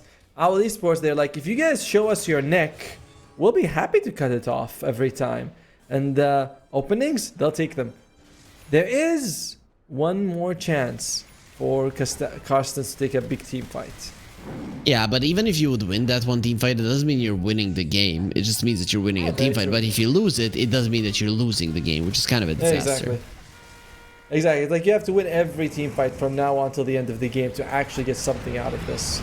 And they bring down the Sand King. That's probably your tankiest hero, at least when he has the Bloodstone and the Sandstormer. As they're going for more, the MKB now is definitely going to be making a difference. Leon Baby gets into the fog of war. There's the BKB from the PA going for the TA. With us have those refraction charges, is going to be fine for now. Doesn't really take all that much damage from the hits, and just turns around on the PA, destroys him with the newly bought MKB, and pretty much ends this game. The double silence of the supports doing so much damage. Totem Ali Akbar will be pulled out. They really hate this guy because he has been outplaying them. And that's going to be it for this series.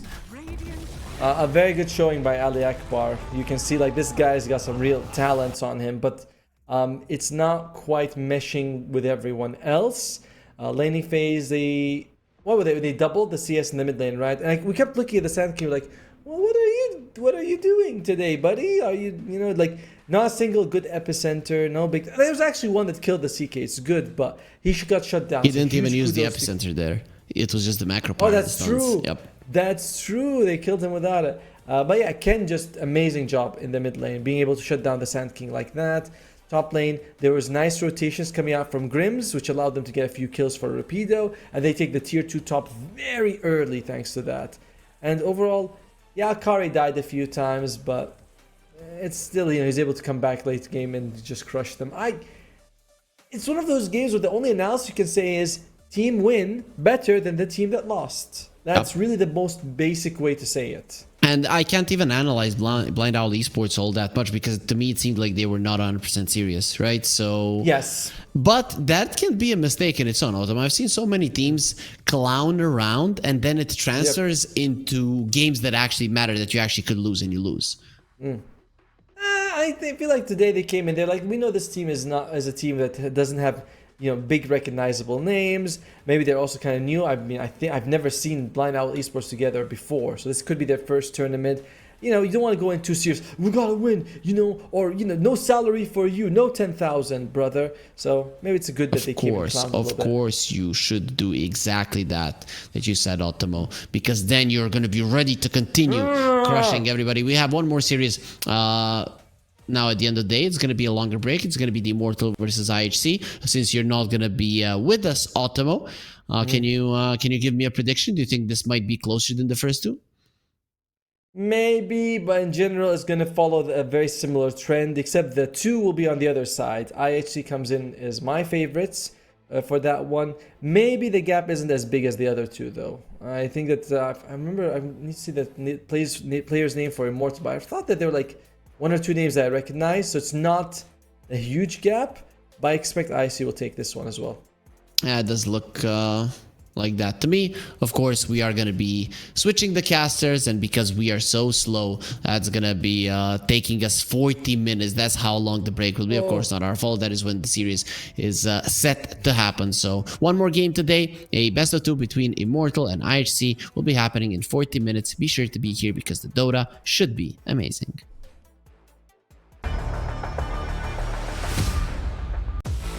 1xBet and Eva Alfie present betting on all esports events on the website and in the 1xBet app.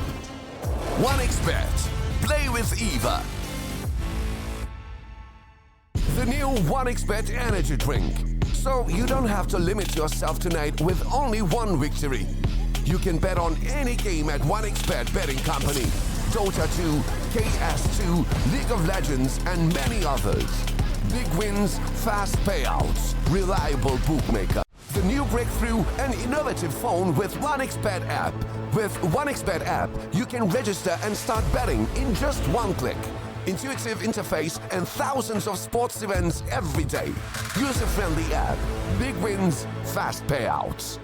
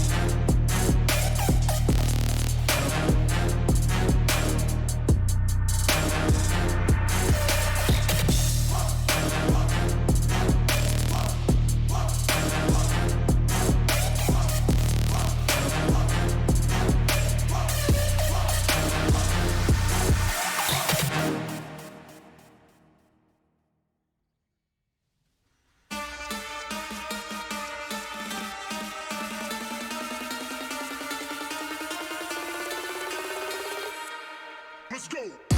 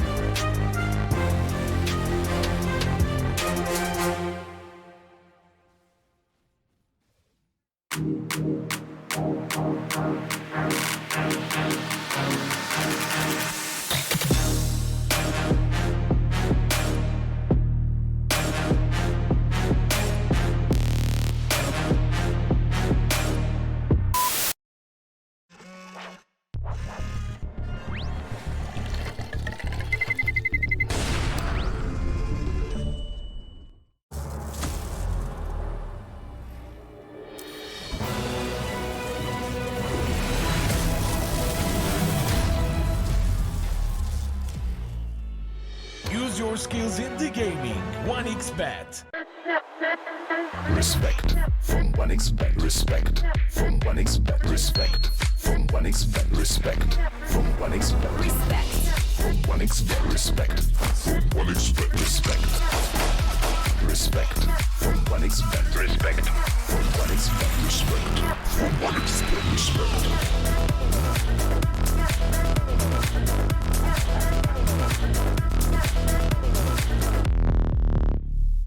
Hello, son. Hi, Mom. Pretty girl. This is Eva. Nice to meet you. Thank you very much. Your dad's just making his favourite dinner. It's duck. Come on inside. They're all probably too gruesome to tell you while you're eating at the table. How's your food? Is everything okay? Good, good.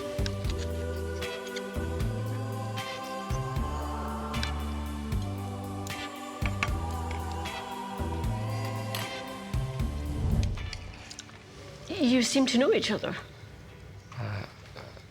Yeah.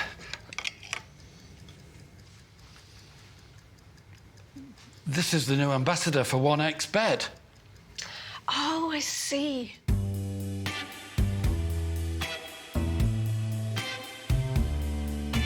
Everyone felt good when Eva Elfie became the new ambassador of 1xBet.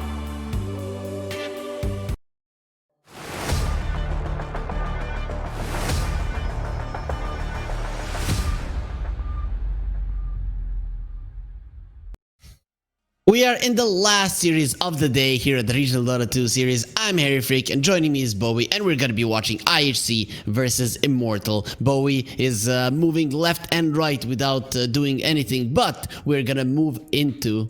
What the hell are you doing? You're going to move into the lineups, Bowie, to get acquainted with these two amazing teams before we jump into the draft. All right, we have the Immortal here with Ivan, Insane, Momo, Oren, and Zier. Yep. Are you aware of this place? I was waiting for you to give me some explanation on each of the players, so sure, go ahead, Bowie. Okay, I can give you an explanation. Ivan is their carry. Insane is their mid player. Momo plays the off lane. And I'm pretty sure Oren and Zier are the supports. Okay, let's move on to IHC. This is insane. My analysts today are coming unprepared. Fortune Soul Rams, 11 Kishka, and Ace 12 are going to be the roster playing for IHC. Didn't change much from the last time they did participate in our tournaments, so I'm expecting great things from them. But you told me that the Immortal are actually a pretty decent MMR team in terms of ranks, so I'm hoping that they can actually kind of pose a threat to IHC, because the first two series of the day were pretty one-sided. 10 seconds remaining. Okay, yeah, I mean, I didn't get to catch those series, and I mean, I said their MMR is decent, but you know, MMR is just one part of the puzzle, right? It's all about being cohesive as a team as well. I'm not sure how long they've been playing together, but I would guess not for too long, because I don't think we cast these exact 5 players in RES at least so far. But yeah, I mean, hopefully they're going to be able to put up a fight against IHC. I think the old IHC with Se was very, very impressive. And now that he moved to Team Tough, we just saw them completely dominate their group. So, I mean, it is still kind of a question mark how impactful this IHC is going to be compared to the old one, at least. It's only one player that changed, right? But of course, no, Ikigai also changed. He used to be their carry, and now, at least for this tournament, we have Rams. Okay. Sorry, mid. Yeah, Ikigai was their mid. I guess that's fine. For me, Ikigai might have been, you know, the weakest link of the lineup, and Seb might have been the strongest link, you know. And both Ace 12 and Kishka, in my mind, are very good supports. For sure. So looking at the bans here, nothing has changed that much from the last patch, right? Like when we look at his bans, I guess if there is one nerf, it's Tiny going through. That one never went through. And I think teams finally realized that, all right, Tiny might just be like, okay, you know, good enough to be picked, but not that good to be first phase banned. Yep. Teams actually didn't pick it, but in the last 2 series, the Tiny was banned out all 4 of the games in the first phase ban. So, no, actually, it got picked 1 game. I apologize. Yeah. It actually got picked 1 game. Because it was banned like I would say 90% of the time in the last 2 weeks that I've been casting. Like very, very rarely would see it go through. And you know, even with all of that ban rate, the hero still had like an amazing win rate when he went through. So definitely, like the hero got some significant nerfs, you know. So I think this is completely okay. As Immortal grabs themselves a little hoodwink. Okay. I mean, Dragonite Hoodwink, that has been an opening. I think me and Otomo saw it in the previous series as well. I mean, a lot of initiation, good stuns, and then burst damage. Plus, you have tower push most likely if it's going to be a mid lane Dragonite. So overall, I like it. This is the type of opening that I think is always good. Yeah, it's good. Has some flex. In the past, it used to always be like a lane partners. Nowadays, I feel like offlane DK is by far the weakest iteration of that hero. So we're probably going to see carrier mid. And now for IHC here, what is still available for them? I mean, you mentioned the Tiny. He is in. When I see the Hoodwink, if I'm a Tiny, I'm like, free kill. So you can pick that one up. It could still be a flex, considering that the Jakiro will most likely be a 5. Yeah, the beauty of this DK is that I think it denies the Ember that became even more popular this patch after the buffs that I don't even know why this hero deserved buffs. I thought he was in like a really good place. So she's probably thinking if it's worth it going for it, right? Because if it's carry DK, you can probably get away with the Ember. But mid DK, not only you lose the lane, but you like the Orchid just gets online a little bit faster. Usually DK goes Armlet. He needs to go like Orchid. The wind up is a bit too slow. You know, I've seen teams pick up a Dragonite and still ban out the Ember. That's how strong they think that the hero is, right? So I wouldn't be surprised if IHC go that route, really. I would be down with it anyways. The hero really does look amazing. Yeah, it's a clear winner of the patch. Like when you look at any metrics, pick rate, win rate, competitive play, as they actually go Mars. It's a decent combo with the Jakiro. But they're like Mars pick, right? Yeah, I mean, they thought a lot about this one, so it doesn't really bring that much confidence. They didn't feel like that's what they wanted to pick necessarily. But yeah, let's see what they'll do. I guess it is flexible for some teams, but mostly for South America. South America has a lot of mid-Mars players. For SCA, I've seen it much less. Let's see. What else do you want? Is something that's going to be capitalized? He's naturally good versus the Hoodwink though. So they're going to go for the Earth Spirit. Today I saw one mid Earth Spirit didn't look too good because there was a Brewmaster on the other side. Do you think that could be the case here? The Immortal, they pick up a Brewmaster, they just dispel the Magnetize and everything that comes with it, and you're completely fine.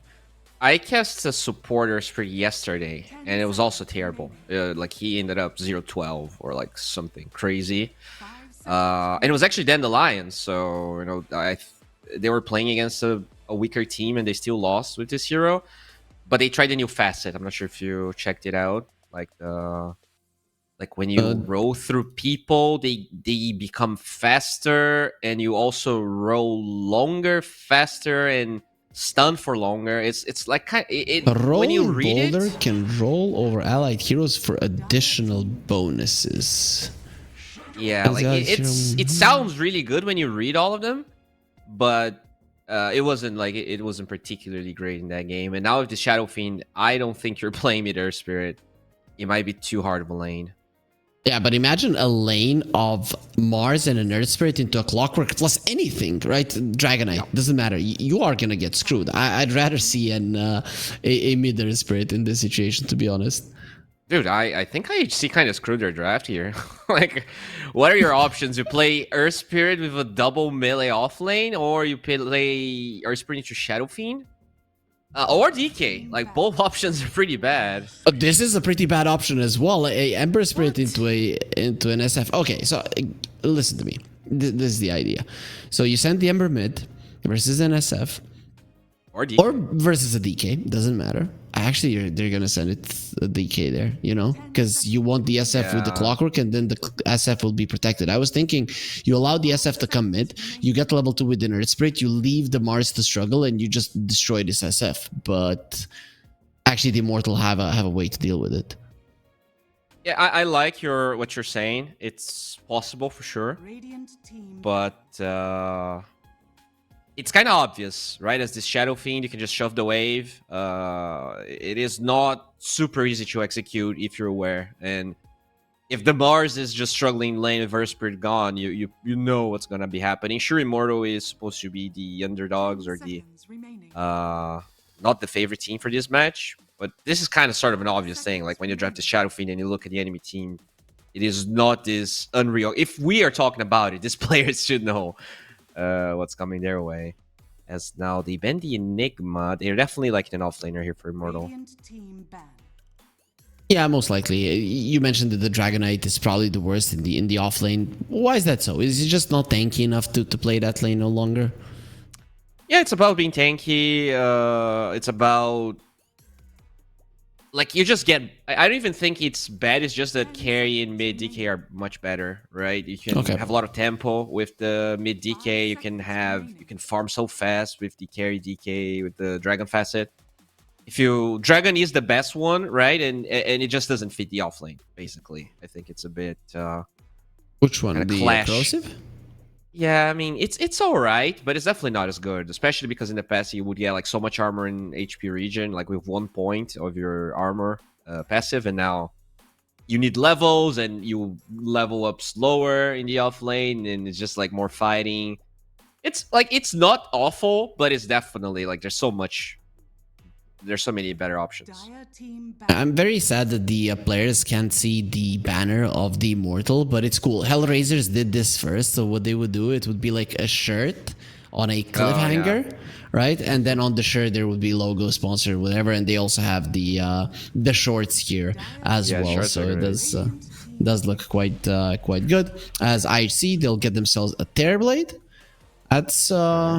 That's okay, but there is magical burst for him. There's ways to catch him. There's ways to initiate on him, even when he's pushing. Today we saw a support Terrorblade, but this is a core 100%. Yeah, I mean, I don't hate IHC's draft, but conceptually, there's a lot of things that they went for that I am not that happy with. So, if they win this game, I think it's going to be out of sheer outplay, outskill, because I actually do kind of dig what Immortal has. Right now, to me, you either go for like this Crimson Guard type hero that will nullify a lot of the early Terrorblade and Ember Spirit damage, or you go for something that helps you kill this Terrorblade, so some actual burst damage offlaner. Oh, that's exactly that type of hero. I have and dual it's also Hookshot, Dispel. Hoodwink, DK Blink. It's a Dispel as well. I'm kind of crazy that I'm saying this, but I like this Legion Commander pick, and it's been a while. I love it. I've yesterday I actually made Ultimo cast a game where there was a good DLC pick and it won, right? And this is an even better one, right? Especially because this spell versus the Jakiro Terrorblade in lane, then you have the Ember Spirit and the Earth Spirit, who both of these heroes rely on their spells not getting dispelled, and you have that. It does look really good for the Immortal. So this is gonna be a Soul Fragment Terrorblade. So he's gonna be playing with low HP, very scary against Legion Commander with Stonehall Plate. Shadowfiend going for Shadowmire, despite all the nerfs. I thought that maybe he was gonna go for the other one. Earth Spirit playing. Oh, so it is a support Earth Spirit going for the Ready to Roll Facet, which in paper sounds amazing. We'll see if it's going to be a better one this game. Corrosive Dragon on the DK though. Interesting. Oh, he's a mid lane DK, right? Yeah. Huh. Well, that makes sense, right? You're laning versus an Ember. You want the Corrosive Dragon. You want the minus armor. You want to be able to push towers. Yeah. I mean, I've seen a lot of Fire Dragon even in the mid lane, but sure. I think it's nice. You know, it's going to give them a little bit of momentum taking those early towers. I am definitely siding with the Immortal here. Also, I like that you were mentioning the Earth Spirit facet. I think when your facet relies on your teammates doing something as well, I mean, any of your spells, that is a problem, right? You know, there's always mistakes with hook shot and hook from the Pudge. Imagine it is like, guys, get together so that I can buff you. Nobody cares, man. We have our own thing to do. So, or that my role is better. So let's get ourselves into the game, see how this is actually gonna work. Yeah, I mean, if it had like intermediary bonuses when you don't roll over them, but it was still better than the old Earth Spirit, I could kind of get around this one. But it is definitely a bit weird. Maybe it's just a question of adapting to this one, right? Like when you think about it, it might kind of change how you normally play this hero. It might take a while for the players to fully realize how to use this. What a distance multiplier with an allied hero 2.5. Is that 2.5 times? Yeah. Yep. Yeah, so wait, you roll forever? And it's the same, like the speed is so much faster that it's pretty much it's the same speed basically, because you're rolling like a freaking Beyblade. I don't know. So you don't even have to put the remnant, right? You don't have to put the stones. You just go through your teammates and you roll forever. Yes, but if you roll with a rock, it's even worse. Yeah, it's even better. Yeah, it makes sense. Yeah. Okay, it sounds cool. As you said, on paper, it sounds cool. I don't know how well it's gonna work, but it is gonna be definitely fun to see. Also, I think this is a facet that we're gonna see a lot of people losing with, and we're gonna maybe think it's bad, but in like 2 weeks, 3 weeks, maybe at TI, it's gonna be the best one, because I feel like there's especially if maybe they'll change something with an A or B patch. That's when I assume we're gonna get at a good point, because it's at least something that makes sense. Because let's be honest, that other Earth Spirit facet is just garbage. I just hate that other one. Yeah, it's weird. It changes the concept of the hero, and you become a bit of a different. It's weird, yeah. But you still have the third one with the damage, right? For a core Earth Spirit, that one is nice. That one's pretty good. The problem was that there was no good facet for support, because I think even the other one that we said is not good, I think it was actually better for core Spirit regardless. Yep, that is true. This is definitely a support one. Meanwhile, top lane, Ace is trying to be annoying to the Legion Commander before that press the attack comes out. You might even get Moment of Courage on level 2, to be honest, just because it's such a good spell. But we'll see what he decides to do. That's why in level 1 here I see they're trying their best to just apply as much pressure as possible. I wonder what the build's gonna be here for this Legion Commander, because you have a lot of incentives to go Blade Mail, but even with just a blink, if you have this Hoodwink with you, you might just be able to kill anyone. You have Hook Shot, you have Sharpshooter, a lot of high cast range spells. He's probably not gonna go straight up blink, because it's not something we see from a lot of offlaners, but I'm curious. In this game, it's fine because you have a Dragonite. If the Dragonite goes blink, and you have a Clockwork, so you can get away with the Blade Mail. But I have seen Legion Commanders go for a Blade Mail when it's so obvious that your team needs you to blink, and then you don't have it, and then it actually becomes a problem. So I'm looking at an ATF game here. Blade Mail blink. Blade Mail blink, Blade Mail blink, literally every game, with Shard right after the Blade Mail. Interesting. After the blink. What does the Shard do now? It retroactively gives you damage on the duel. So you basically, for every duel that you win, you get the extra 8 damage, and it increases the radius of your overwhelming odds when you're casting it during duel, which is okay. Pretty good. Yeah, like for 1400 gold, there's not a better item, right? Basically. Mid lane, the Ember is actually doing quite well for himself. This is not something that I'm used to. Of course, more points in Worm's Wrath, meaning more problems for the Ember. But usually we see the Dragonite just right off the bat destroy this matchup. And yeah, he got a better block. Like, he basically got the block under his tower, and so he's been like swinging, and that's pretty much it. Like the DK got a bad block, and Ember just benefited greatly from it. Yeah, there's some of these matchups where you're actually pretty happy when when it starts swinging left and right, and it's usually when you're in the losing matchup, right? So yeah, exactly. It is going to be benefiting him. Plus, Ember Spirit has very, very good animation, so he's going to be able to farm quite nicely under the tower. Like the DK can go under the tower and like try to out deny you, but then he only gets like to Dragon Tail deny one creep, and even if he tries to do that, maybe the Ember learns chains, and then like you're under tower taking damage. It's tricky. Like you can try and pressure even with a bad block, but you know there is risks associated with it. Now the lane will be equalized in terms of it. The He's already creeps heading are levels, right? He's already Yep. pretty happy. Yep, he is. I think he did this job, right? And we talked about just how strong the Ember Spirit is. And even though you saw the Dragonite as the one that should dissuade this pick, are you happy did an amazing job? For sure. Yeah, like he's already smiling, for sure. Just, the hardest part of the matchup is already done. Now with like 2 levels of Flame Guard, even if it starts to get hard, you can stack for yourself, you can jungle. There's a lot of... The problem is when you're level 2 and like you have 4 CS against the 79s of the DK. It's 0-0 in terms of kills. I don't think that today we had a game where there were no kills 3.5 minutes into the game. This reminds me of Eastern Europe, man. And man, the first 7 minutes in Eastern Europe, especially in Division 2 in VPC, were always very, very boring. It's LC on one side and Earth Spirit on the other, right? 2 garbage Q heroes. Like LC can be good sometimes, but I think the TB is like very high armor. You got to be careful about the metamorphosis. So it's not. I think it becomes a really good matchup later on, but it's not necessarily a great matchup in the lane. As, Ren is dying. Oh, Nice bushwhack.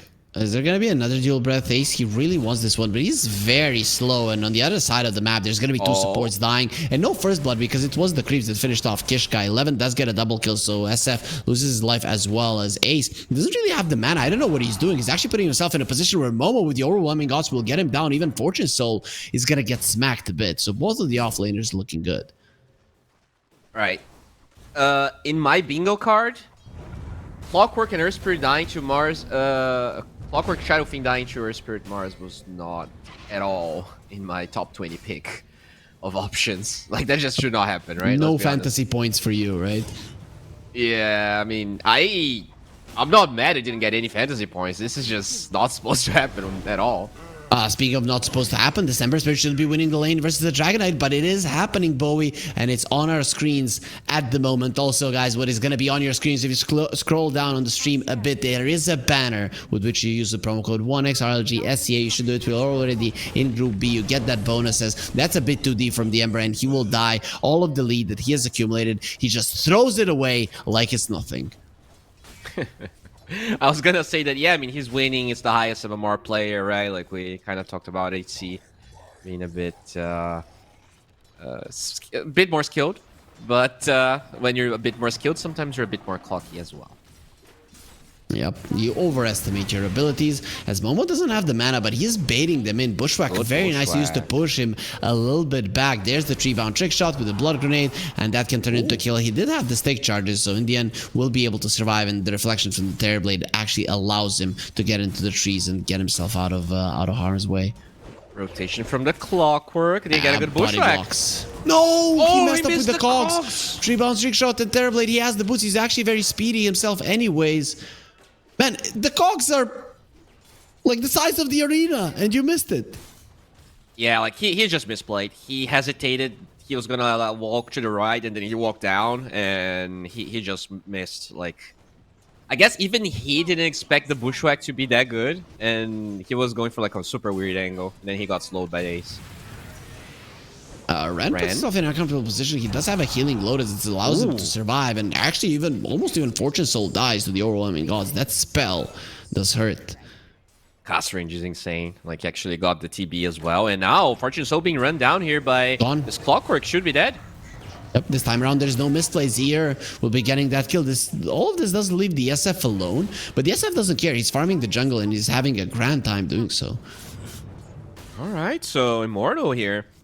Showcasing better Dota than I expected. I'll be honest, this laning stage has been pretty good. I see, you know, let's be honest, their draft is a bit wonky, but despite all of that, I thought that, I guess, you know, even the Ember winning the mid lane, at the end of the day, he dies. This Terrorblade dying as well is kind of unexpected to me before level 6 of the Legion. And now the Legion is actually going to be level 6 before the TB by a pretty good margin, unless... He dies right now, which he probably will. Overwhelming odds. Look at that shield. They can't go through it. The Bushwhack will be amazing. He actually throws it out to fight the Acorn Shot. Almost kills Are You Happy, who will be able to heal up with the bottle and run away with the haste. But overall, Momo is somehow still alive. Reminder that they nerfed that Facet like 3 times, and the shield still looked incredibly strong there. When you connect on 3 heroes, it's just impossible to kill a guy. It's really good. And he did get the Duelist Glove, so he's a dueler. Or yes, she's a dueler. So very happy about that. In Dota 1, used to be a guy riding a horse. Now we have a very strong girl, and as an Arcana, I think this is one of the underrated Arcanas for DLC. Speaking of horses, have you ever found the internet content around like people cleaning hooves? Yes. Have you ever seen that? Dude, yes. that has to be one of the most satisfying things in the whole world. It's so nice to see those hooves being cleaned. Why don't you try it then? Like it's not too hard. Like, cleaning hooves of horses? Like there's no horses here. Like that. Like how do you move around if you have no horses? Usually I just have slaves. They just bring me around. Oh, speaking of, I don't have a good segue for this, but Ivan, he's in a pretty bad spot.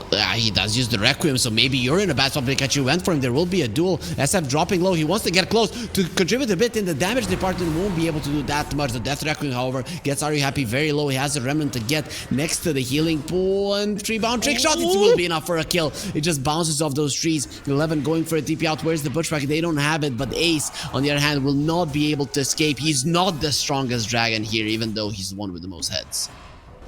Dude, I see this draft is like they still won 2 of their lanes. Like they killed this Shadow Fiend.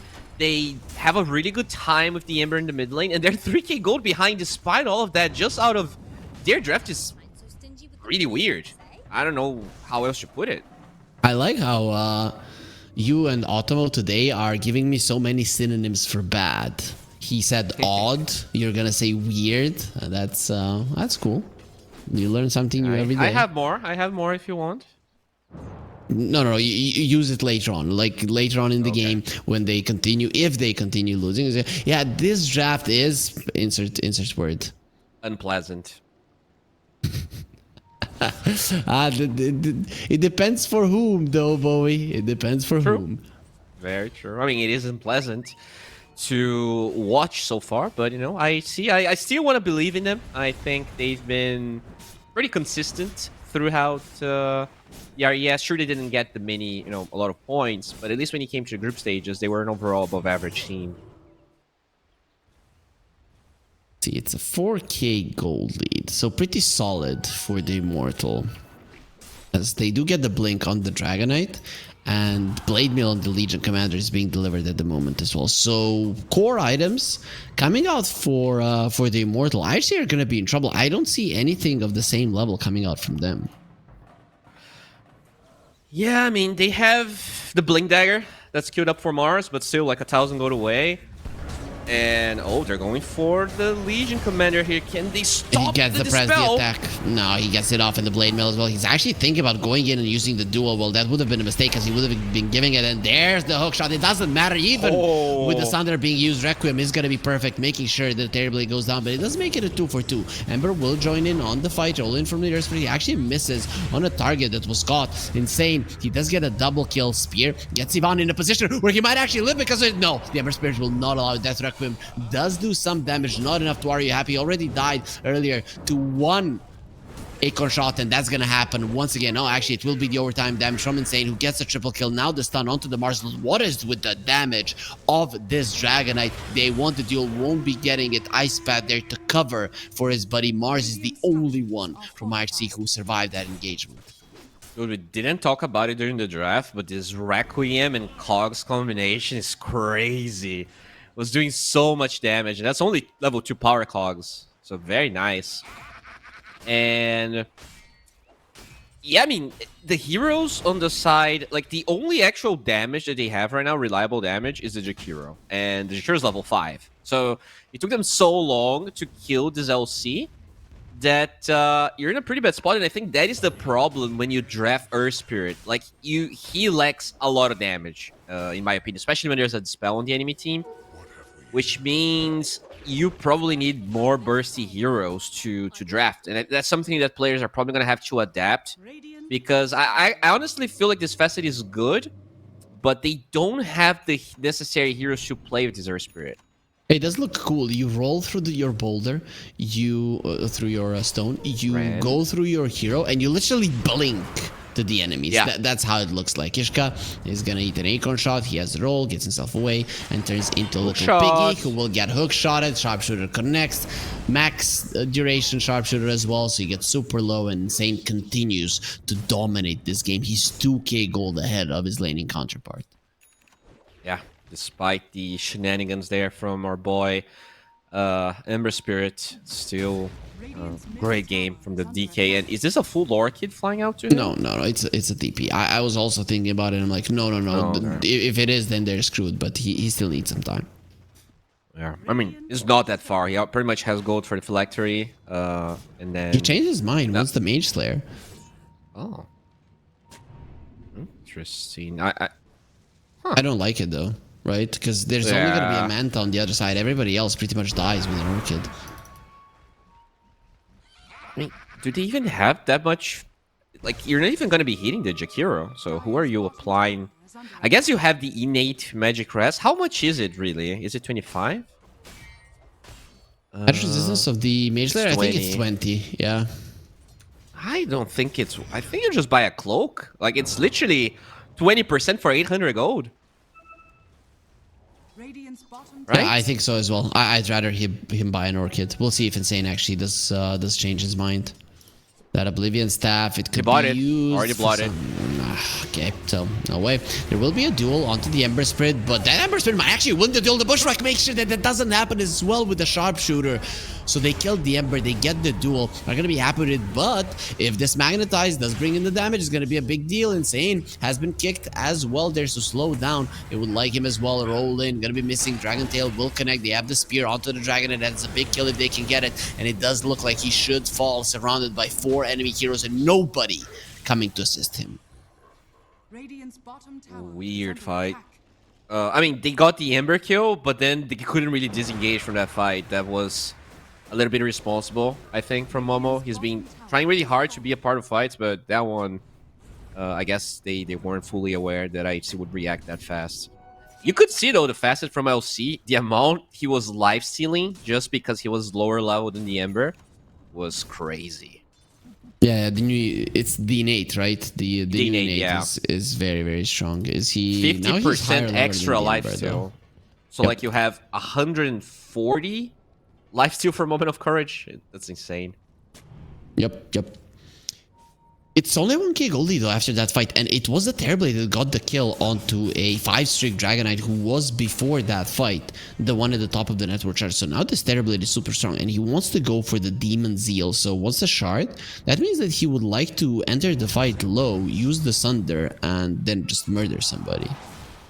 I think it's, I mean, yes, but it's also about getting the HP regen, right? Because when you get the Demon Zeal, you just regen out of casting your own illusion with this facet.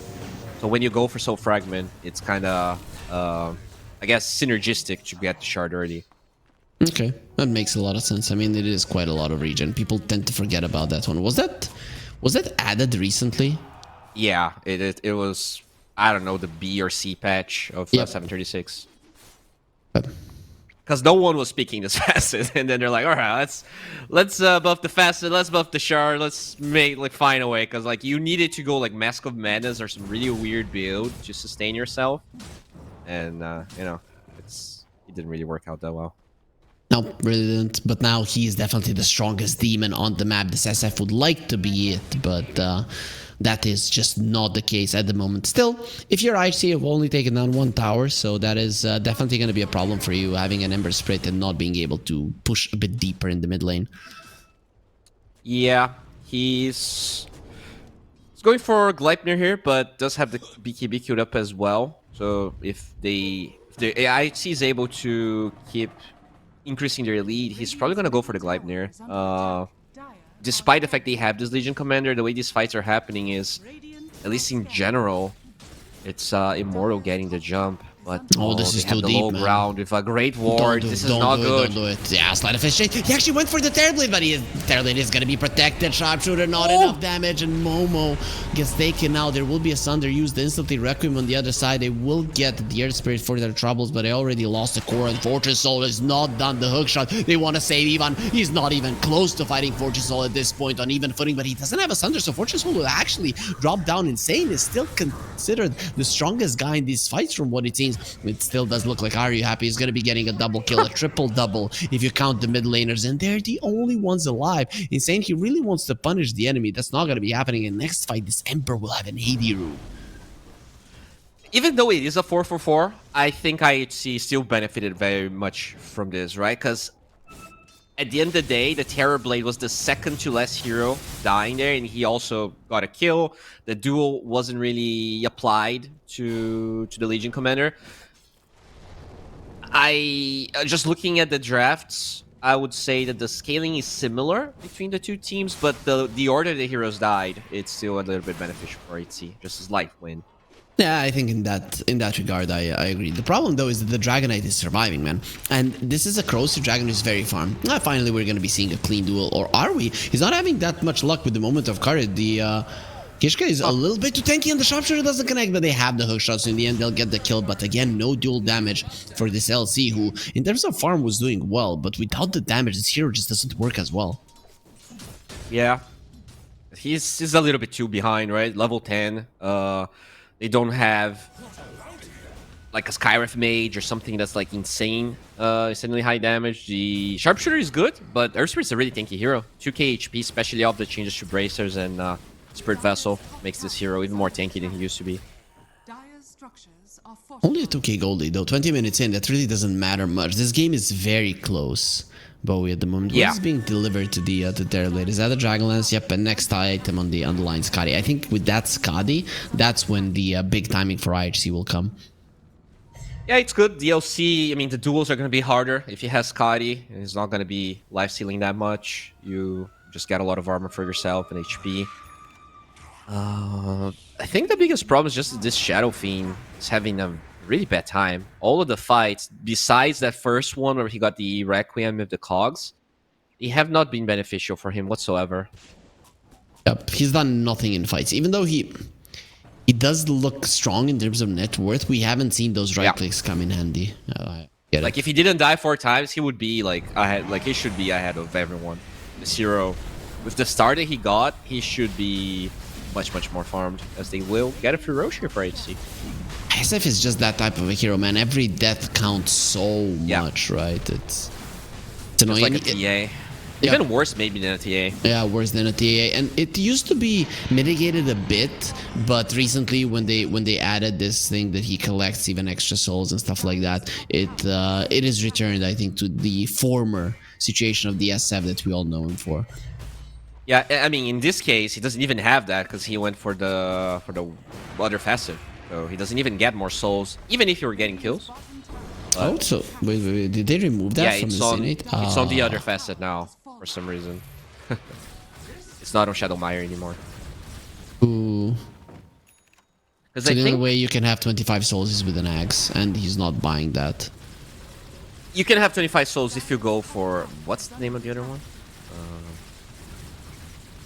No, I'm saying if you buy the axe, if you get the other one, you can have 1 billion souls if you want. But Lasting Presence, when you have Lasting Presence, it doesn't say, but you get more souls. Okay. Yeah, like if you ult on Lasting Presence, it will tell you that Necromastery gives you 1 soul per kill. Smoke from the Immortal. They know that the enemies have the Sagas and they would like to do something about it, but nobody is going to be caught. IHC are still... They're still the favorites in the series, right? And in terms of movements, they have been very good, at least at dodging the enemies. Yeah, I mean, not only dodging, but also like that one fight where the Ember and the DK survived. Surprisingly, it was an even fight for Immortal, but to me, the fight should have been like a 5-0 because you have the entire high ground. Legion Commander jumps blind, doesn't kill anyone. You get a Sunder out of it, but this DK was very farmed. I think the way that pretty much Insane has been playing. It's been a while since I've seen a DK do this well. Like in fights, I think he's been very consistent. But to me, that's a fight that they forced on Immortal that a good team would have probably not forced. Like, your smoke breaks from the low ground. I don't think you blink like that when you're, like, even in net worth pretty much. Yeah, Dragon Knight I think he has had a very good targeting in these fights. And this is a smoke while the enemies are killing a Tormentor. This could be very, very dangerous. But mid lane pushed in, top lane pushed in. This is not so easy to read from the Immortal. It gets pinged out. But they're in a pretty safe position against the Shadow Fiend. Yeah, everyone kind of aware of the smoke, it looks like. Dragon Knight has a 9-second BKB as well, so he's even more powerful than what we were used to in the previous fights. I'm surprised. He went for a very defensive build considering his snowballing this hard. Maybe this could eventually hurt him. This is taking some time to bring down the clock. He has the Glimmer Cape, tries to get away with the hookshot, and actually will be successful. Even with all of that overtime damage, it's not going to be enough. What did he hookshot to? I think it was a Shadow Fiend. I think he was there. Wow, there was no one. No one was there. No creeps, no shadow, no nothing. I think. Oh. I was not looking, but I think the Shadow Fiend. No. Sure you can't? Yeah, I don't know. I haven't started to doubt everything. And Maybe he hookshot it to his spot. own... You almost died here and you just come back. Definition of insanity, my friend. Okay. So, Age is still up for 1 minute 30. Kind of hard for HC to force this without popping meta. And they've been pretty chill. I think you would like to do this with your Skadi up, but your Skadi will be up when the Age is pretty much expiring. I think that's what they were gunning for, right? This wasn't really an Aegis that they took to make something happen, because they gave it to the Ember Spirit. So it was mostly for some play, some poke, some time created, and, well, Terrorblade will have it fairly soon. I mean, ideally, would love to eventually force something, but they didn't get to farm as fast as they want. Oh, wow. I actually forgot the Skadi recipe is this expensive. 1,300 gold is crazy. Yep, I think the Skadi is the same price as what it used to be, but it used to be 2 ultimate orbs of 2,150. Yeah. Now it's this one from 2,800. I always forget it. It's just the item that was forever the same price, or maybe it was 2,100 instead of 2,150. Yeah, I think it had the 2 prices. Like, they changed it at some point. It is more valuable per gold than it used to be, right? Because it was 2k gold for 10, and now it's 2,800 for 15. But the fact that you can only have one does make in your inventory you have less stuff until you finish it, as Ace will be finished by Insane. They didn't even jump to get the duel. LC wants something else. Momo is already kind of struggling in terms of Dude, he has duel 10 damage. duel. He's so sad. Yep. We were so happy about this LC pick, but it really didn't pan out for him. Nope, got nothing. Imagine now, even if you buy a shard, it kind of sucks. Like, I'm gonna double my damage, right? You're gonna have 18. For 1,400 gold. Definitely not ideal. But, I mean, he did finish a BKB, and his lots are kind of capped out, so maybe, unfortunately, that's the best he can get. Like, I don't think you want to sell this Bracer after minute 25 right now, and I guess the Wand is a decent sell, but in general, pro players just love Wand, right? They Dude, are you just convincing me that spending 1,400 gold for 8 damage is good? What else would he get, bro? Yeah, sure, boy. I don't know. Shadowblade? No. I know what you mean, but what? Like, you would have to sell something as the duo is on the Jakiro. He never gets a duo. There we go. He got it. And the kick just didn't come out in time. He actually popped the BKB. Clockwork in a little bit of trouble. He does have the Glimmer Cape that's keeping him alive a little bit longer. Actually uses the hook shot into both of the heroes. Now they're looking towards the Terrorblade, trying to finish him off. Intruder is there. He needs to sunder something. Maybe his own illusion. No, he doesn't need to sunder anything because he's gonna murder anybody who could touch him. There will be chains onto the LC. No press attack at the moment. He's gonna sunder his own illusion, get the HP necessary to go forward as well. That shield is not gonna be enough when Fortune Soul starts smashing onto it. And IHC just showing why they are the favorites in the game. Now, that is an interesting part of this Terrorblade, right? Because on one hand, you are a bit more scared when you're farming because you're always a little bit low HP out of casting Conjure Image. But in a fight, you can just sunder your own illusion and feel pretty happy. So we saw like at least 2 fights where he gets to sunder his own illusion and be pretty happy about it. Yeah, I think this facet is starting to look pretty decent. Pretty good. Yeah, I like it. That's yesterday what I talked to Ultimo about as well. About you always having a sunder target with this hero now, because your illusion is always full HP. It's just easy. You don't have to call for your teammates. Yeah, I need a sunder target. No. You conjure an image and you get full HP. Yeah, exactly. Very nice for Fortune Soul. 5-3. Even in a game where I was actually pretty scared for him, you know, there's a lot of catch and scary heroes to play against, but unfortunately for Momo, he hasn't really. I mean, dude, he's building a pipe. He accepted his fate. He's a dual bot and a support now.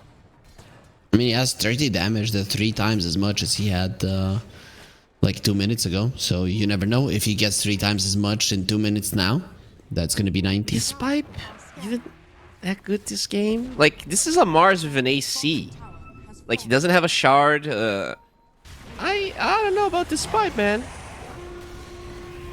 Yeah, it's a mediocre pipe game. Rolling Thunder, there was a Requiem being used already as the Ember Spirit decided the cogs. They have all of their BKBs. They don't really care. Ice Path is going to be great. Arena even better. Ivan is going to get to the high ground, but everybody is dying insane now. He sees what's happening. It doesn't matter. You cannot TP next to this Terrorblade. It's too much damage. That is an optimistic TP that will actually connect. But is it really even worth to survive at this point?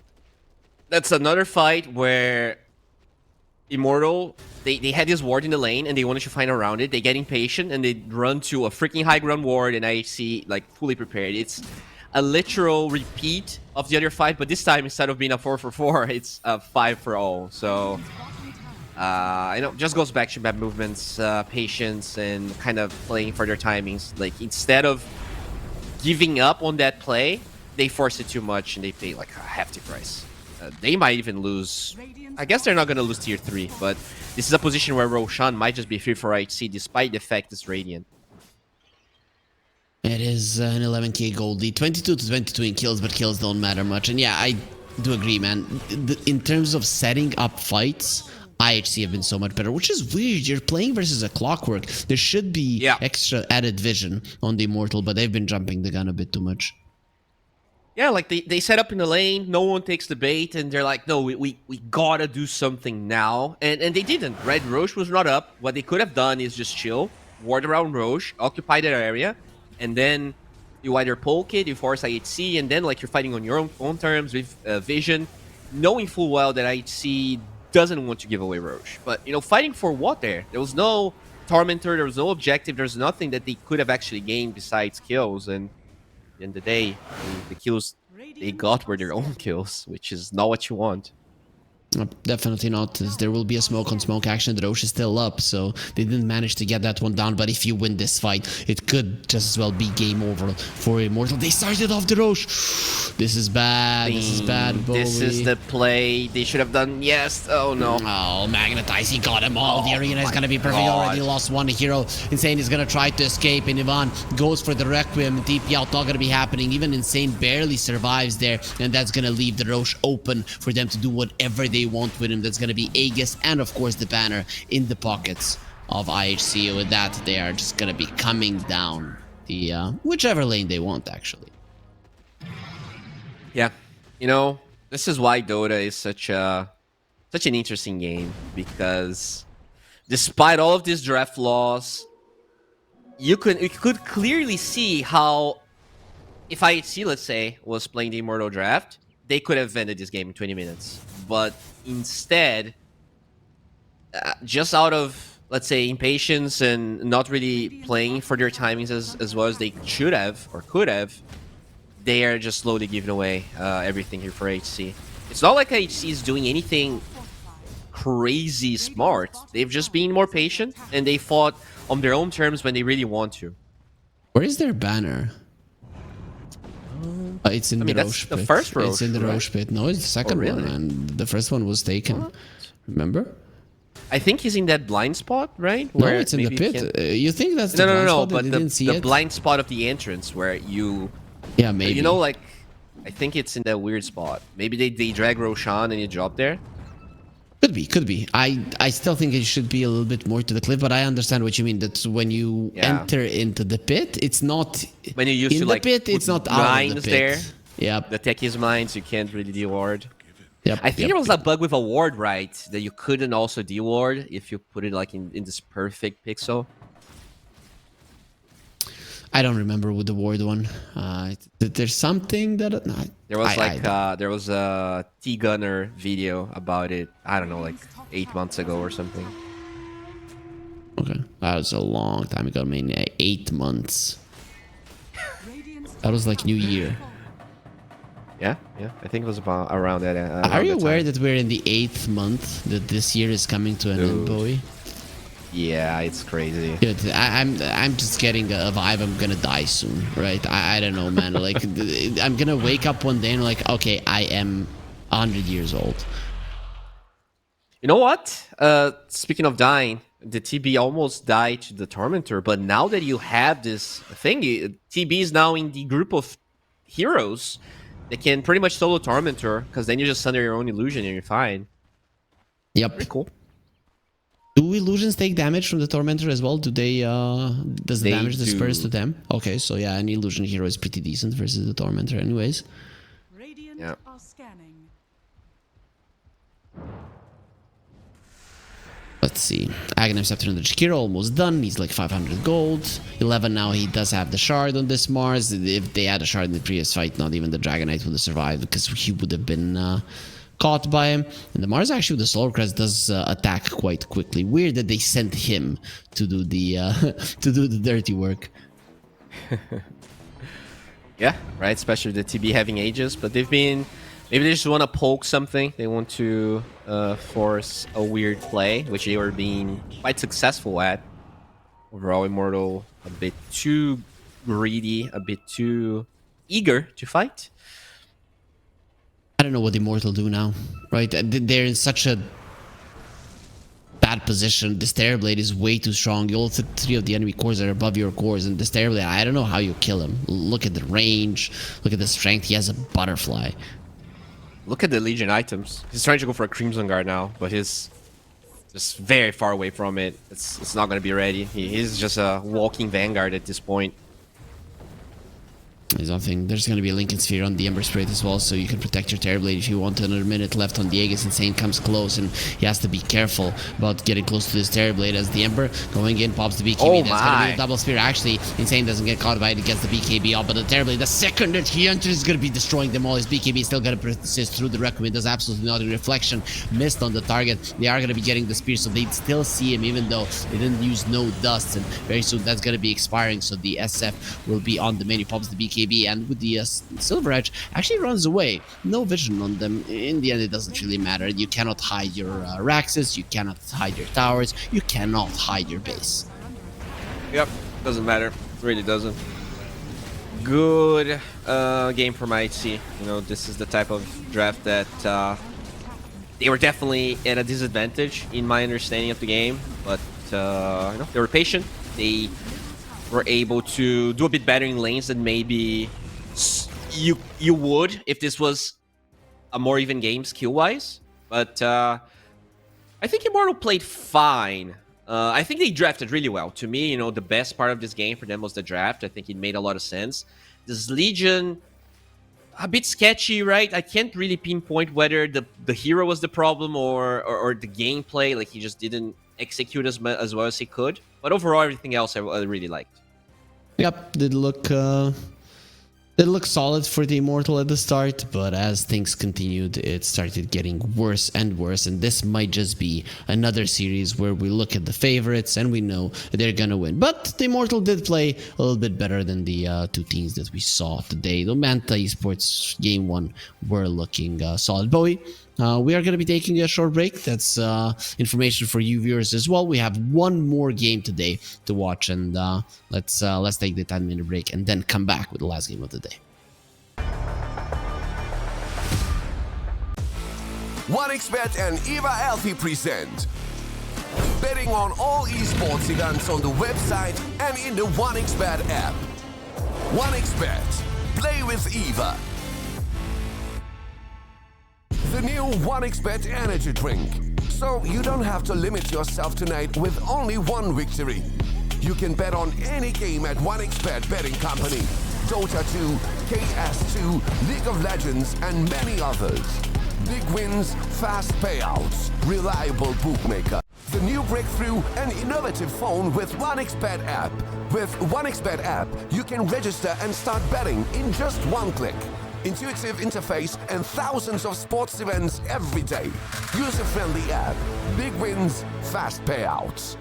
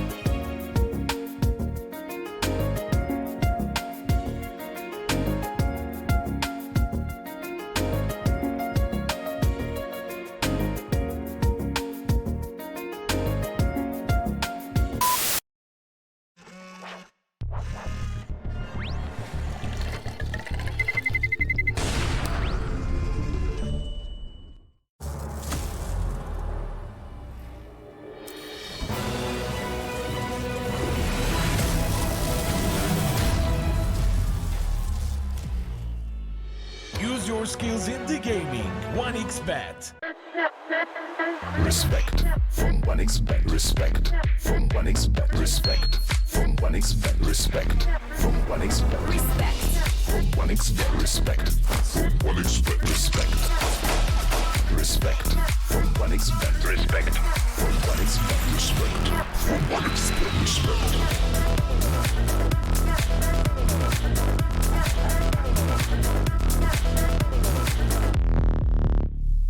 Hello, son. Hi, Mom. Pretty girl. This is Eva. Nice to meet you. Thank you very much. Your dad's just making his favorite dinner. It's duck. Come on inside. They're all probably too gruesome to tell you while you're eating at the table.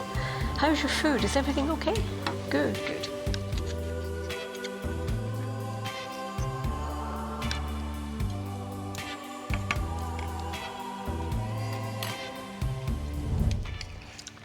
You seem to know each other. Yeah.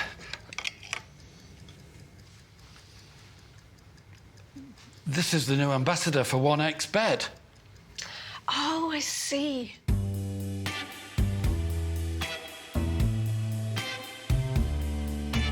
Everyone felt good when Eva Elfie became the new ambassador of 1xBet.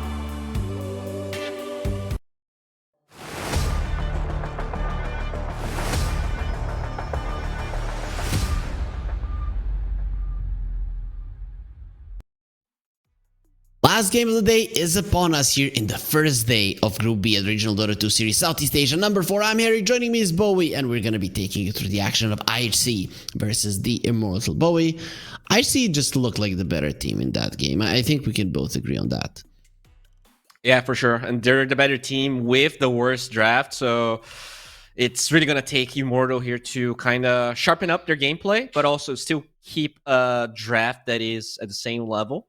Maybe the LC was arguably a hero they could have maybe done a bit different with. But, I want to believe. Because at least, like, the game was quite even for the first 20 minutes. There were a couple of really bad fights that they took. But if they're aware of what they did, hopefully, at least this game can extend, get to more spicy moments so that, we get to guess a bit more. Right? This is my only series. I want it to be a bit longer. I'm not going to lie. So, Bowie, you always say you want to believe. Are you a religious person yourself? Because I'm not, but maybe it's my faith. mom used to be very religious, so maybe it's just her. You just even if you don't, even if you're not something, your you DNA kind of is live with believing. it. Yeah. Okay. I get it. maybe. I get it. That's fine. So the Immortal, they're gonna ban out the Monkey King.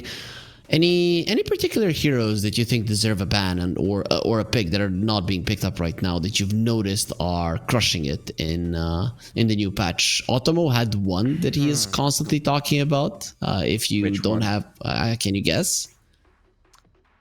Well, the one that I've seen banned first phase actually recently is Medusa, but I'm not sure if that's the one he was talking about. That's not the one that he was talking about. It's let me help you. It's a hero that got a new facet. There's so many. Visage. I don't know. Death Prophet. He cannot stop yapping about the Death Prophet. I think people are overrating that one, to be completely honest. Like, it's good. It's good, don't get me wrong. But, like, the stats are all right. So far, I was not, like, incredibly impressed with it. There's a lot of potential, but I don't think we're there yet. There is a remake that's gonna be happening. Oh, okay.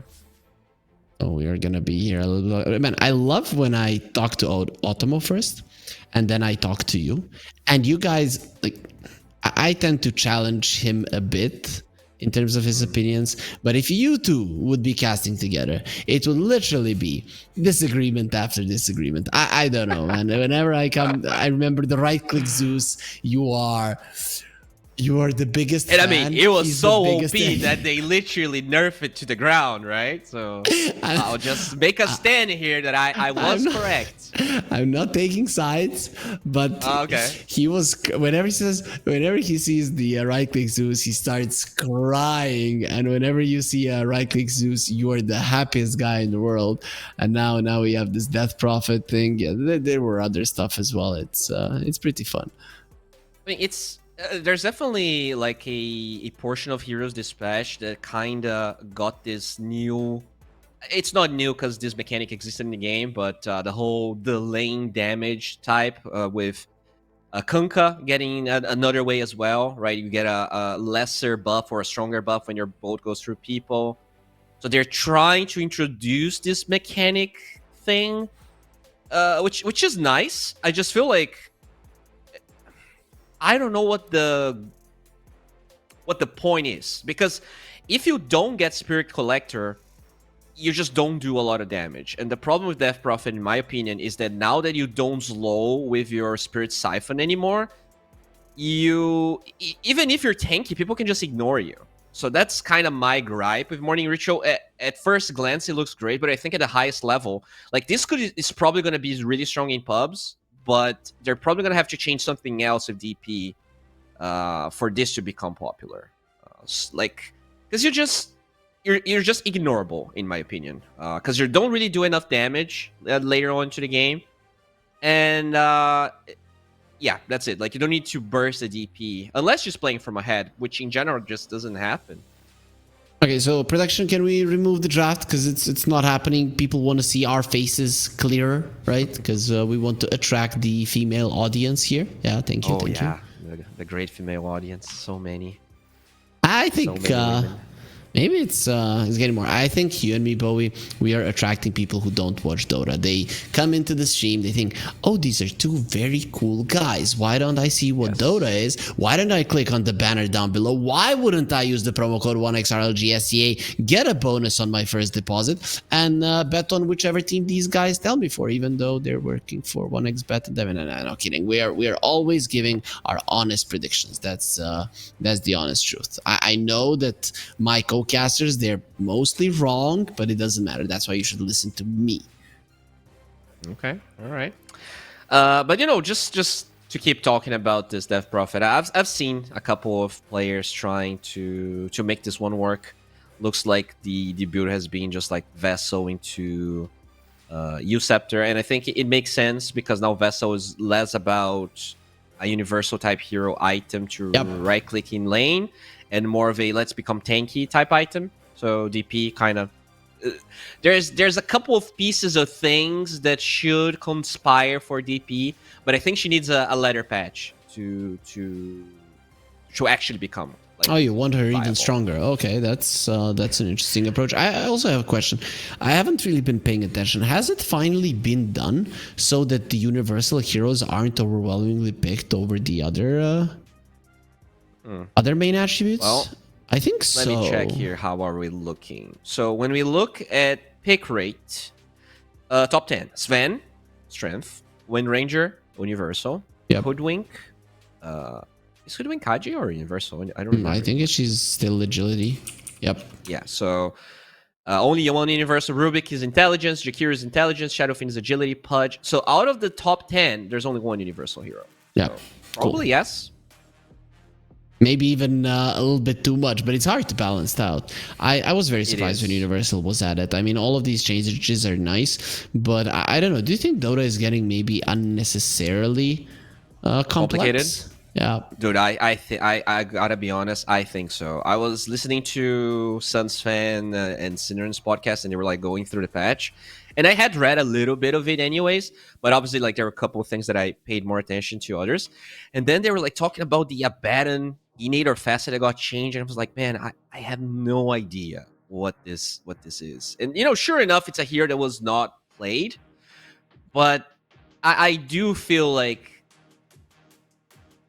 there's a limit, to how much we can remember. Like, even though it's these players' professions to be really good at this game, sometimes, even though we kind of simplified some aspects, it feels like we're just adding a ton of stuff that doesn't necessarily make the game more fun. So I think we already have a lot of complexity. Hopefully, the facets and we might be able Complexity to add stuff has in a been out of different... the scene for quite some time, right? They haven't been Yeah. in Dota. Yep. Good. We need more Great complexity, joke, man. bro. This is tough.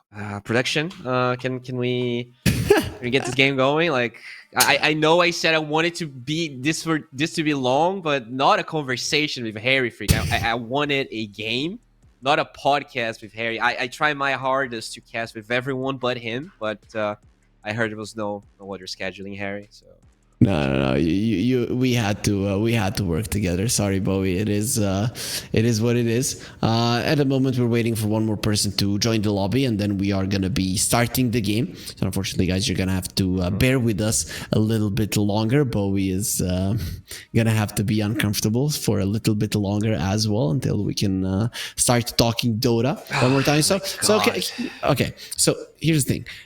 Can you, since for the viewers that don't know about it, and maybe for some co-caster of yours, can you explain the Abaddon Innate?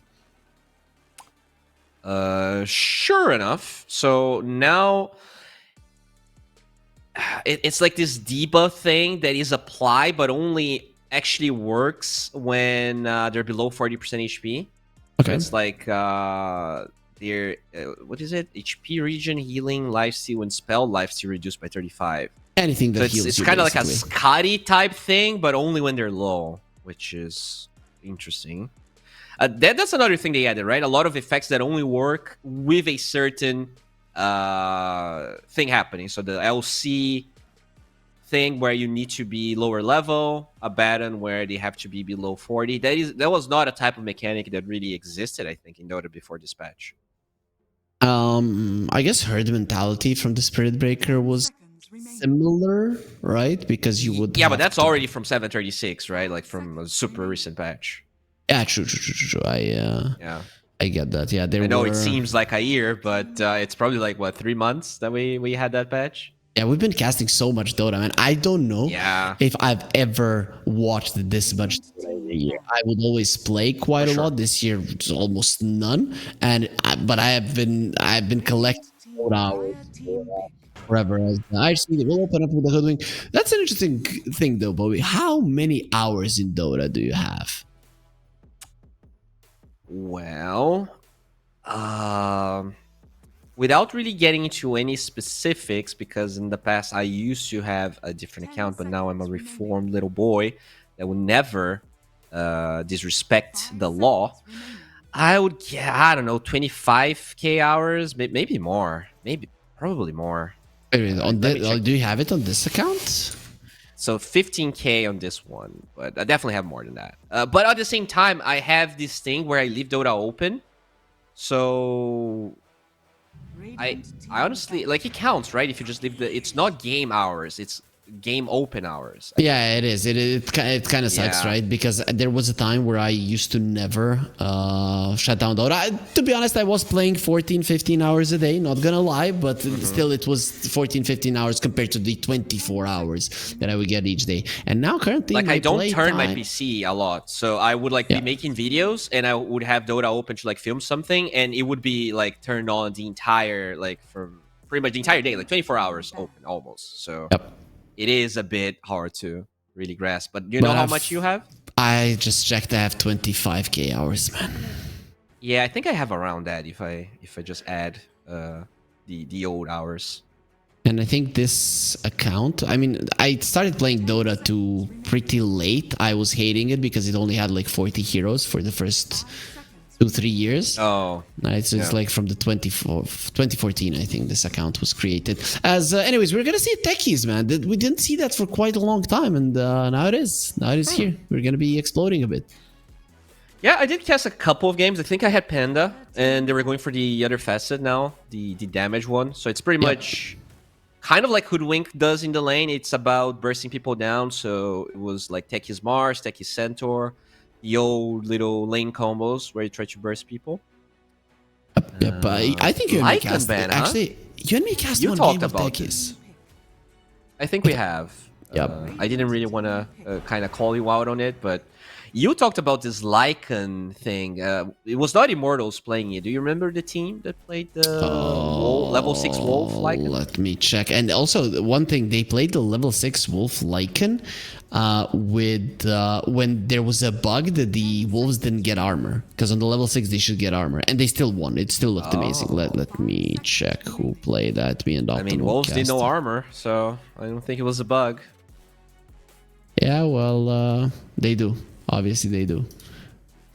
Wait. Was it on the first day? There's no way. Did I even cast on the first day? I did. I can't find the game. I don't. It was know. the last day of the Group A, I think. I have to Really? guess. Yesterday? Yeah. Yesterday was the last day of Group A.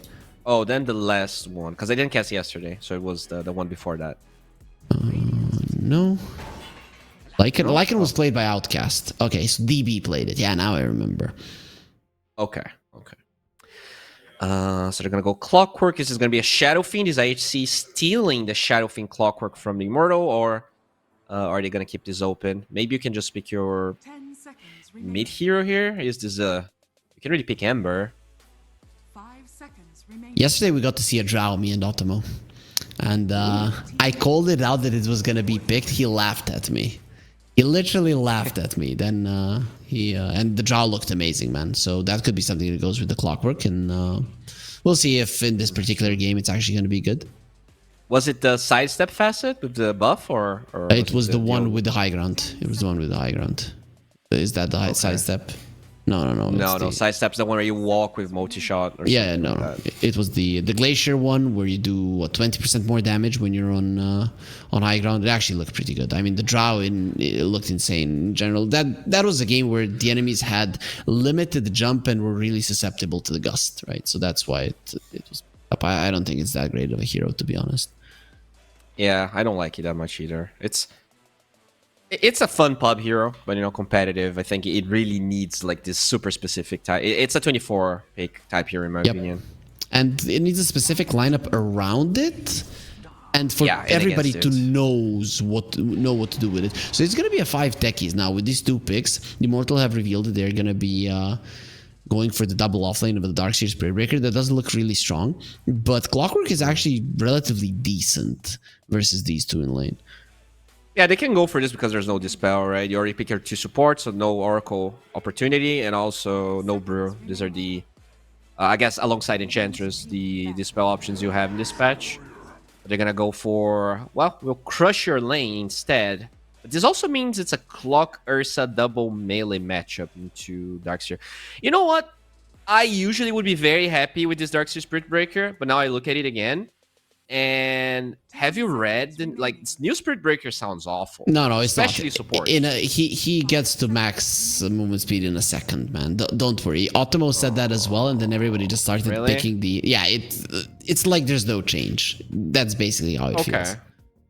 Okay, because I read that. I mean, they don't say how much time until you accelerate, but I read it and I was like, that looks awful. Yeah, but I guess he with accelerates Darkseer, pretty speedy. most melee heroes are happy anyways. Plus, you have the surge, right? So you don't need to accelerate that much at the start. He surges you, then you charge, and it's going to be fine. But here's a pick, I really love it here, right? It should lane well versus the Darkseer, at least for the first couple of levels. And it is a great counter to the Dragonite later on. You don't care about the Ursa Illusion whatsoever. It does absolutely nothing. So does look like a really good pick for IHC. I like it. I think it's a much better draft from IHC as well. In terms of lane pairings. This Pango, we're assuming it's mid, but there is a little bit of flex to the off lane, so that's kind of what they're working for. But at the end of the day, it's a 23 pick for IHC. The best they can do is get like a Wind Ranger type hero, something that flexes to both lanes. We'll see if that's what they're gonna go. Immortal now banning Underlord. So is this like a Terrorblade type game, or is the Underlord just too good against the illusions of the Darkseer and the SB? What about a Morphling? Yeah, versus the Ursa, it's sometimes risky to go that route. Morphling. I mean, it's all right. They don't have a lot of lockdown. I like the waveform against the Cogs. You know, you don't benefit from the Iron Shell that much, though. That's the only gripe. It's Let's go. Anti-Mage Gaming? No, It's versus really bad an against Ursa? though. Versus an Ursa? Yeah, No. it's really bad. It's so good in lane though. Like you crush the Pango, you're supposed to be really good against Storm with the new eggs. Honestly, I'm not even sure if that eggs is good, but it's good against this like tanky, full of mana type heroes.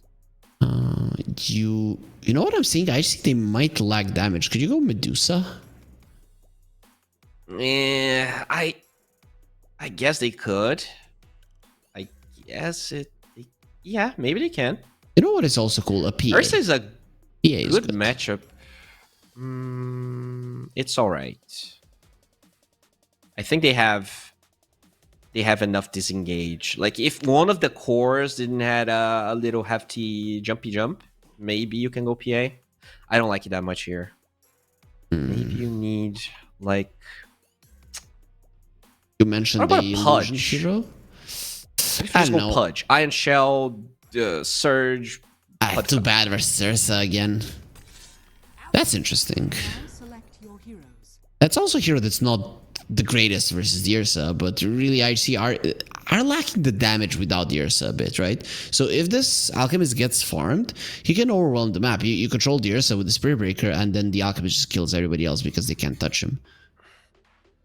I like the Alch. I think it's a way to kill the Storm, right? He just cannot react to a Blink Concoction, and in general, if you get a max Concoction on Storm with any other follow-up, you're gonna kill him. He's tanky enough to survive these initiating type heroes. The lane should be fine.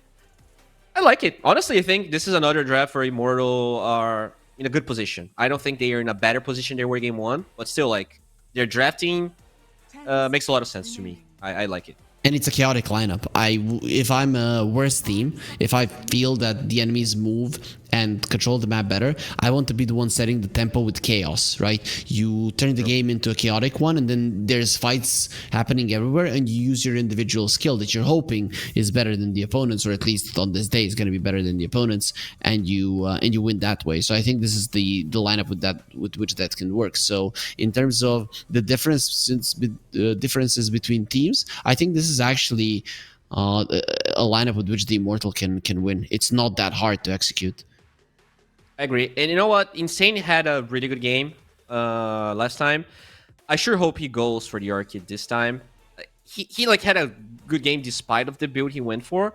But I think against the Storm, like if he actually gets a good timing on the Orchid and you have the follow-up of the Spirit Breaker, you can really like set up a great tempo where none of these heroes can actually push lanes without showing. I think the Hoodwink's probably the only one. Yep. No, Pango is alright, but like you don't really one-shot the waves without showing.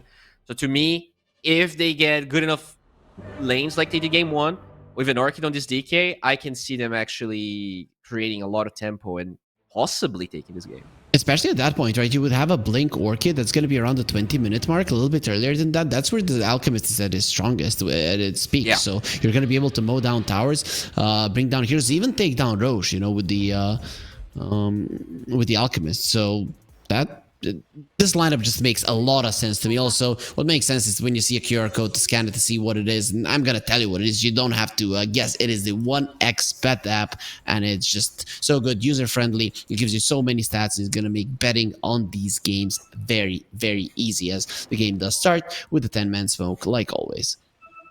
Oh, Insane breaks the smoke, but he walks too much. He's in trouble. Yeah, very much dead. He's just going to get pushed around by the cogs trying to leave. There's going to be so many Fury Swipes on him. He actually goes for the Breathe Fire to reduce the damage. They're trying to give it to Are You Happy? In the end, it will be Kishka that picks it up. He gets pinged out. 11 wanted the kill, and he pinged the Hoodwink that went for the right click. Kishka. You know how this position 4. We kind of talk shit about mid players, but I think low key position 4 players might be the greediest ones out of any single lineup. I think that Yapzor, when he played in Secret, he just made a bad name for position 4s. I agree. It's just the PTSD of Fate Bold Rubik players getting every kill. The 9-0 Rubik when. Like you die twice in the lane because your Rubik was, I don't know, stacking.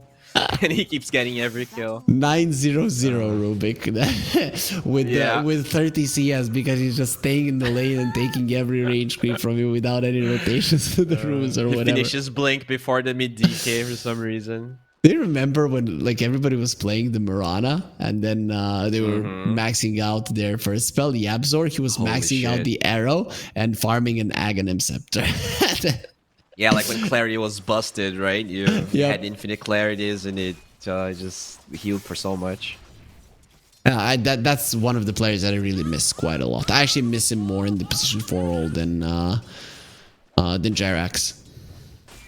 Yeah, I mean, he was very iconic. I thought that, you know, with so many of the players that ended up, let's say, retiring, they always come back. I'm surprised that he didn't. You know, even Saxa, like, he couldn't even make it a year without playing Dota, and he's already tweeting he wants to be back. Dire's courier has been killed. Yeah, well, it is hard when you're that talented and that good to be able to stay away from competitive gaming for a long period of So time. hard to be talented and, you know, win TIs and make tons of money. Such a tough time. You think that's easy? You win a lot of money and then your relatives come over and they say, "Yo, can you give me some?" What you do then? It's not easy. I say it's easy, but I said it probably feels pretty good. Yep, to be, yep. True. You want to maintain. What do you mean? that I mean, feeling as- we both know we are super talented. We just decided to use our Dota talents to bring it to the masses and to Makes people explain happy. the game to them. Yep, exactly. Yeah, and mostly to. No, I want the world to be a better place. So it's I see like charity, you know, to help you cast and make you happy. It's mostly why I cast. Kishka did lose his life. That wasn't the first blood, but that is what the minus armor will give you. Did the techies go for the I'm gonna kill you facet? No, he actually went for the spoon stash. Oh, so he got the stash. Interesting. The mustache? It would be a good name, but no, he went for the stash facet. I haven't been impressed. I'll be watching here to see what exactly he's gonna do with this facet, because in general, I was not impressed with the usage of this. I want to see some backpacking. I want to see some crazy stuff. You know what reminded me of Stash as 2.5 Men. Jake says, "Yo, Uncle Charlie, want to see where I'm growing hairs?" And he's like, "Oh no, not this." It's like, I'm growing a stash, right? So it's that's one of the better jokes. As very nice tree cut there from Ivan, just not for the acorn to be bouncing from it. So how's the mid lane going? Pretty even, I guess, as expected. Storm probably even better than the Ember in this lane. Yep. I guess he doesn't pressure the DK. He doesn't the DK doesn't pressure the Storm as much, and you can even like jungle if you want. This is a matchup where, you know, Storm should win because it's a melee hero and Storm wins versus melee heroes, but then it's a Dragonite who doesn't lose any matchups, basically. Oh, So, Kishka. That again? yep, he's just not having a good time. He's very, very low. They need a couple more hits. He's actually wasting time. As an gonna have a Alchemist, you want concoction. to be hitting creeps. This Alchemist lane is not working out well. It's really bad that he only has 11 CS because he's actually going to stun himself. No. Sticky Bomb does connect. He should still be dead. not a Maybe lot he of can even damage, deny though. himself. He does have one stick Another one. charge. That's not gonna allow him to live. It won't. I mean, he lost so many creeps, bro. His creeps are under tower. He lost 2 waves. 12 CS and he doesn't even get that kill. That is awful. Okay, 11 didn't even get that They kill did either. not. He went for the swashbuckle and then Styx actually left Zier on very, very low HP. And then it was the creeps that got him. Dude, 11 is 13, I guess 10 CS behind a Pangolier. Yeah, this is not a good start. Yep, definitely not a good start, and the odds are reflecting it, right? But still, it is an Alchemist lineup. You can catch back up. Of course, you want your laning stage to be great. Darkseer, he's having a really tough time, man. Those cogs, they burn all of his mana, and without that, you're not going to be able to escape the claws of the Ursa, which is something that you have to do if you want to live. Ace got like 3 kicks in a row on the Darkseer. Yep. I felt pain watching that Darkseer just bounce around.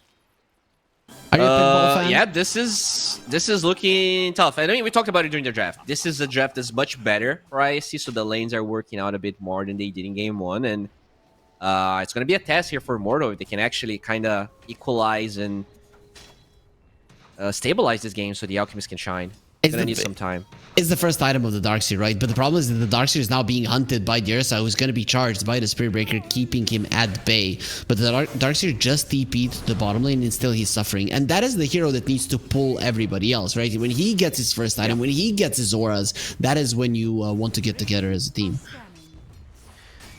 I mean, at the end of the day, all you need on Darkseer is levels, but his CS is struggling. He's already like one level behind the Ursa, and that's a Spirit Breaker that's roaming a lot, so he's getting out denied. And despite being alone, still struggling experience. Yep, all three of the cores are doing really well on the side of IHC, whilst, well, the Immortal, they're suffering on their Darkseer. And even the Alchemist isn't doing that well. I mean, he is behind his laning counterpart, and it is an Alchemist, so you should be able to get more gold. Of course, I mean, he started with 250 more gold, and he's still, like, behind the Ursa. And he gets more gold per CS anyways. It's a really bad start as they seem to be rotating with the Storm. Mom was just having such a bad time. Both of the offlaners just finished off their arcane boots that are going to be spamming quite a lot. Are you happy? He wants to go towards the top lane. They're already being super annoying to Ivan, and he does get the unstable concoction off. Nice charge to the three of them. It's still not going to save his life. They have more than enough mana to kill him. Kishka trying to survive, not going to be happening. Insane does TP in. Rolling Thunder, he just got it, and that Ren Spirit Breaker, he does have a Iron Shell, so they kind of brought even more heroes than we thought. Nice Rolling Thunder from 11. He's going to be keeping Insane at bay. That's going to be perfect. You lose one hero, get three, and you actually forced almost everybody to rotate. Oh, Pango needs to get to the high ground, doesn't do it, has the shield crash to bait him in even further, doesn't get it there. He still has enough of a shield to survive, and another one be able to get out. Nope, breathe fire, not enough. That shield is so broken. I mean, it is a double bracer Pango, so he is obnoxiously tanky. 1200 HP, minute 7. Is that a solo kill, Momo? No way. If he stole their wisdom rune, he did. Dude. Ace, just let it go, man. How can you be that evil?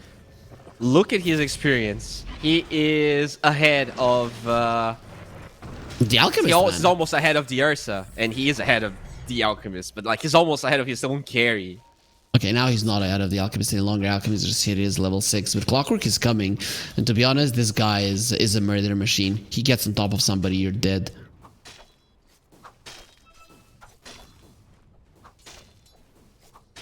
So what now, Bowie? What now when you're 1k gold behind, which is probably a bit more. You know, we should probably be looking at the experience. 300 You need to rush the blink, and Insane is having a good game, so he will be able to get a good timing. And then it's all going to be about the DK play around the Darkseer. And he's coming top with an AD rune. Goodbye, Ace. That is a big kill to get. I think they're underestimating this AD rune on the Dragonite. You need to bail. And you don't want to Rolling Thunder defensively once again. Kishka running into the trees. AD rune? Yeah, he's very dead. Follow up with the unstable concoction. He just needs 2 more hits and we'll get it easily. That's dying bushwhack, which just slows him down. I actually found the Pango. He's getting charged up, so they see him clearly. They're just gonna wait. Rolling Thunder gets it off.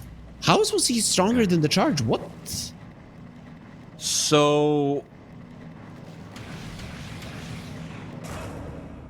is it the You know, there was a game where we cast Pango versus Spirit Breaker that I was going to tell you something and I didn't have the time. So, when you're rolling, the charge is stronger than the Spirit Breaker, than the Pango, for sure. Okay. But after that, if actually you're not charging the Pango, you're charging someone that goes through, you get stunned later.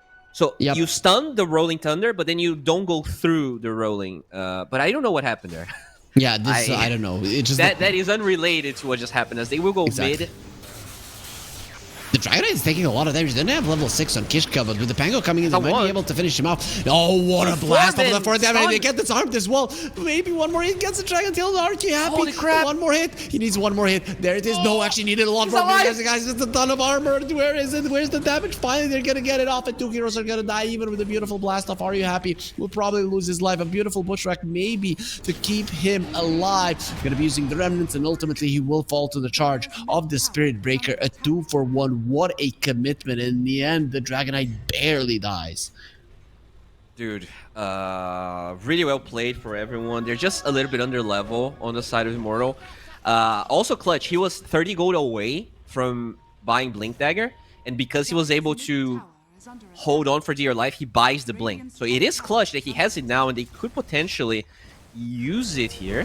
Yep, he's using it to get a solo kill. Cog's usage, he's kicking them. That second one didn't really look that great. Charge, a little bit too late by the Spirit Breaker, so he's probably going to be going down now. Not really sure what the hell he was doing. Let's see if they can kill the Dragon Knight. Not really, but Ace will get exploded there. Backline by the tech is insane. Of course, with his overtime damage, he gets double.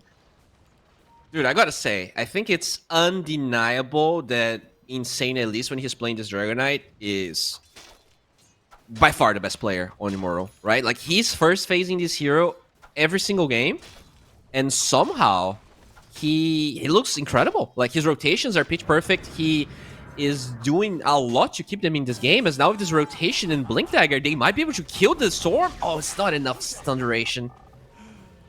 Yep. Blast off, Zier didn't have it there at the start. They're gonna smoke though. They want to try to re-engage. There's a wand on the DK, so if they find... Yeah, Storm is already retreating though. Smart. That's a weird smoke then. If you smoke and you don't do anything. Yeah, you can see that Insane just said, yo guys, I don't care. I want to farm. As they're going towards the Ursa, who has the Enrage, but already super low. Fortune Soul looks pretty much dead, especially with the Surge Up Spirit Breaker coming for him. He gets into the top, Iron Shell around, and going fight without the Iron Shell. You really think a cow versus a bear? We all know who's the predator and who's the prey, with the Storm coming over to finish off that prey. And nice hook shot as well. No mana on the Darkseer. He's going to be using some sticks, and Ursa goes in. He needs to leave. The Cogs will be able to do the blast off. Boom! And the bear is finally dead. Momo will follow, already losing his laning counterpart, as it will be 2-for-1. Ursa really didn't have to fall there. Yeah, I mean, they just misplayed. They should have waited for the Soul Ring on the Darkseer to go for that, because if there was Iron Shell, Ursa dies and you don't lose anyone. Instead, like, sure, you kill Fortune Soul, but you didn't really get that much out of it in the first place. Being slightly annoying there with the sharpshooter, but overall won't be able to. I guess, you know, at the end of the day, despite the fact that it was a kind of bit weird of a play, Ivan is farming, right? So what you really want is this DK to enable everyone else and the Alchemist to farm, and they are doing that, even though it has not been crisp. It has not been perfect. Usually what we see as like a perfect Radiance timing is 11 minutes, so I guess 13 and a half isn't too bad, but it's still not ideal. Yeah, I mean, I've seen 9. You know, 11 is okay. I think 9 is like the best case scenario. They also blocked some of his camps, and he messed up the stack right now on the small camp, which is a perfect one for the Alchemist, because you want these small creeps. You want as many small creeps as possible. For sure. We'll finish the Radiance. In terms of items here, the DK is going for the Archie this time, so I'm very happy. Insane decided to change his mind. And I guess, you know, in a game where you have a Darkseer with some auras, you don't feel the need to be tanking damage as much as in the other game. Pango has a pipe. I feel like when you, in this game, you need a Lotus Orb, right? Especially when you see the Oblivion stab, but you're thinking it could be a Mage Lane, and then the Lotus Orb does nothing. Mm-hmm. Yeah, I mean, Lotus is great. Probably want Greaves as well, though. Lotus... Nice positioning from Momo. The Wisdom Rune. If they're going to be able to with a good Cog. placement. Yeah, he'll be able to do it. He even vacuums in there. Charge from the back lines. It does put the Spirit Breaker in a bad position. Rolling Thunder. It's make sure that nobody can get to that high ground. Even with the Mech, that's not going to be happening. Look at the back lines. They've already killed the Storm. So now it is going to be a disaster. You did steal the Wizard Room, but at what cost? The two of your heroes make it 3. Once 11 gets taken out, there's the Dragon Tail to make sure that he's not making it out alive either. There's the shield crash onto Oh, he got a heroes. 4-man shield crash. He might actually get to the low ground with the Swashbuckle because of it. Nope, in the end, he's still going to be taken down, and Momo is the one who gets that kill with the illusions. All right. Yeah, that was... I guess they didn't expect IHC to connect from the bottom part of the map. They thought they were going to TP one by one. But, yeah. Really good movements from Immortal. IHC being overly greedy. DRC didn't have his blink, but he has it now. So... gotta be very careful here so you don't get picked up by Fortune. So the Alchemist wasn't farming though, right? Even if you're getting kills with the Alchemist, you'd rather be killing creeps. So his farm was slowed down, and then Yersa caught back up. Yeah, I mean, it's one fight, and like Alch farms pretty fast. So I don't think it's the end of the world. It is a problem though if he gets this Roche for free, which seems to be the case. No, not scouted whatsoever. Yep, the Yersa is very, very farmed, and then you get a little bit of help from the Clockwork. Next overpower will get the Roche to like 20% HP. The problem with Versa is that it's very easy to lose momentum. It's also very hard to siege, and for sure they're gonna hit the timings here in Immortals. It's more of a question of can they execute those timings, or will IHC outplay them again, because everything is kind of lining up. You have Orchid on this DK, the levels on the Darkseer here. Can they kill 11? Oh, he has a pipe. Yeah, you're not going to be killing him. Now, the Bulldozer just gets pulled in faster, so Ren is pretty much dead. Nether Strike, not even able to use that, as there's the reveal on the blink there. Goes for the range to remove the disarm, but it gets disarmed again. Storm has the mana necessary to get on top of him and get the kill. Haste was also available. Now looking towards the Alchemist. He has his ulti there, but nobody to assist him. The TP from the Dragonite. They need to come here faster, but surrounded by 4 heroes, especially with his own illusion. And now they have the Radiance. No, sorry, that was actually the wall from the Darkseer. A little bit too late. And then the rest of them have to run as well. Are you happy he has enough mana to possibly chase? And the Ursa is coming from the other side too. Yeah, he's got... Oh, actually expected him to be there. Yeah, that's very unfortunate. Darkseer had mech on cooldown, so even though his TP kind of came in time, he didn't had a lot to add to that fight. And the Alchemist decided to go Blink instead of the BKB, just not tanky enough to survive. Gets killed by the Storm and his Witchblade. The 3k gold lead. They have the Aegis. They're taking down towers. And now at this point, when you've taken down all tier 1s, it's time to start hunting. This lineup was made to murder, and they have all the tools to do so. For sure. Just gotta respect the positioning of Immortal. They can definitely connect really fast because you have Spirit Breaker, you have Surge. Oh, speaking of Surge, that might be a dead Momo.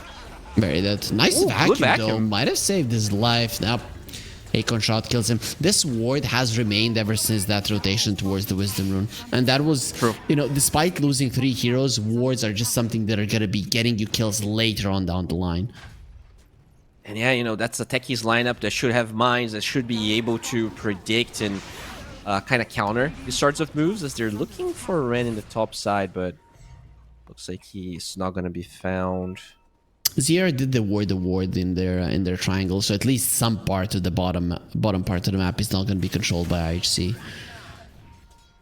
Yeah, but really good drop here. Orb of Destruction, probably the best neutral for us at this stage, as they find a clock. Oh, let's see at what cost. Are you happy? Goes in. He's not the one with the Aegis. Needs to go to the low ground. Rolling Thunder. Gonna be happening. His Fortune Soul. He's looking towards Momo. Atos will connect. They have the Bushwhack follow-up. Vacuum. They're gonna get the Vacuum into a stun. The Sharpshooter comes out, connects onto the tech. He's not really doing all that much with the mech, keeping him even healthier. Now the Ursa is the one with the Aegis, but only 3 other heroes are alive. Doesn't have the enrage. He's gonna die once, and possibly even the second time. They're gonna have the charge. Nether Strike not available with so many stuns. Oh, he blinks out! Beautifully done. He turned around. He knew without the turn rate, he's gonna be able to get himself out versus the Radiance and versus an Iron Shell. Radiance Iron Shell Acid Spray and he somehow blinks out. That's... yeah. You just had the better ping, I guess. I don't know what to say. The server was on your side. The server clock. Fortune Soul, he might get pushed by the charge. The annoying Spirit Breaker. I don't know if you've been noticing just that the Spirit Breaker gains speed very, very fast. He does lower quite a lot of small amount of damage when he just charges you when he's in your face already. I think that's the biggest nerf that he got. But he's gonna be found by the clockwork. You cannot charge away from these cogs. He's gonna be opening them, but the Ursa is gonna be opening him up and thus getting himself another kill. I mean, it's 1.5 seconds, right? That he reaches max speed. Yep. I guess it's all right. I thought it was gonna look much worse. Yep. Then it's gonna be like, right, 3 second wind up Yep. or like something crazy. And ever since the nerf, people have started playing Spirit Breaker. Like me and Otomo have cast like 5 Spirit Breaker games. Huh. Okay.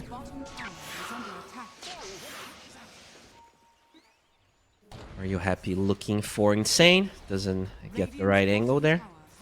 I was about to. I was thinking you were asking me a question. Are you happy? And then 4. And well, then I understand that I am very happy, Bowie. I'm here with you. We're casting great Dota. Life's good. There's sun shining outside. I mean, there's so many things to be grateful for. So, but the alchemist might not be happy. He thinks he's grateful. He thinks he's okay, but there's a bear looking for him. Yeah, a very hungry one. Charge is coming, would like to blink away, and the rocket flare stops it. He actually missed him. That was super lucky for Ivan. Oh my god, he misclicked. doesn't enrage, do anything. Swashbuckle, now you just pulled in more of the heroes into their death fortune, so he wants to go for the Dragon Knight. Will be able to take him down. That's 2 of your cores dead. The Techies will follow as well to be the 3rd casualty of war, whilst the Immortal get absolutely nothing for their troubles. Dude, he literally died because of pathing there. You see? Do you see? Like he misclicks, goes the other way, and he was 1 hit away from the Spirit Breaker connecting. And maybe you actually turned that fight. It was one like there was so many fights where Immortal was like 1 hit away from someone surviving. The Darkseer on that right side. You know, that was probably the 3rd or 4th fight where I see a hero living with, I guess dying when they could have maybe be 30 HP after the spell gets used. Very sad, because I think Immortals, they weren't too far from kind of hitting their times a bit better. But, IHC, they have 60 points, RES points for a reason. They've been very consistent in this whole league. Yeah, in Group B, we have a couple of teams that can actually make it to the LAN if they win the tournament, right? So, but only if they win. So who are these teams actually? It's IHC and who else? TK. Oh, you're right. They win. TK. How many points do they have? I think like around 60. Maybe. Are you? I think you made a mistake with IHC. I think. No, they have 60. Okay. Let me. Have 64. 63.27. Yeah, I think you're confusing TK by IHC. No, they Team are 4th place right now. Team TK has 59.97 and IHC have 44.97. What? Yes. Where are you seeing the 59? It's I'm on literally... Wikipedia. Okay, so SCA updated by our admin Uvu. The Team TK is a team consisting of some of the former players, and we know that... I see what you mean. Yeah, they're not a team, but okay. Yep. Yeah, makes sense. Yeah, because Neon fell apart. There are some of Neon players and stuff like that. All right. Yeah, makes sense. All right, so Aegis, has been gone for a while, but IHC is still going for a smoke. They have BKB on Storm, so this guy is very tanky. He's not tanky enough. Electric Vortex connects. There's a silence on the Ursa. He's the one with the BKB, doesn't care. Going onto the Hoodwink, double stun will connect, but the Ursa onto the Alchemist. We all know how well he counters him, and everybody just dies to the cleave. Fortune Soul getting a double, and even the Spirit Breaker, he is under sentry, so your Shadow Blade isn't really going to be helping you all that much. The second that Fortune Soul rips his claws into your body, you're going to be going down. That's a triple kill. It just looks so easy for IHC at this point. Yeah, no, that's like inexperience again, right? Your Darkseer dies, you definitely don't engage as the Alchemist. It's not like the Darkseer died and the Alch jumped like half a second after. You had a full 4 or 5 seconds to decide not to go. And I think this is kind of a similar mistake they did in other games. Just not fully being in the same page of what's supposed to happen, you know, if a hero gets picked off. And now the Pango is working towards that Lotus Orb. He already has the Guardian Reach to protect himself from the silence. And once he has the Lotus Orb, then everybody else will be protected as well. The Storm has the BKB, Ursa has the BKB. That item doesn't really contribute much to the Dragonite any longer. Sure. Definitely. Now this Storm gets a full Parasma as well as a Regen Rune. So he is eager, he's twitching for someone to show anywhere. That Parasma does so much damage. The Regen is going around farming. Hello, my kill.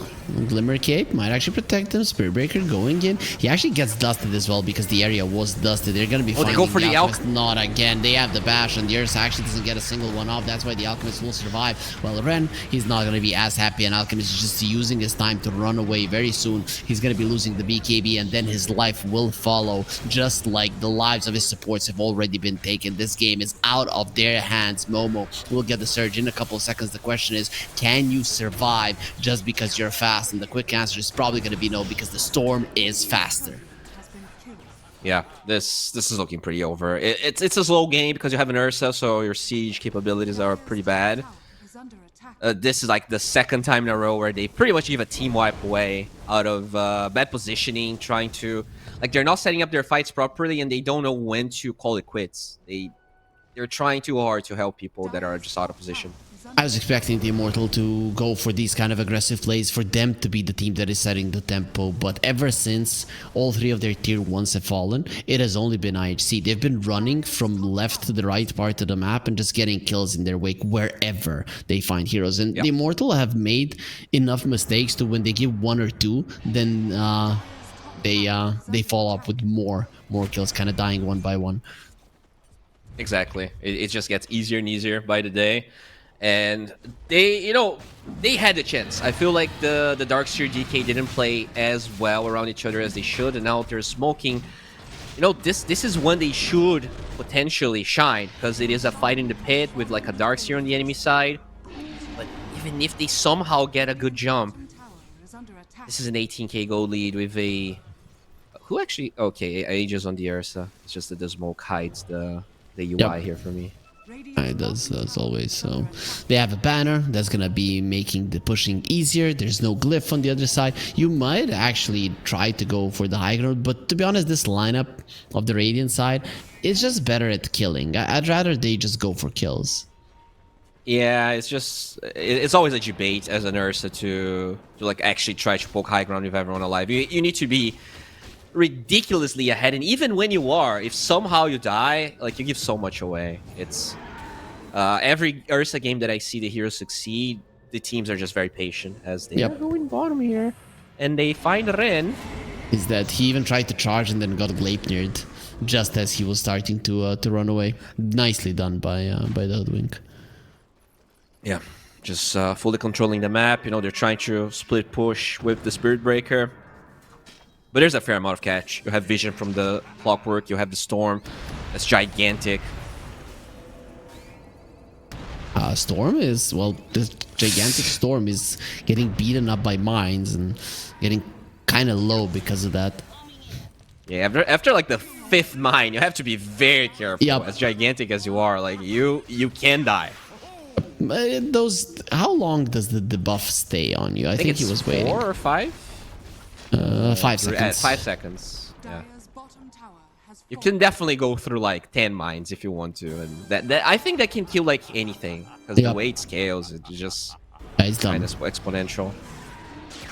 Oh, Very Ursa happy, going for a zipping DK. in. He has that Abyssal Blade. Glimmer Cape protecting the Dragonite. There's nothing that can protect the Dragonite from this Ursa. Fortress Soul is godlike. They even want more. There's going to be another strike just to survive, as Alchemist will be caught. He didn't want to pop his BKB because he knew that he needed it, and then he popped it just before he left this world, as that will be opening up the Raxes. This is how you siege with an Ursa. You murder, and then you destroy their habitat.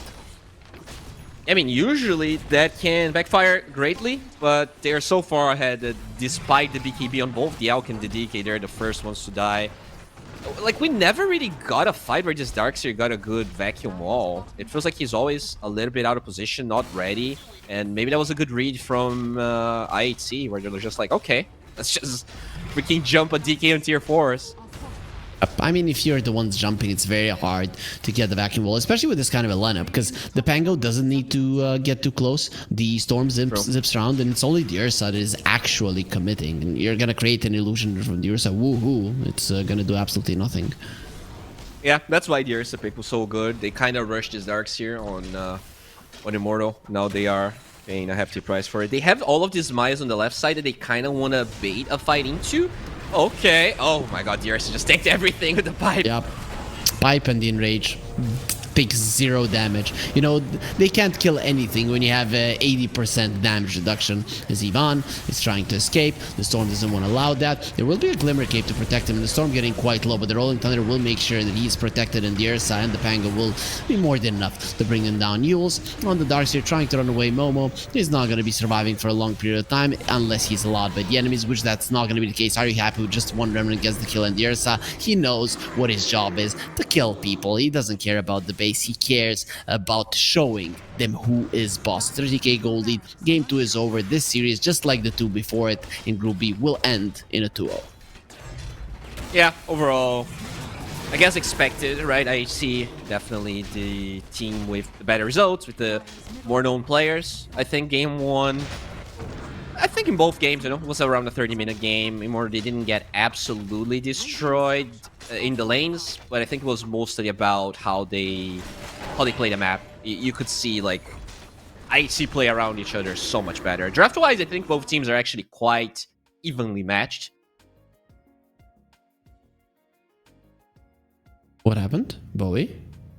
No, I just said that. I think they're evenly matched draft-wise. I thought you were gonna say something else. I got very, very confused when you stopped talking. I thought I actually lost you, and then you were laughing. When at someone me. stops talking, you kind of, you know, segue out of the talk. But yeah, you know, it's okay. I'll teach you some other tricks. No problem. Tomorrow, because I think we're gonna be casting as well. Yep. But you know, this one wasn't too much of an unexpected result, right? I think that most people would expect this 2-0. I mean, everybody was expecting the results today. TK beat Manta. The Owls beat Karsten's Esports. Man, it's always hard to pronounce that one. And then IHC beat the Immortal. All of that pretty expected. But you know, tomorrow, Bo, we have more interesting games, because we're gonna have Manta versus Karsten's. We're gonna have IHC versus TK, and then the Immortals versus Blind Owl Esports. So you know, that's gonna be a much more fun day. Which one of those 3 do you think is gonna be the closest? Maybe IHC TK, right? Have a lot of known players on TK. Have Mamandaya and Krish. So Castaway as a 5, I think he's a really good player.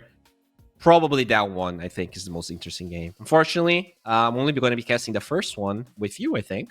Yep, with me. Okay. Did you just say unfortunately with you?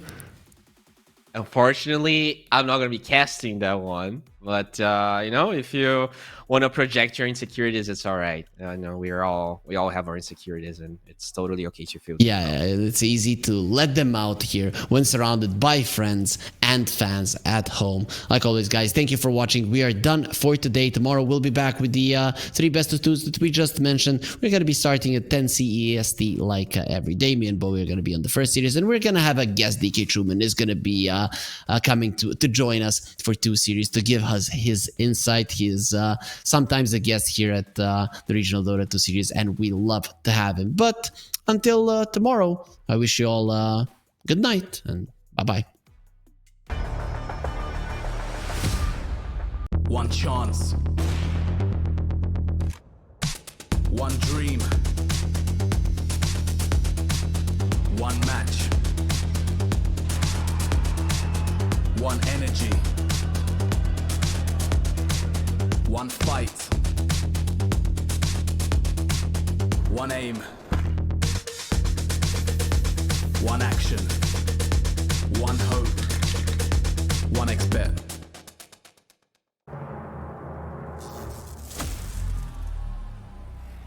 Fuck.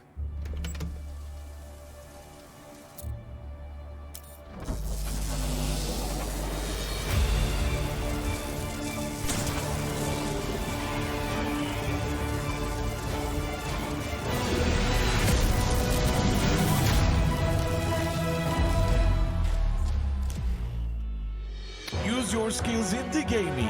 1xBet.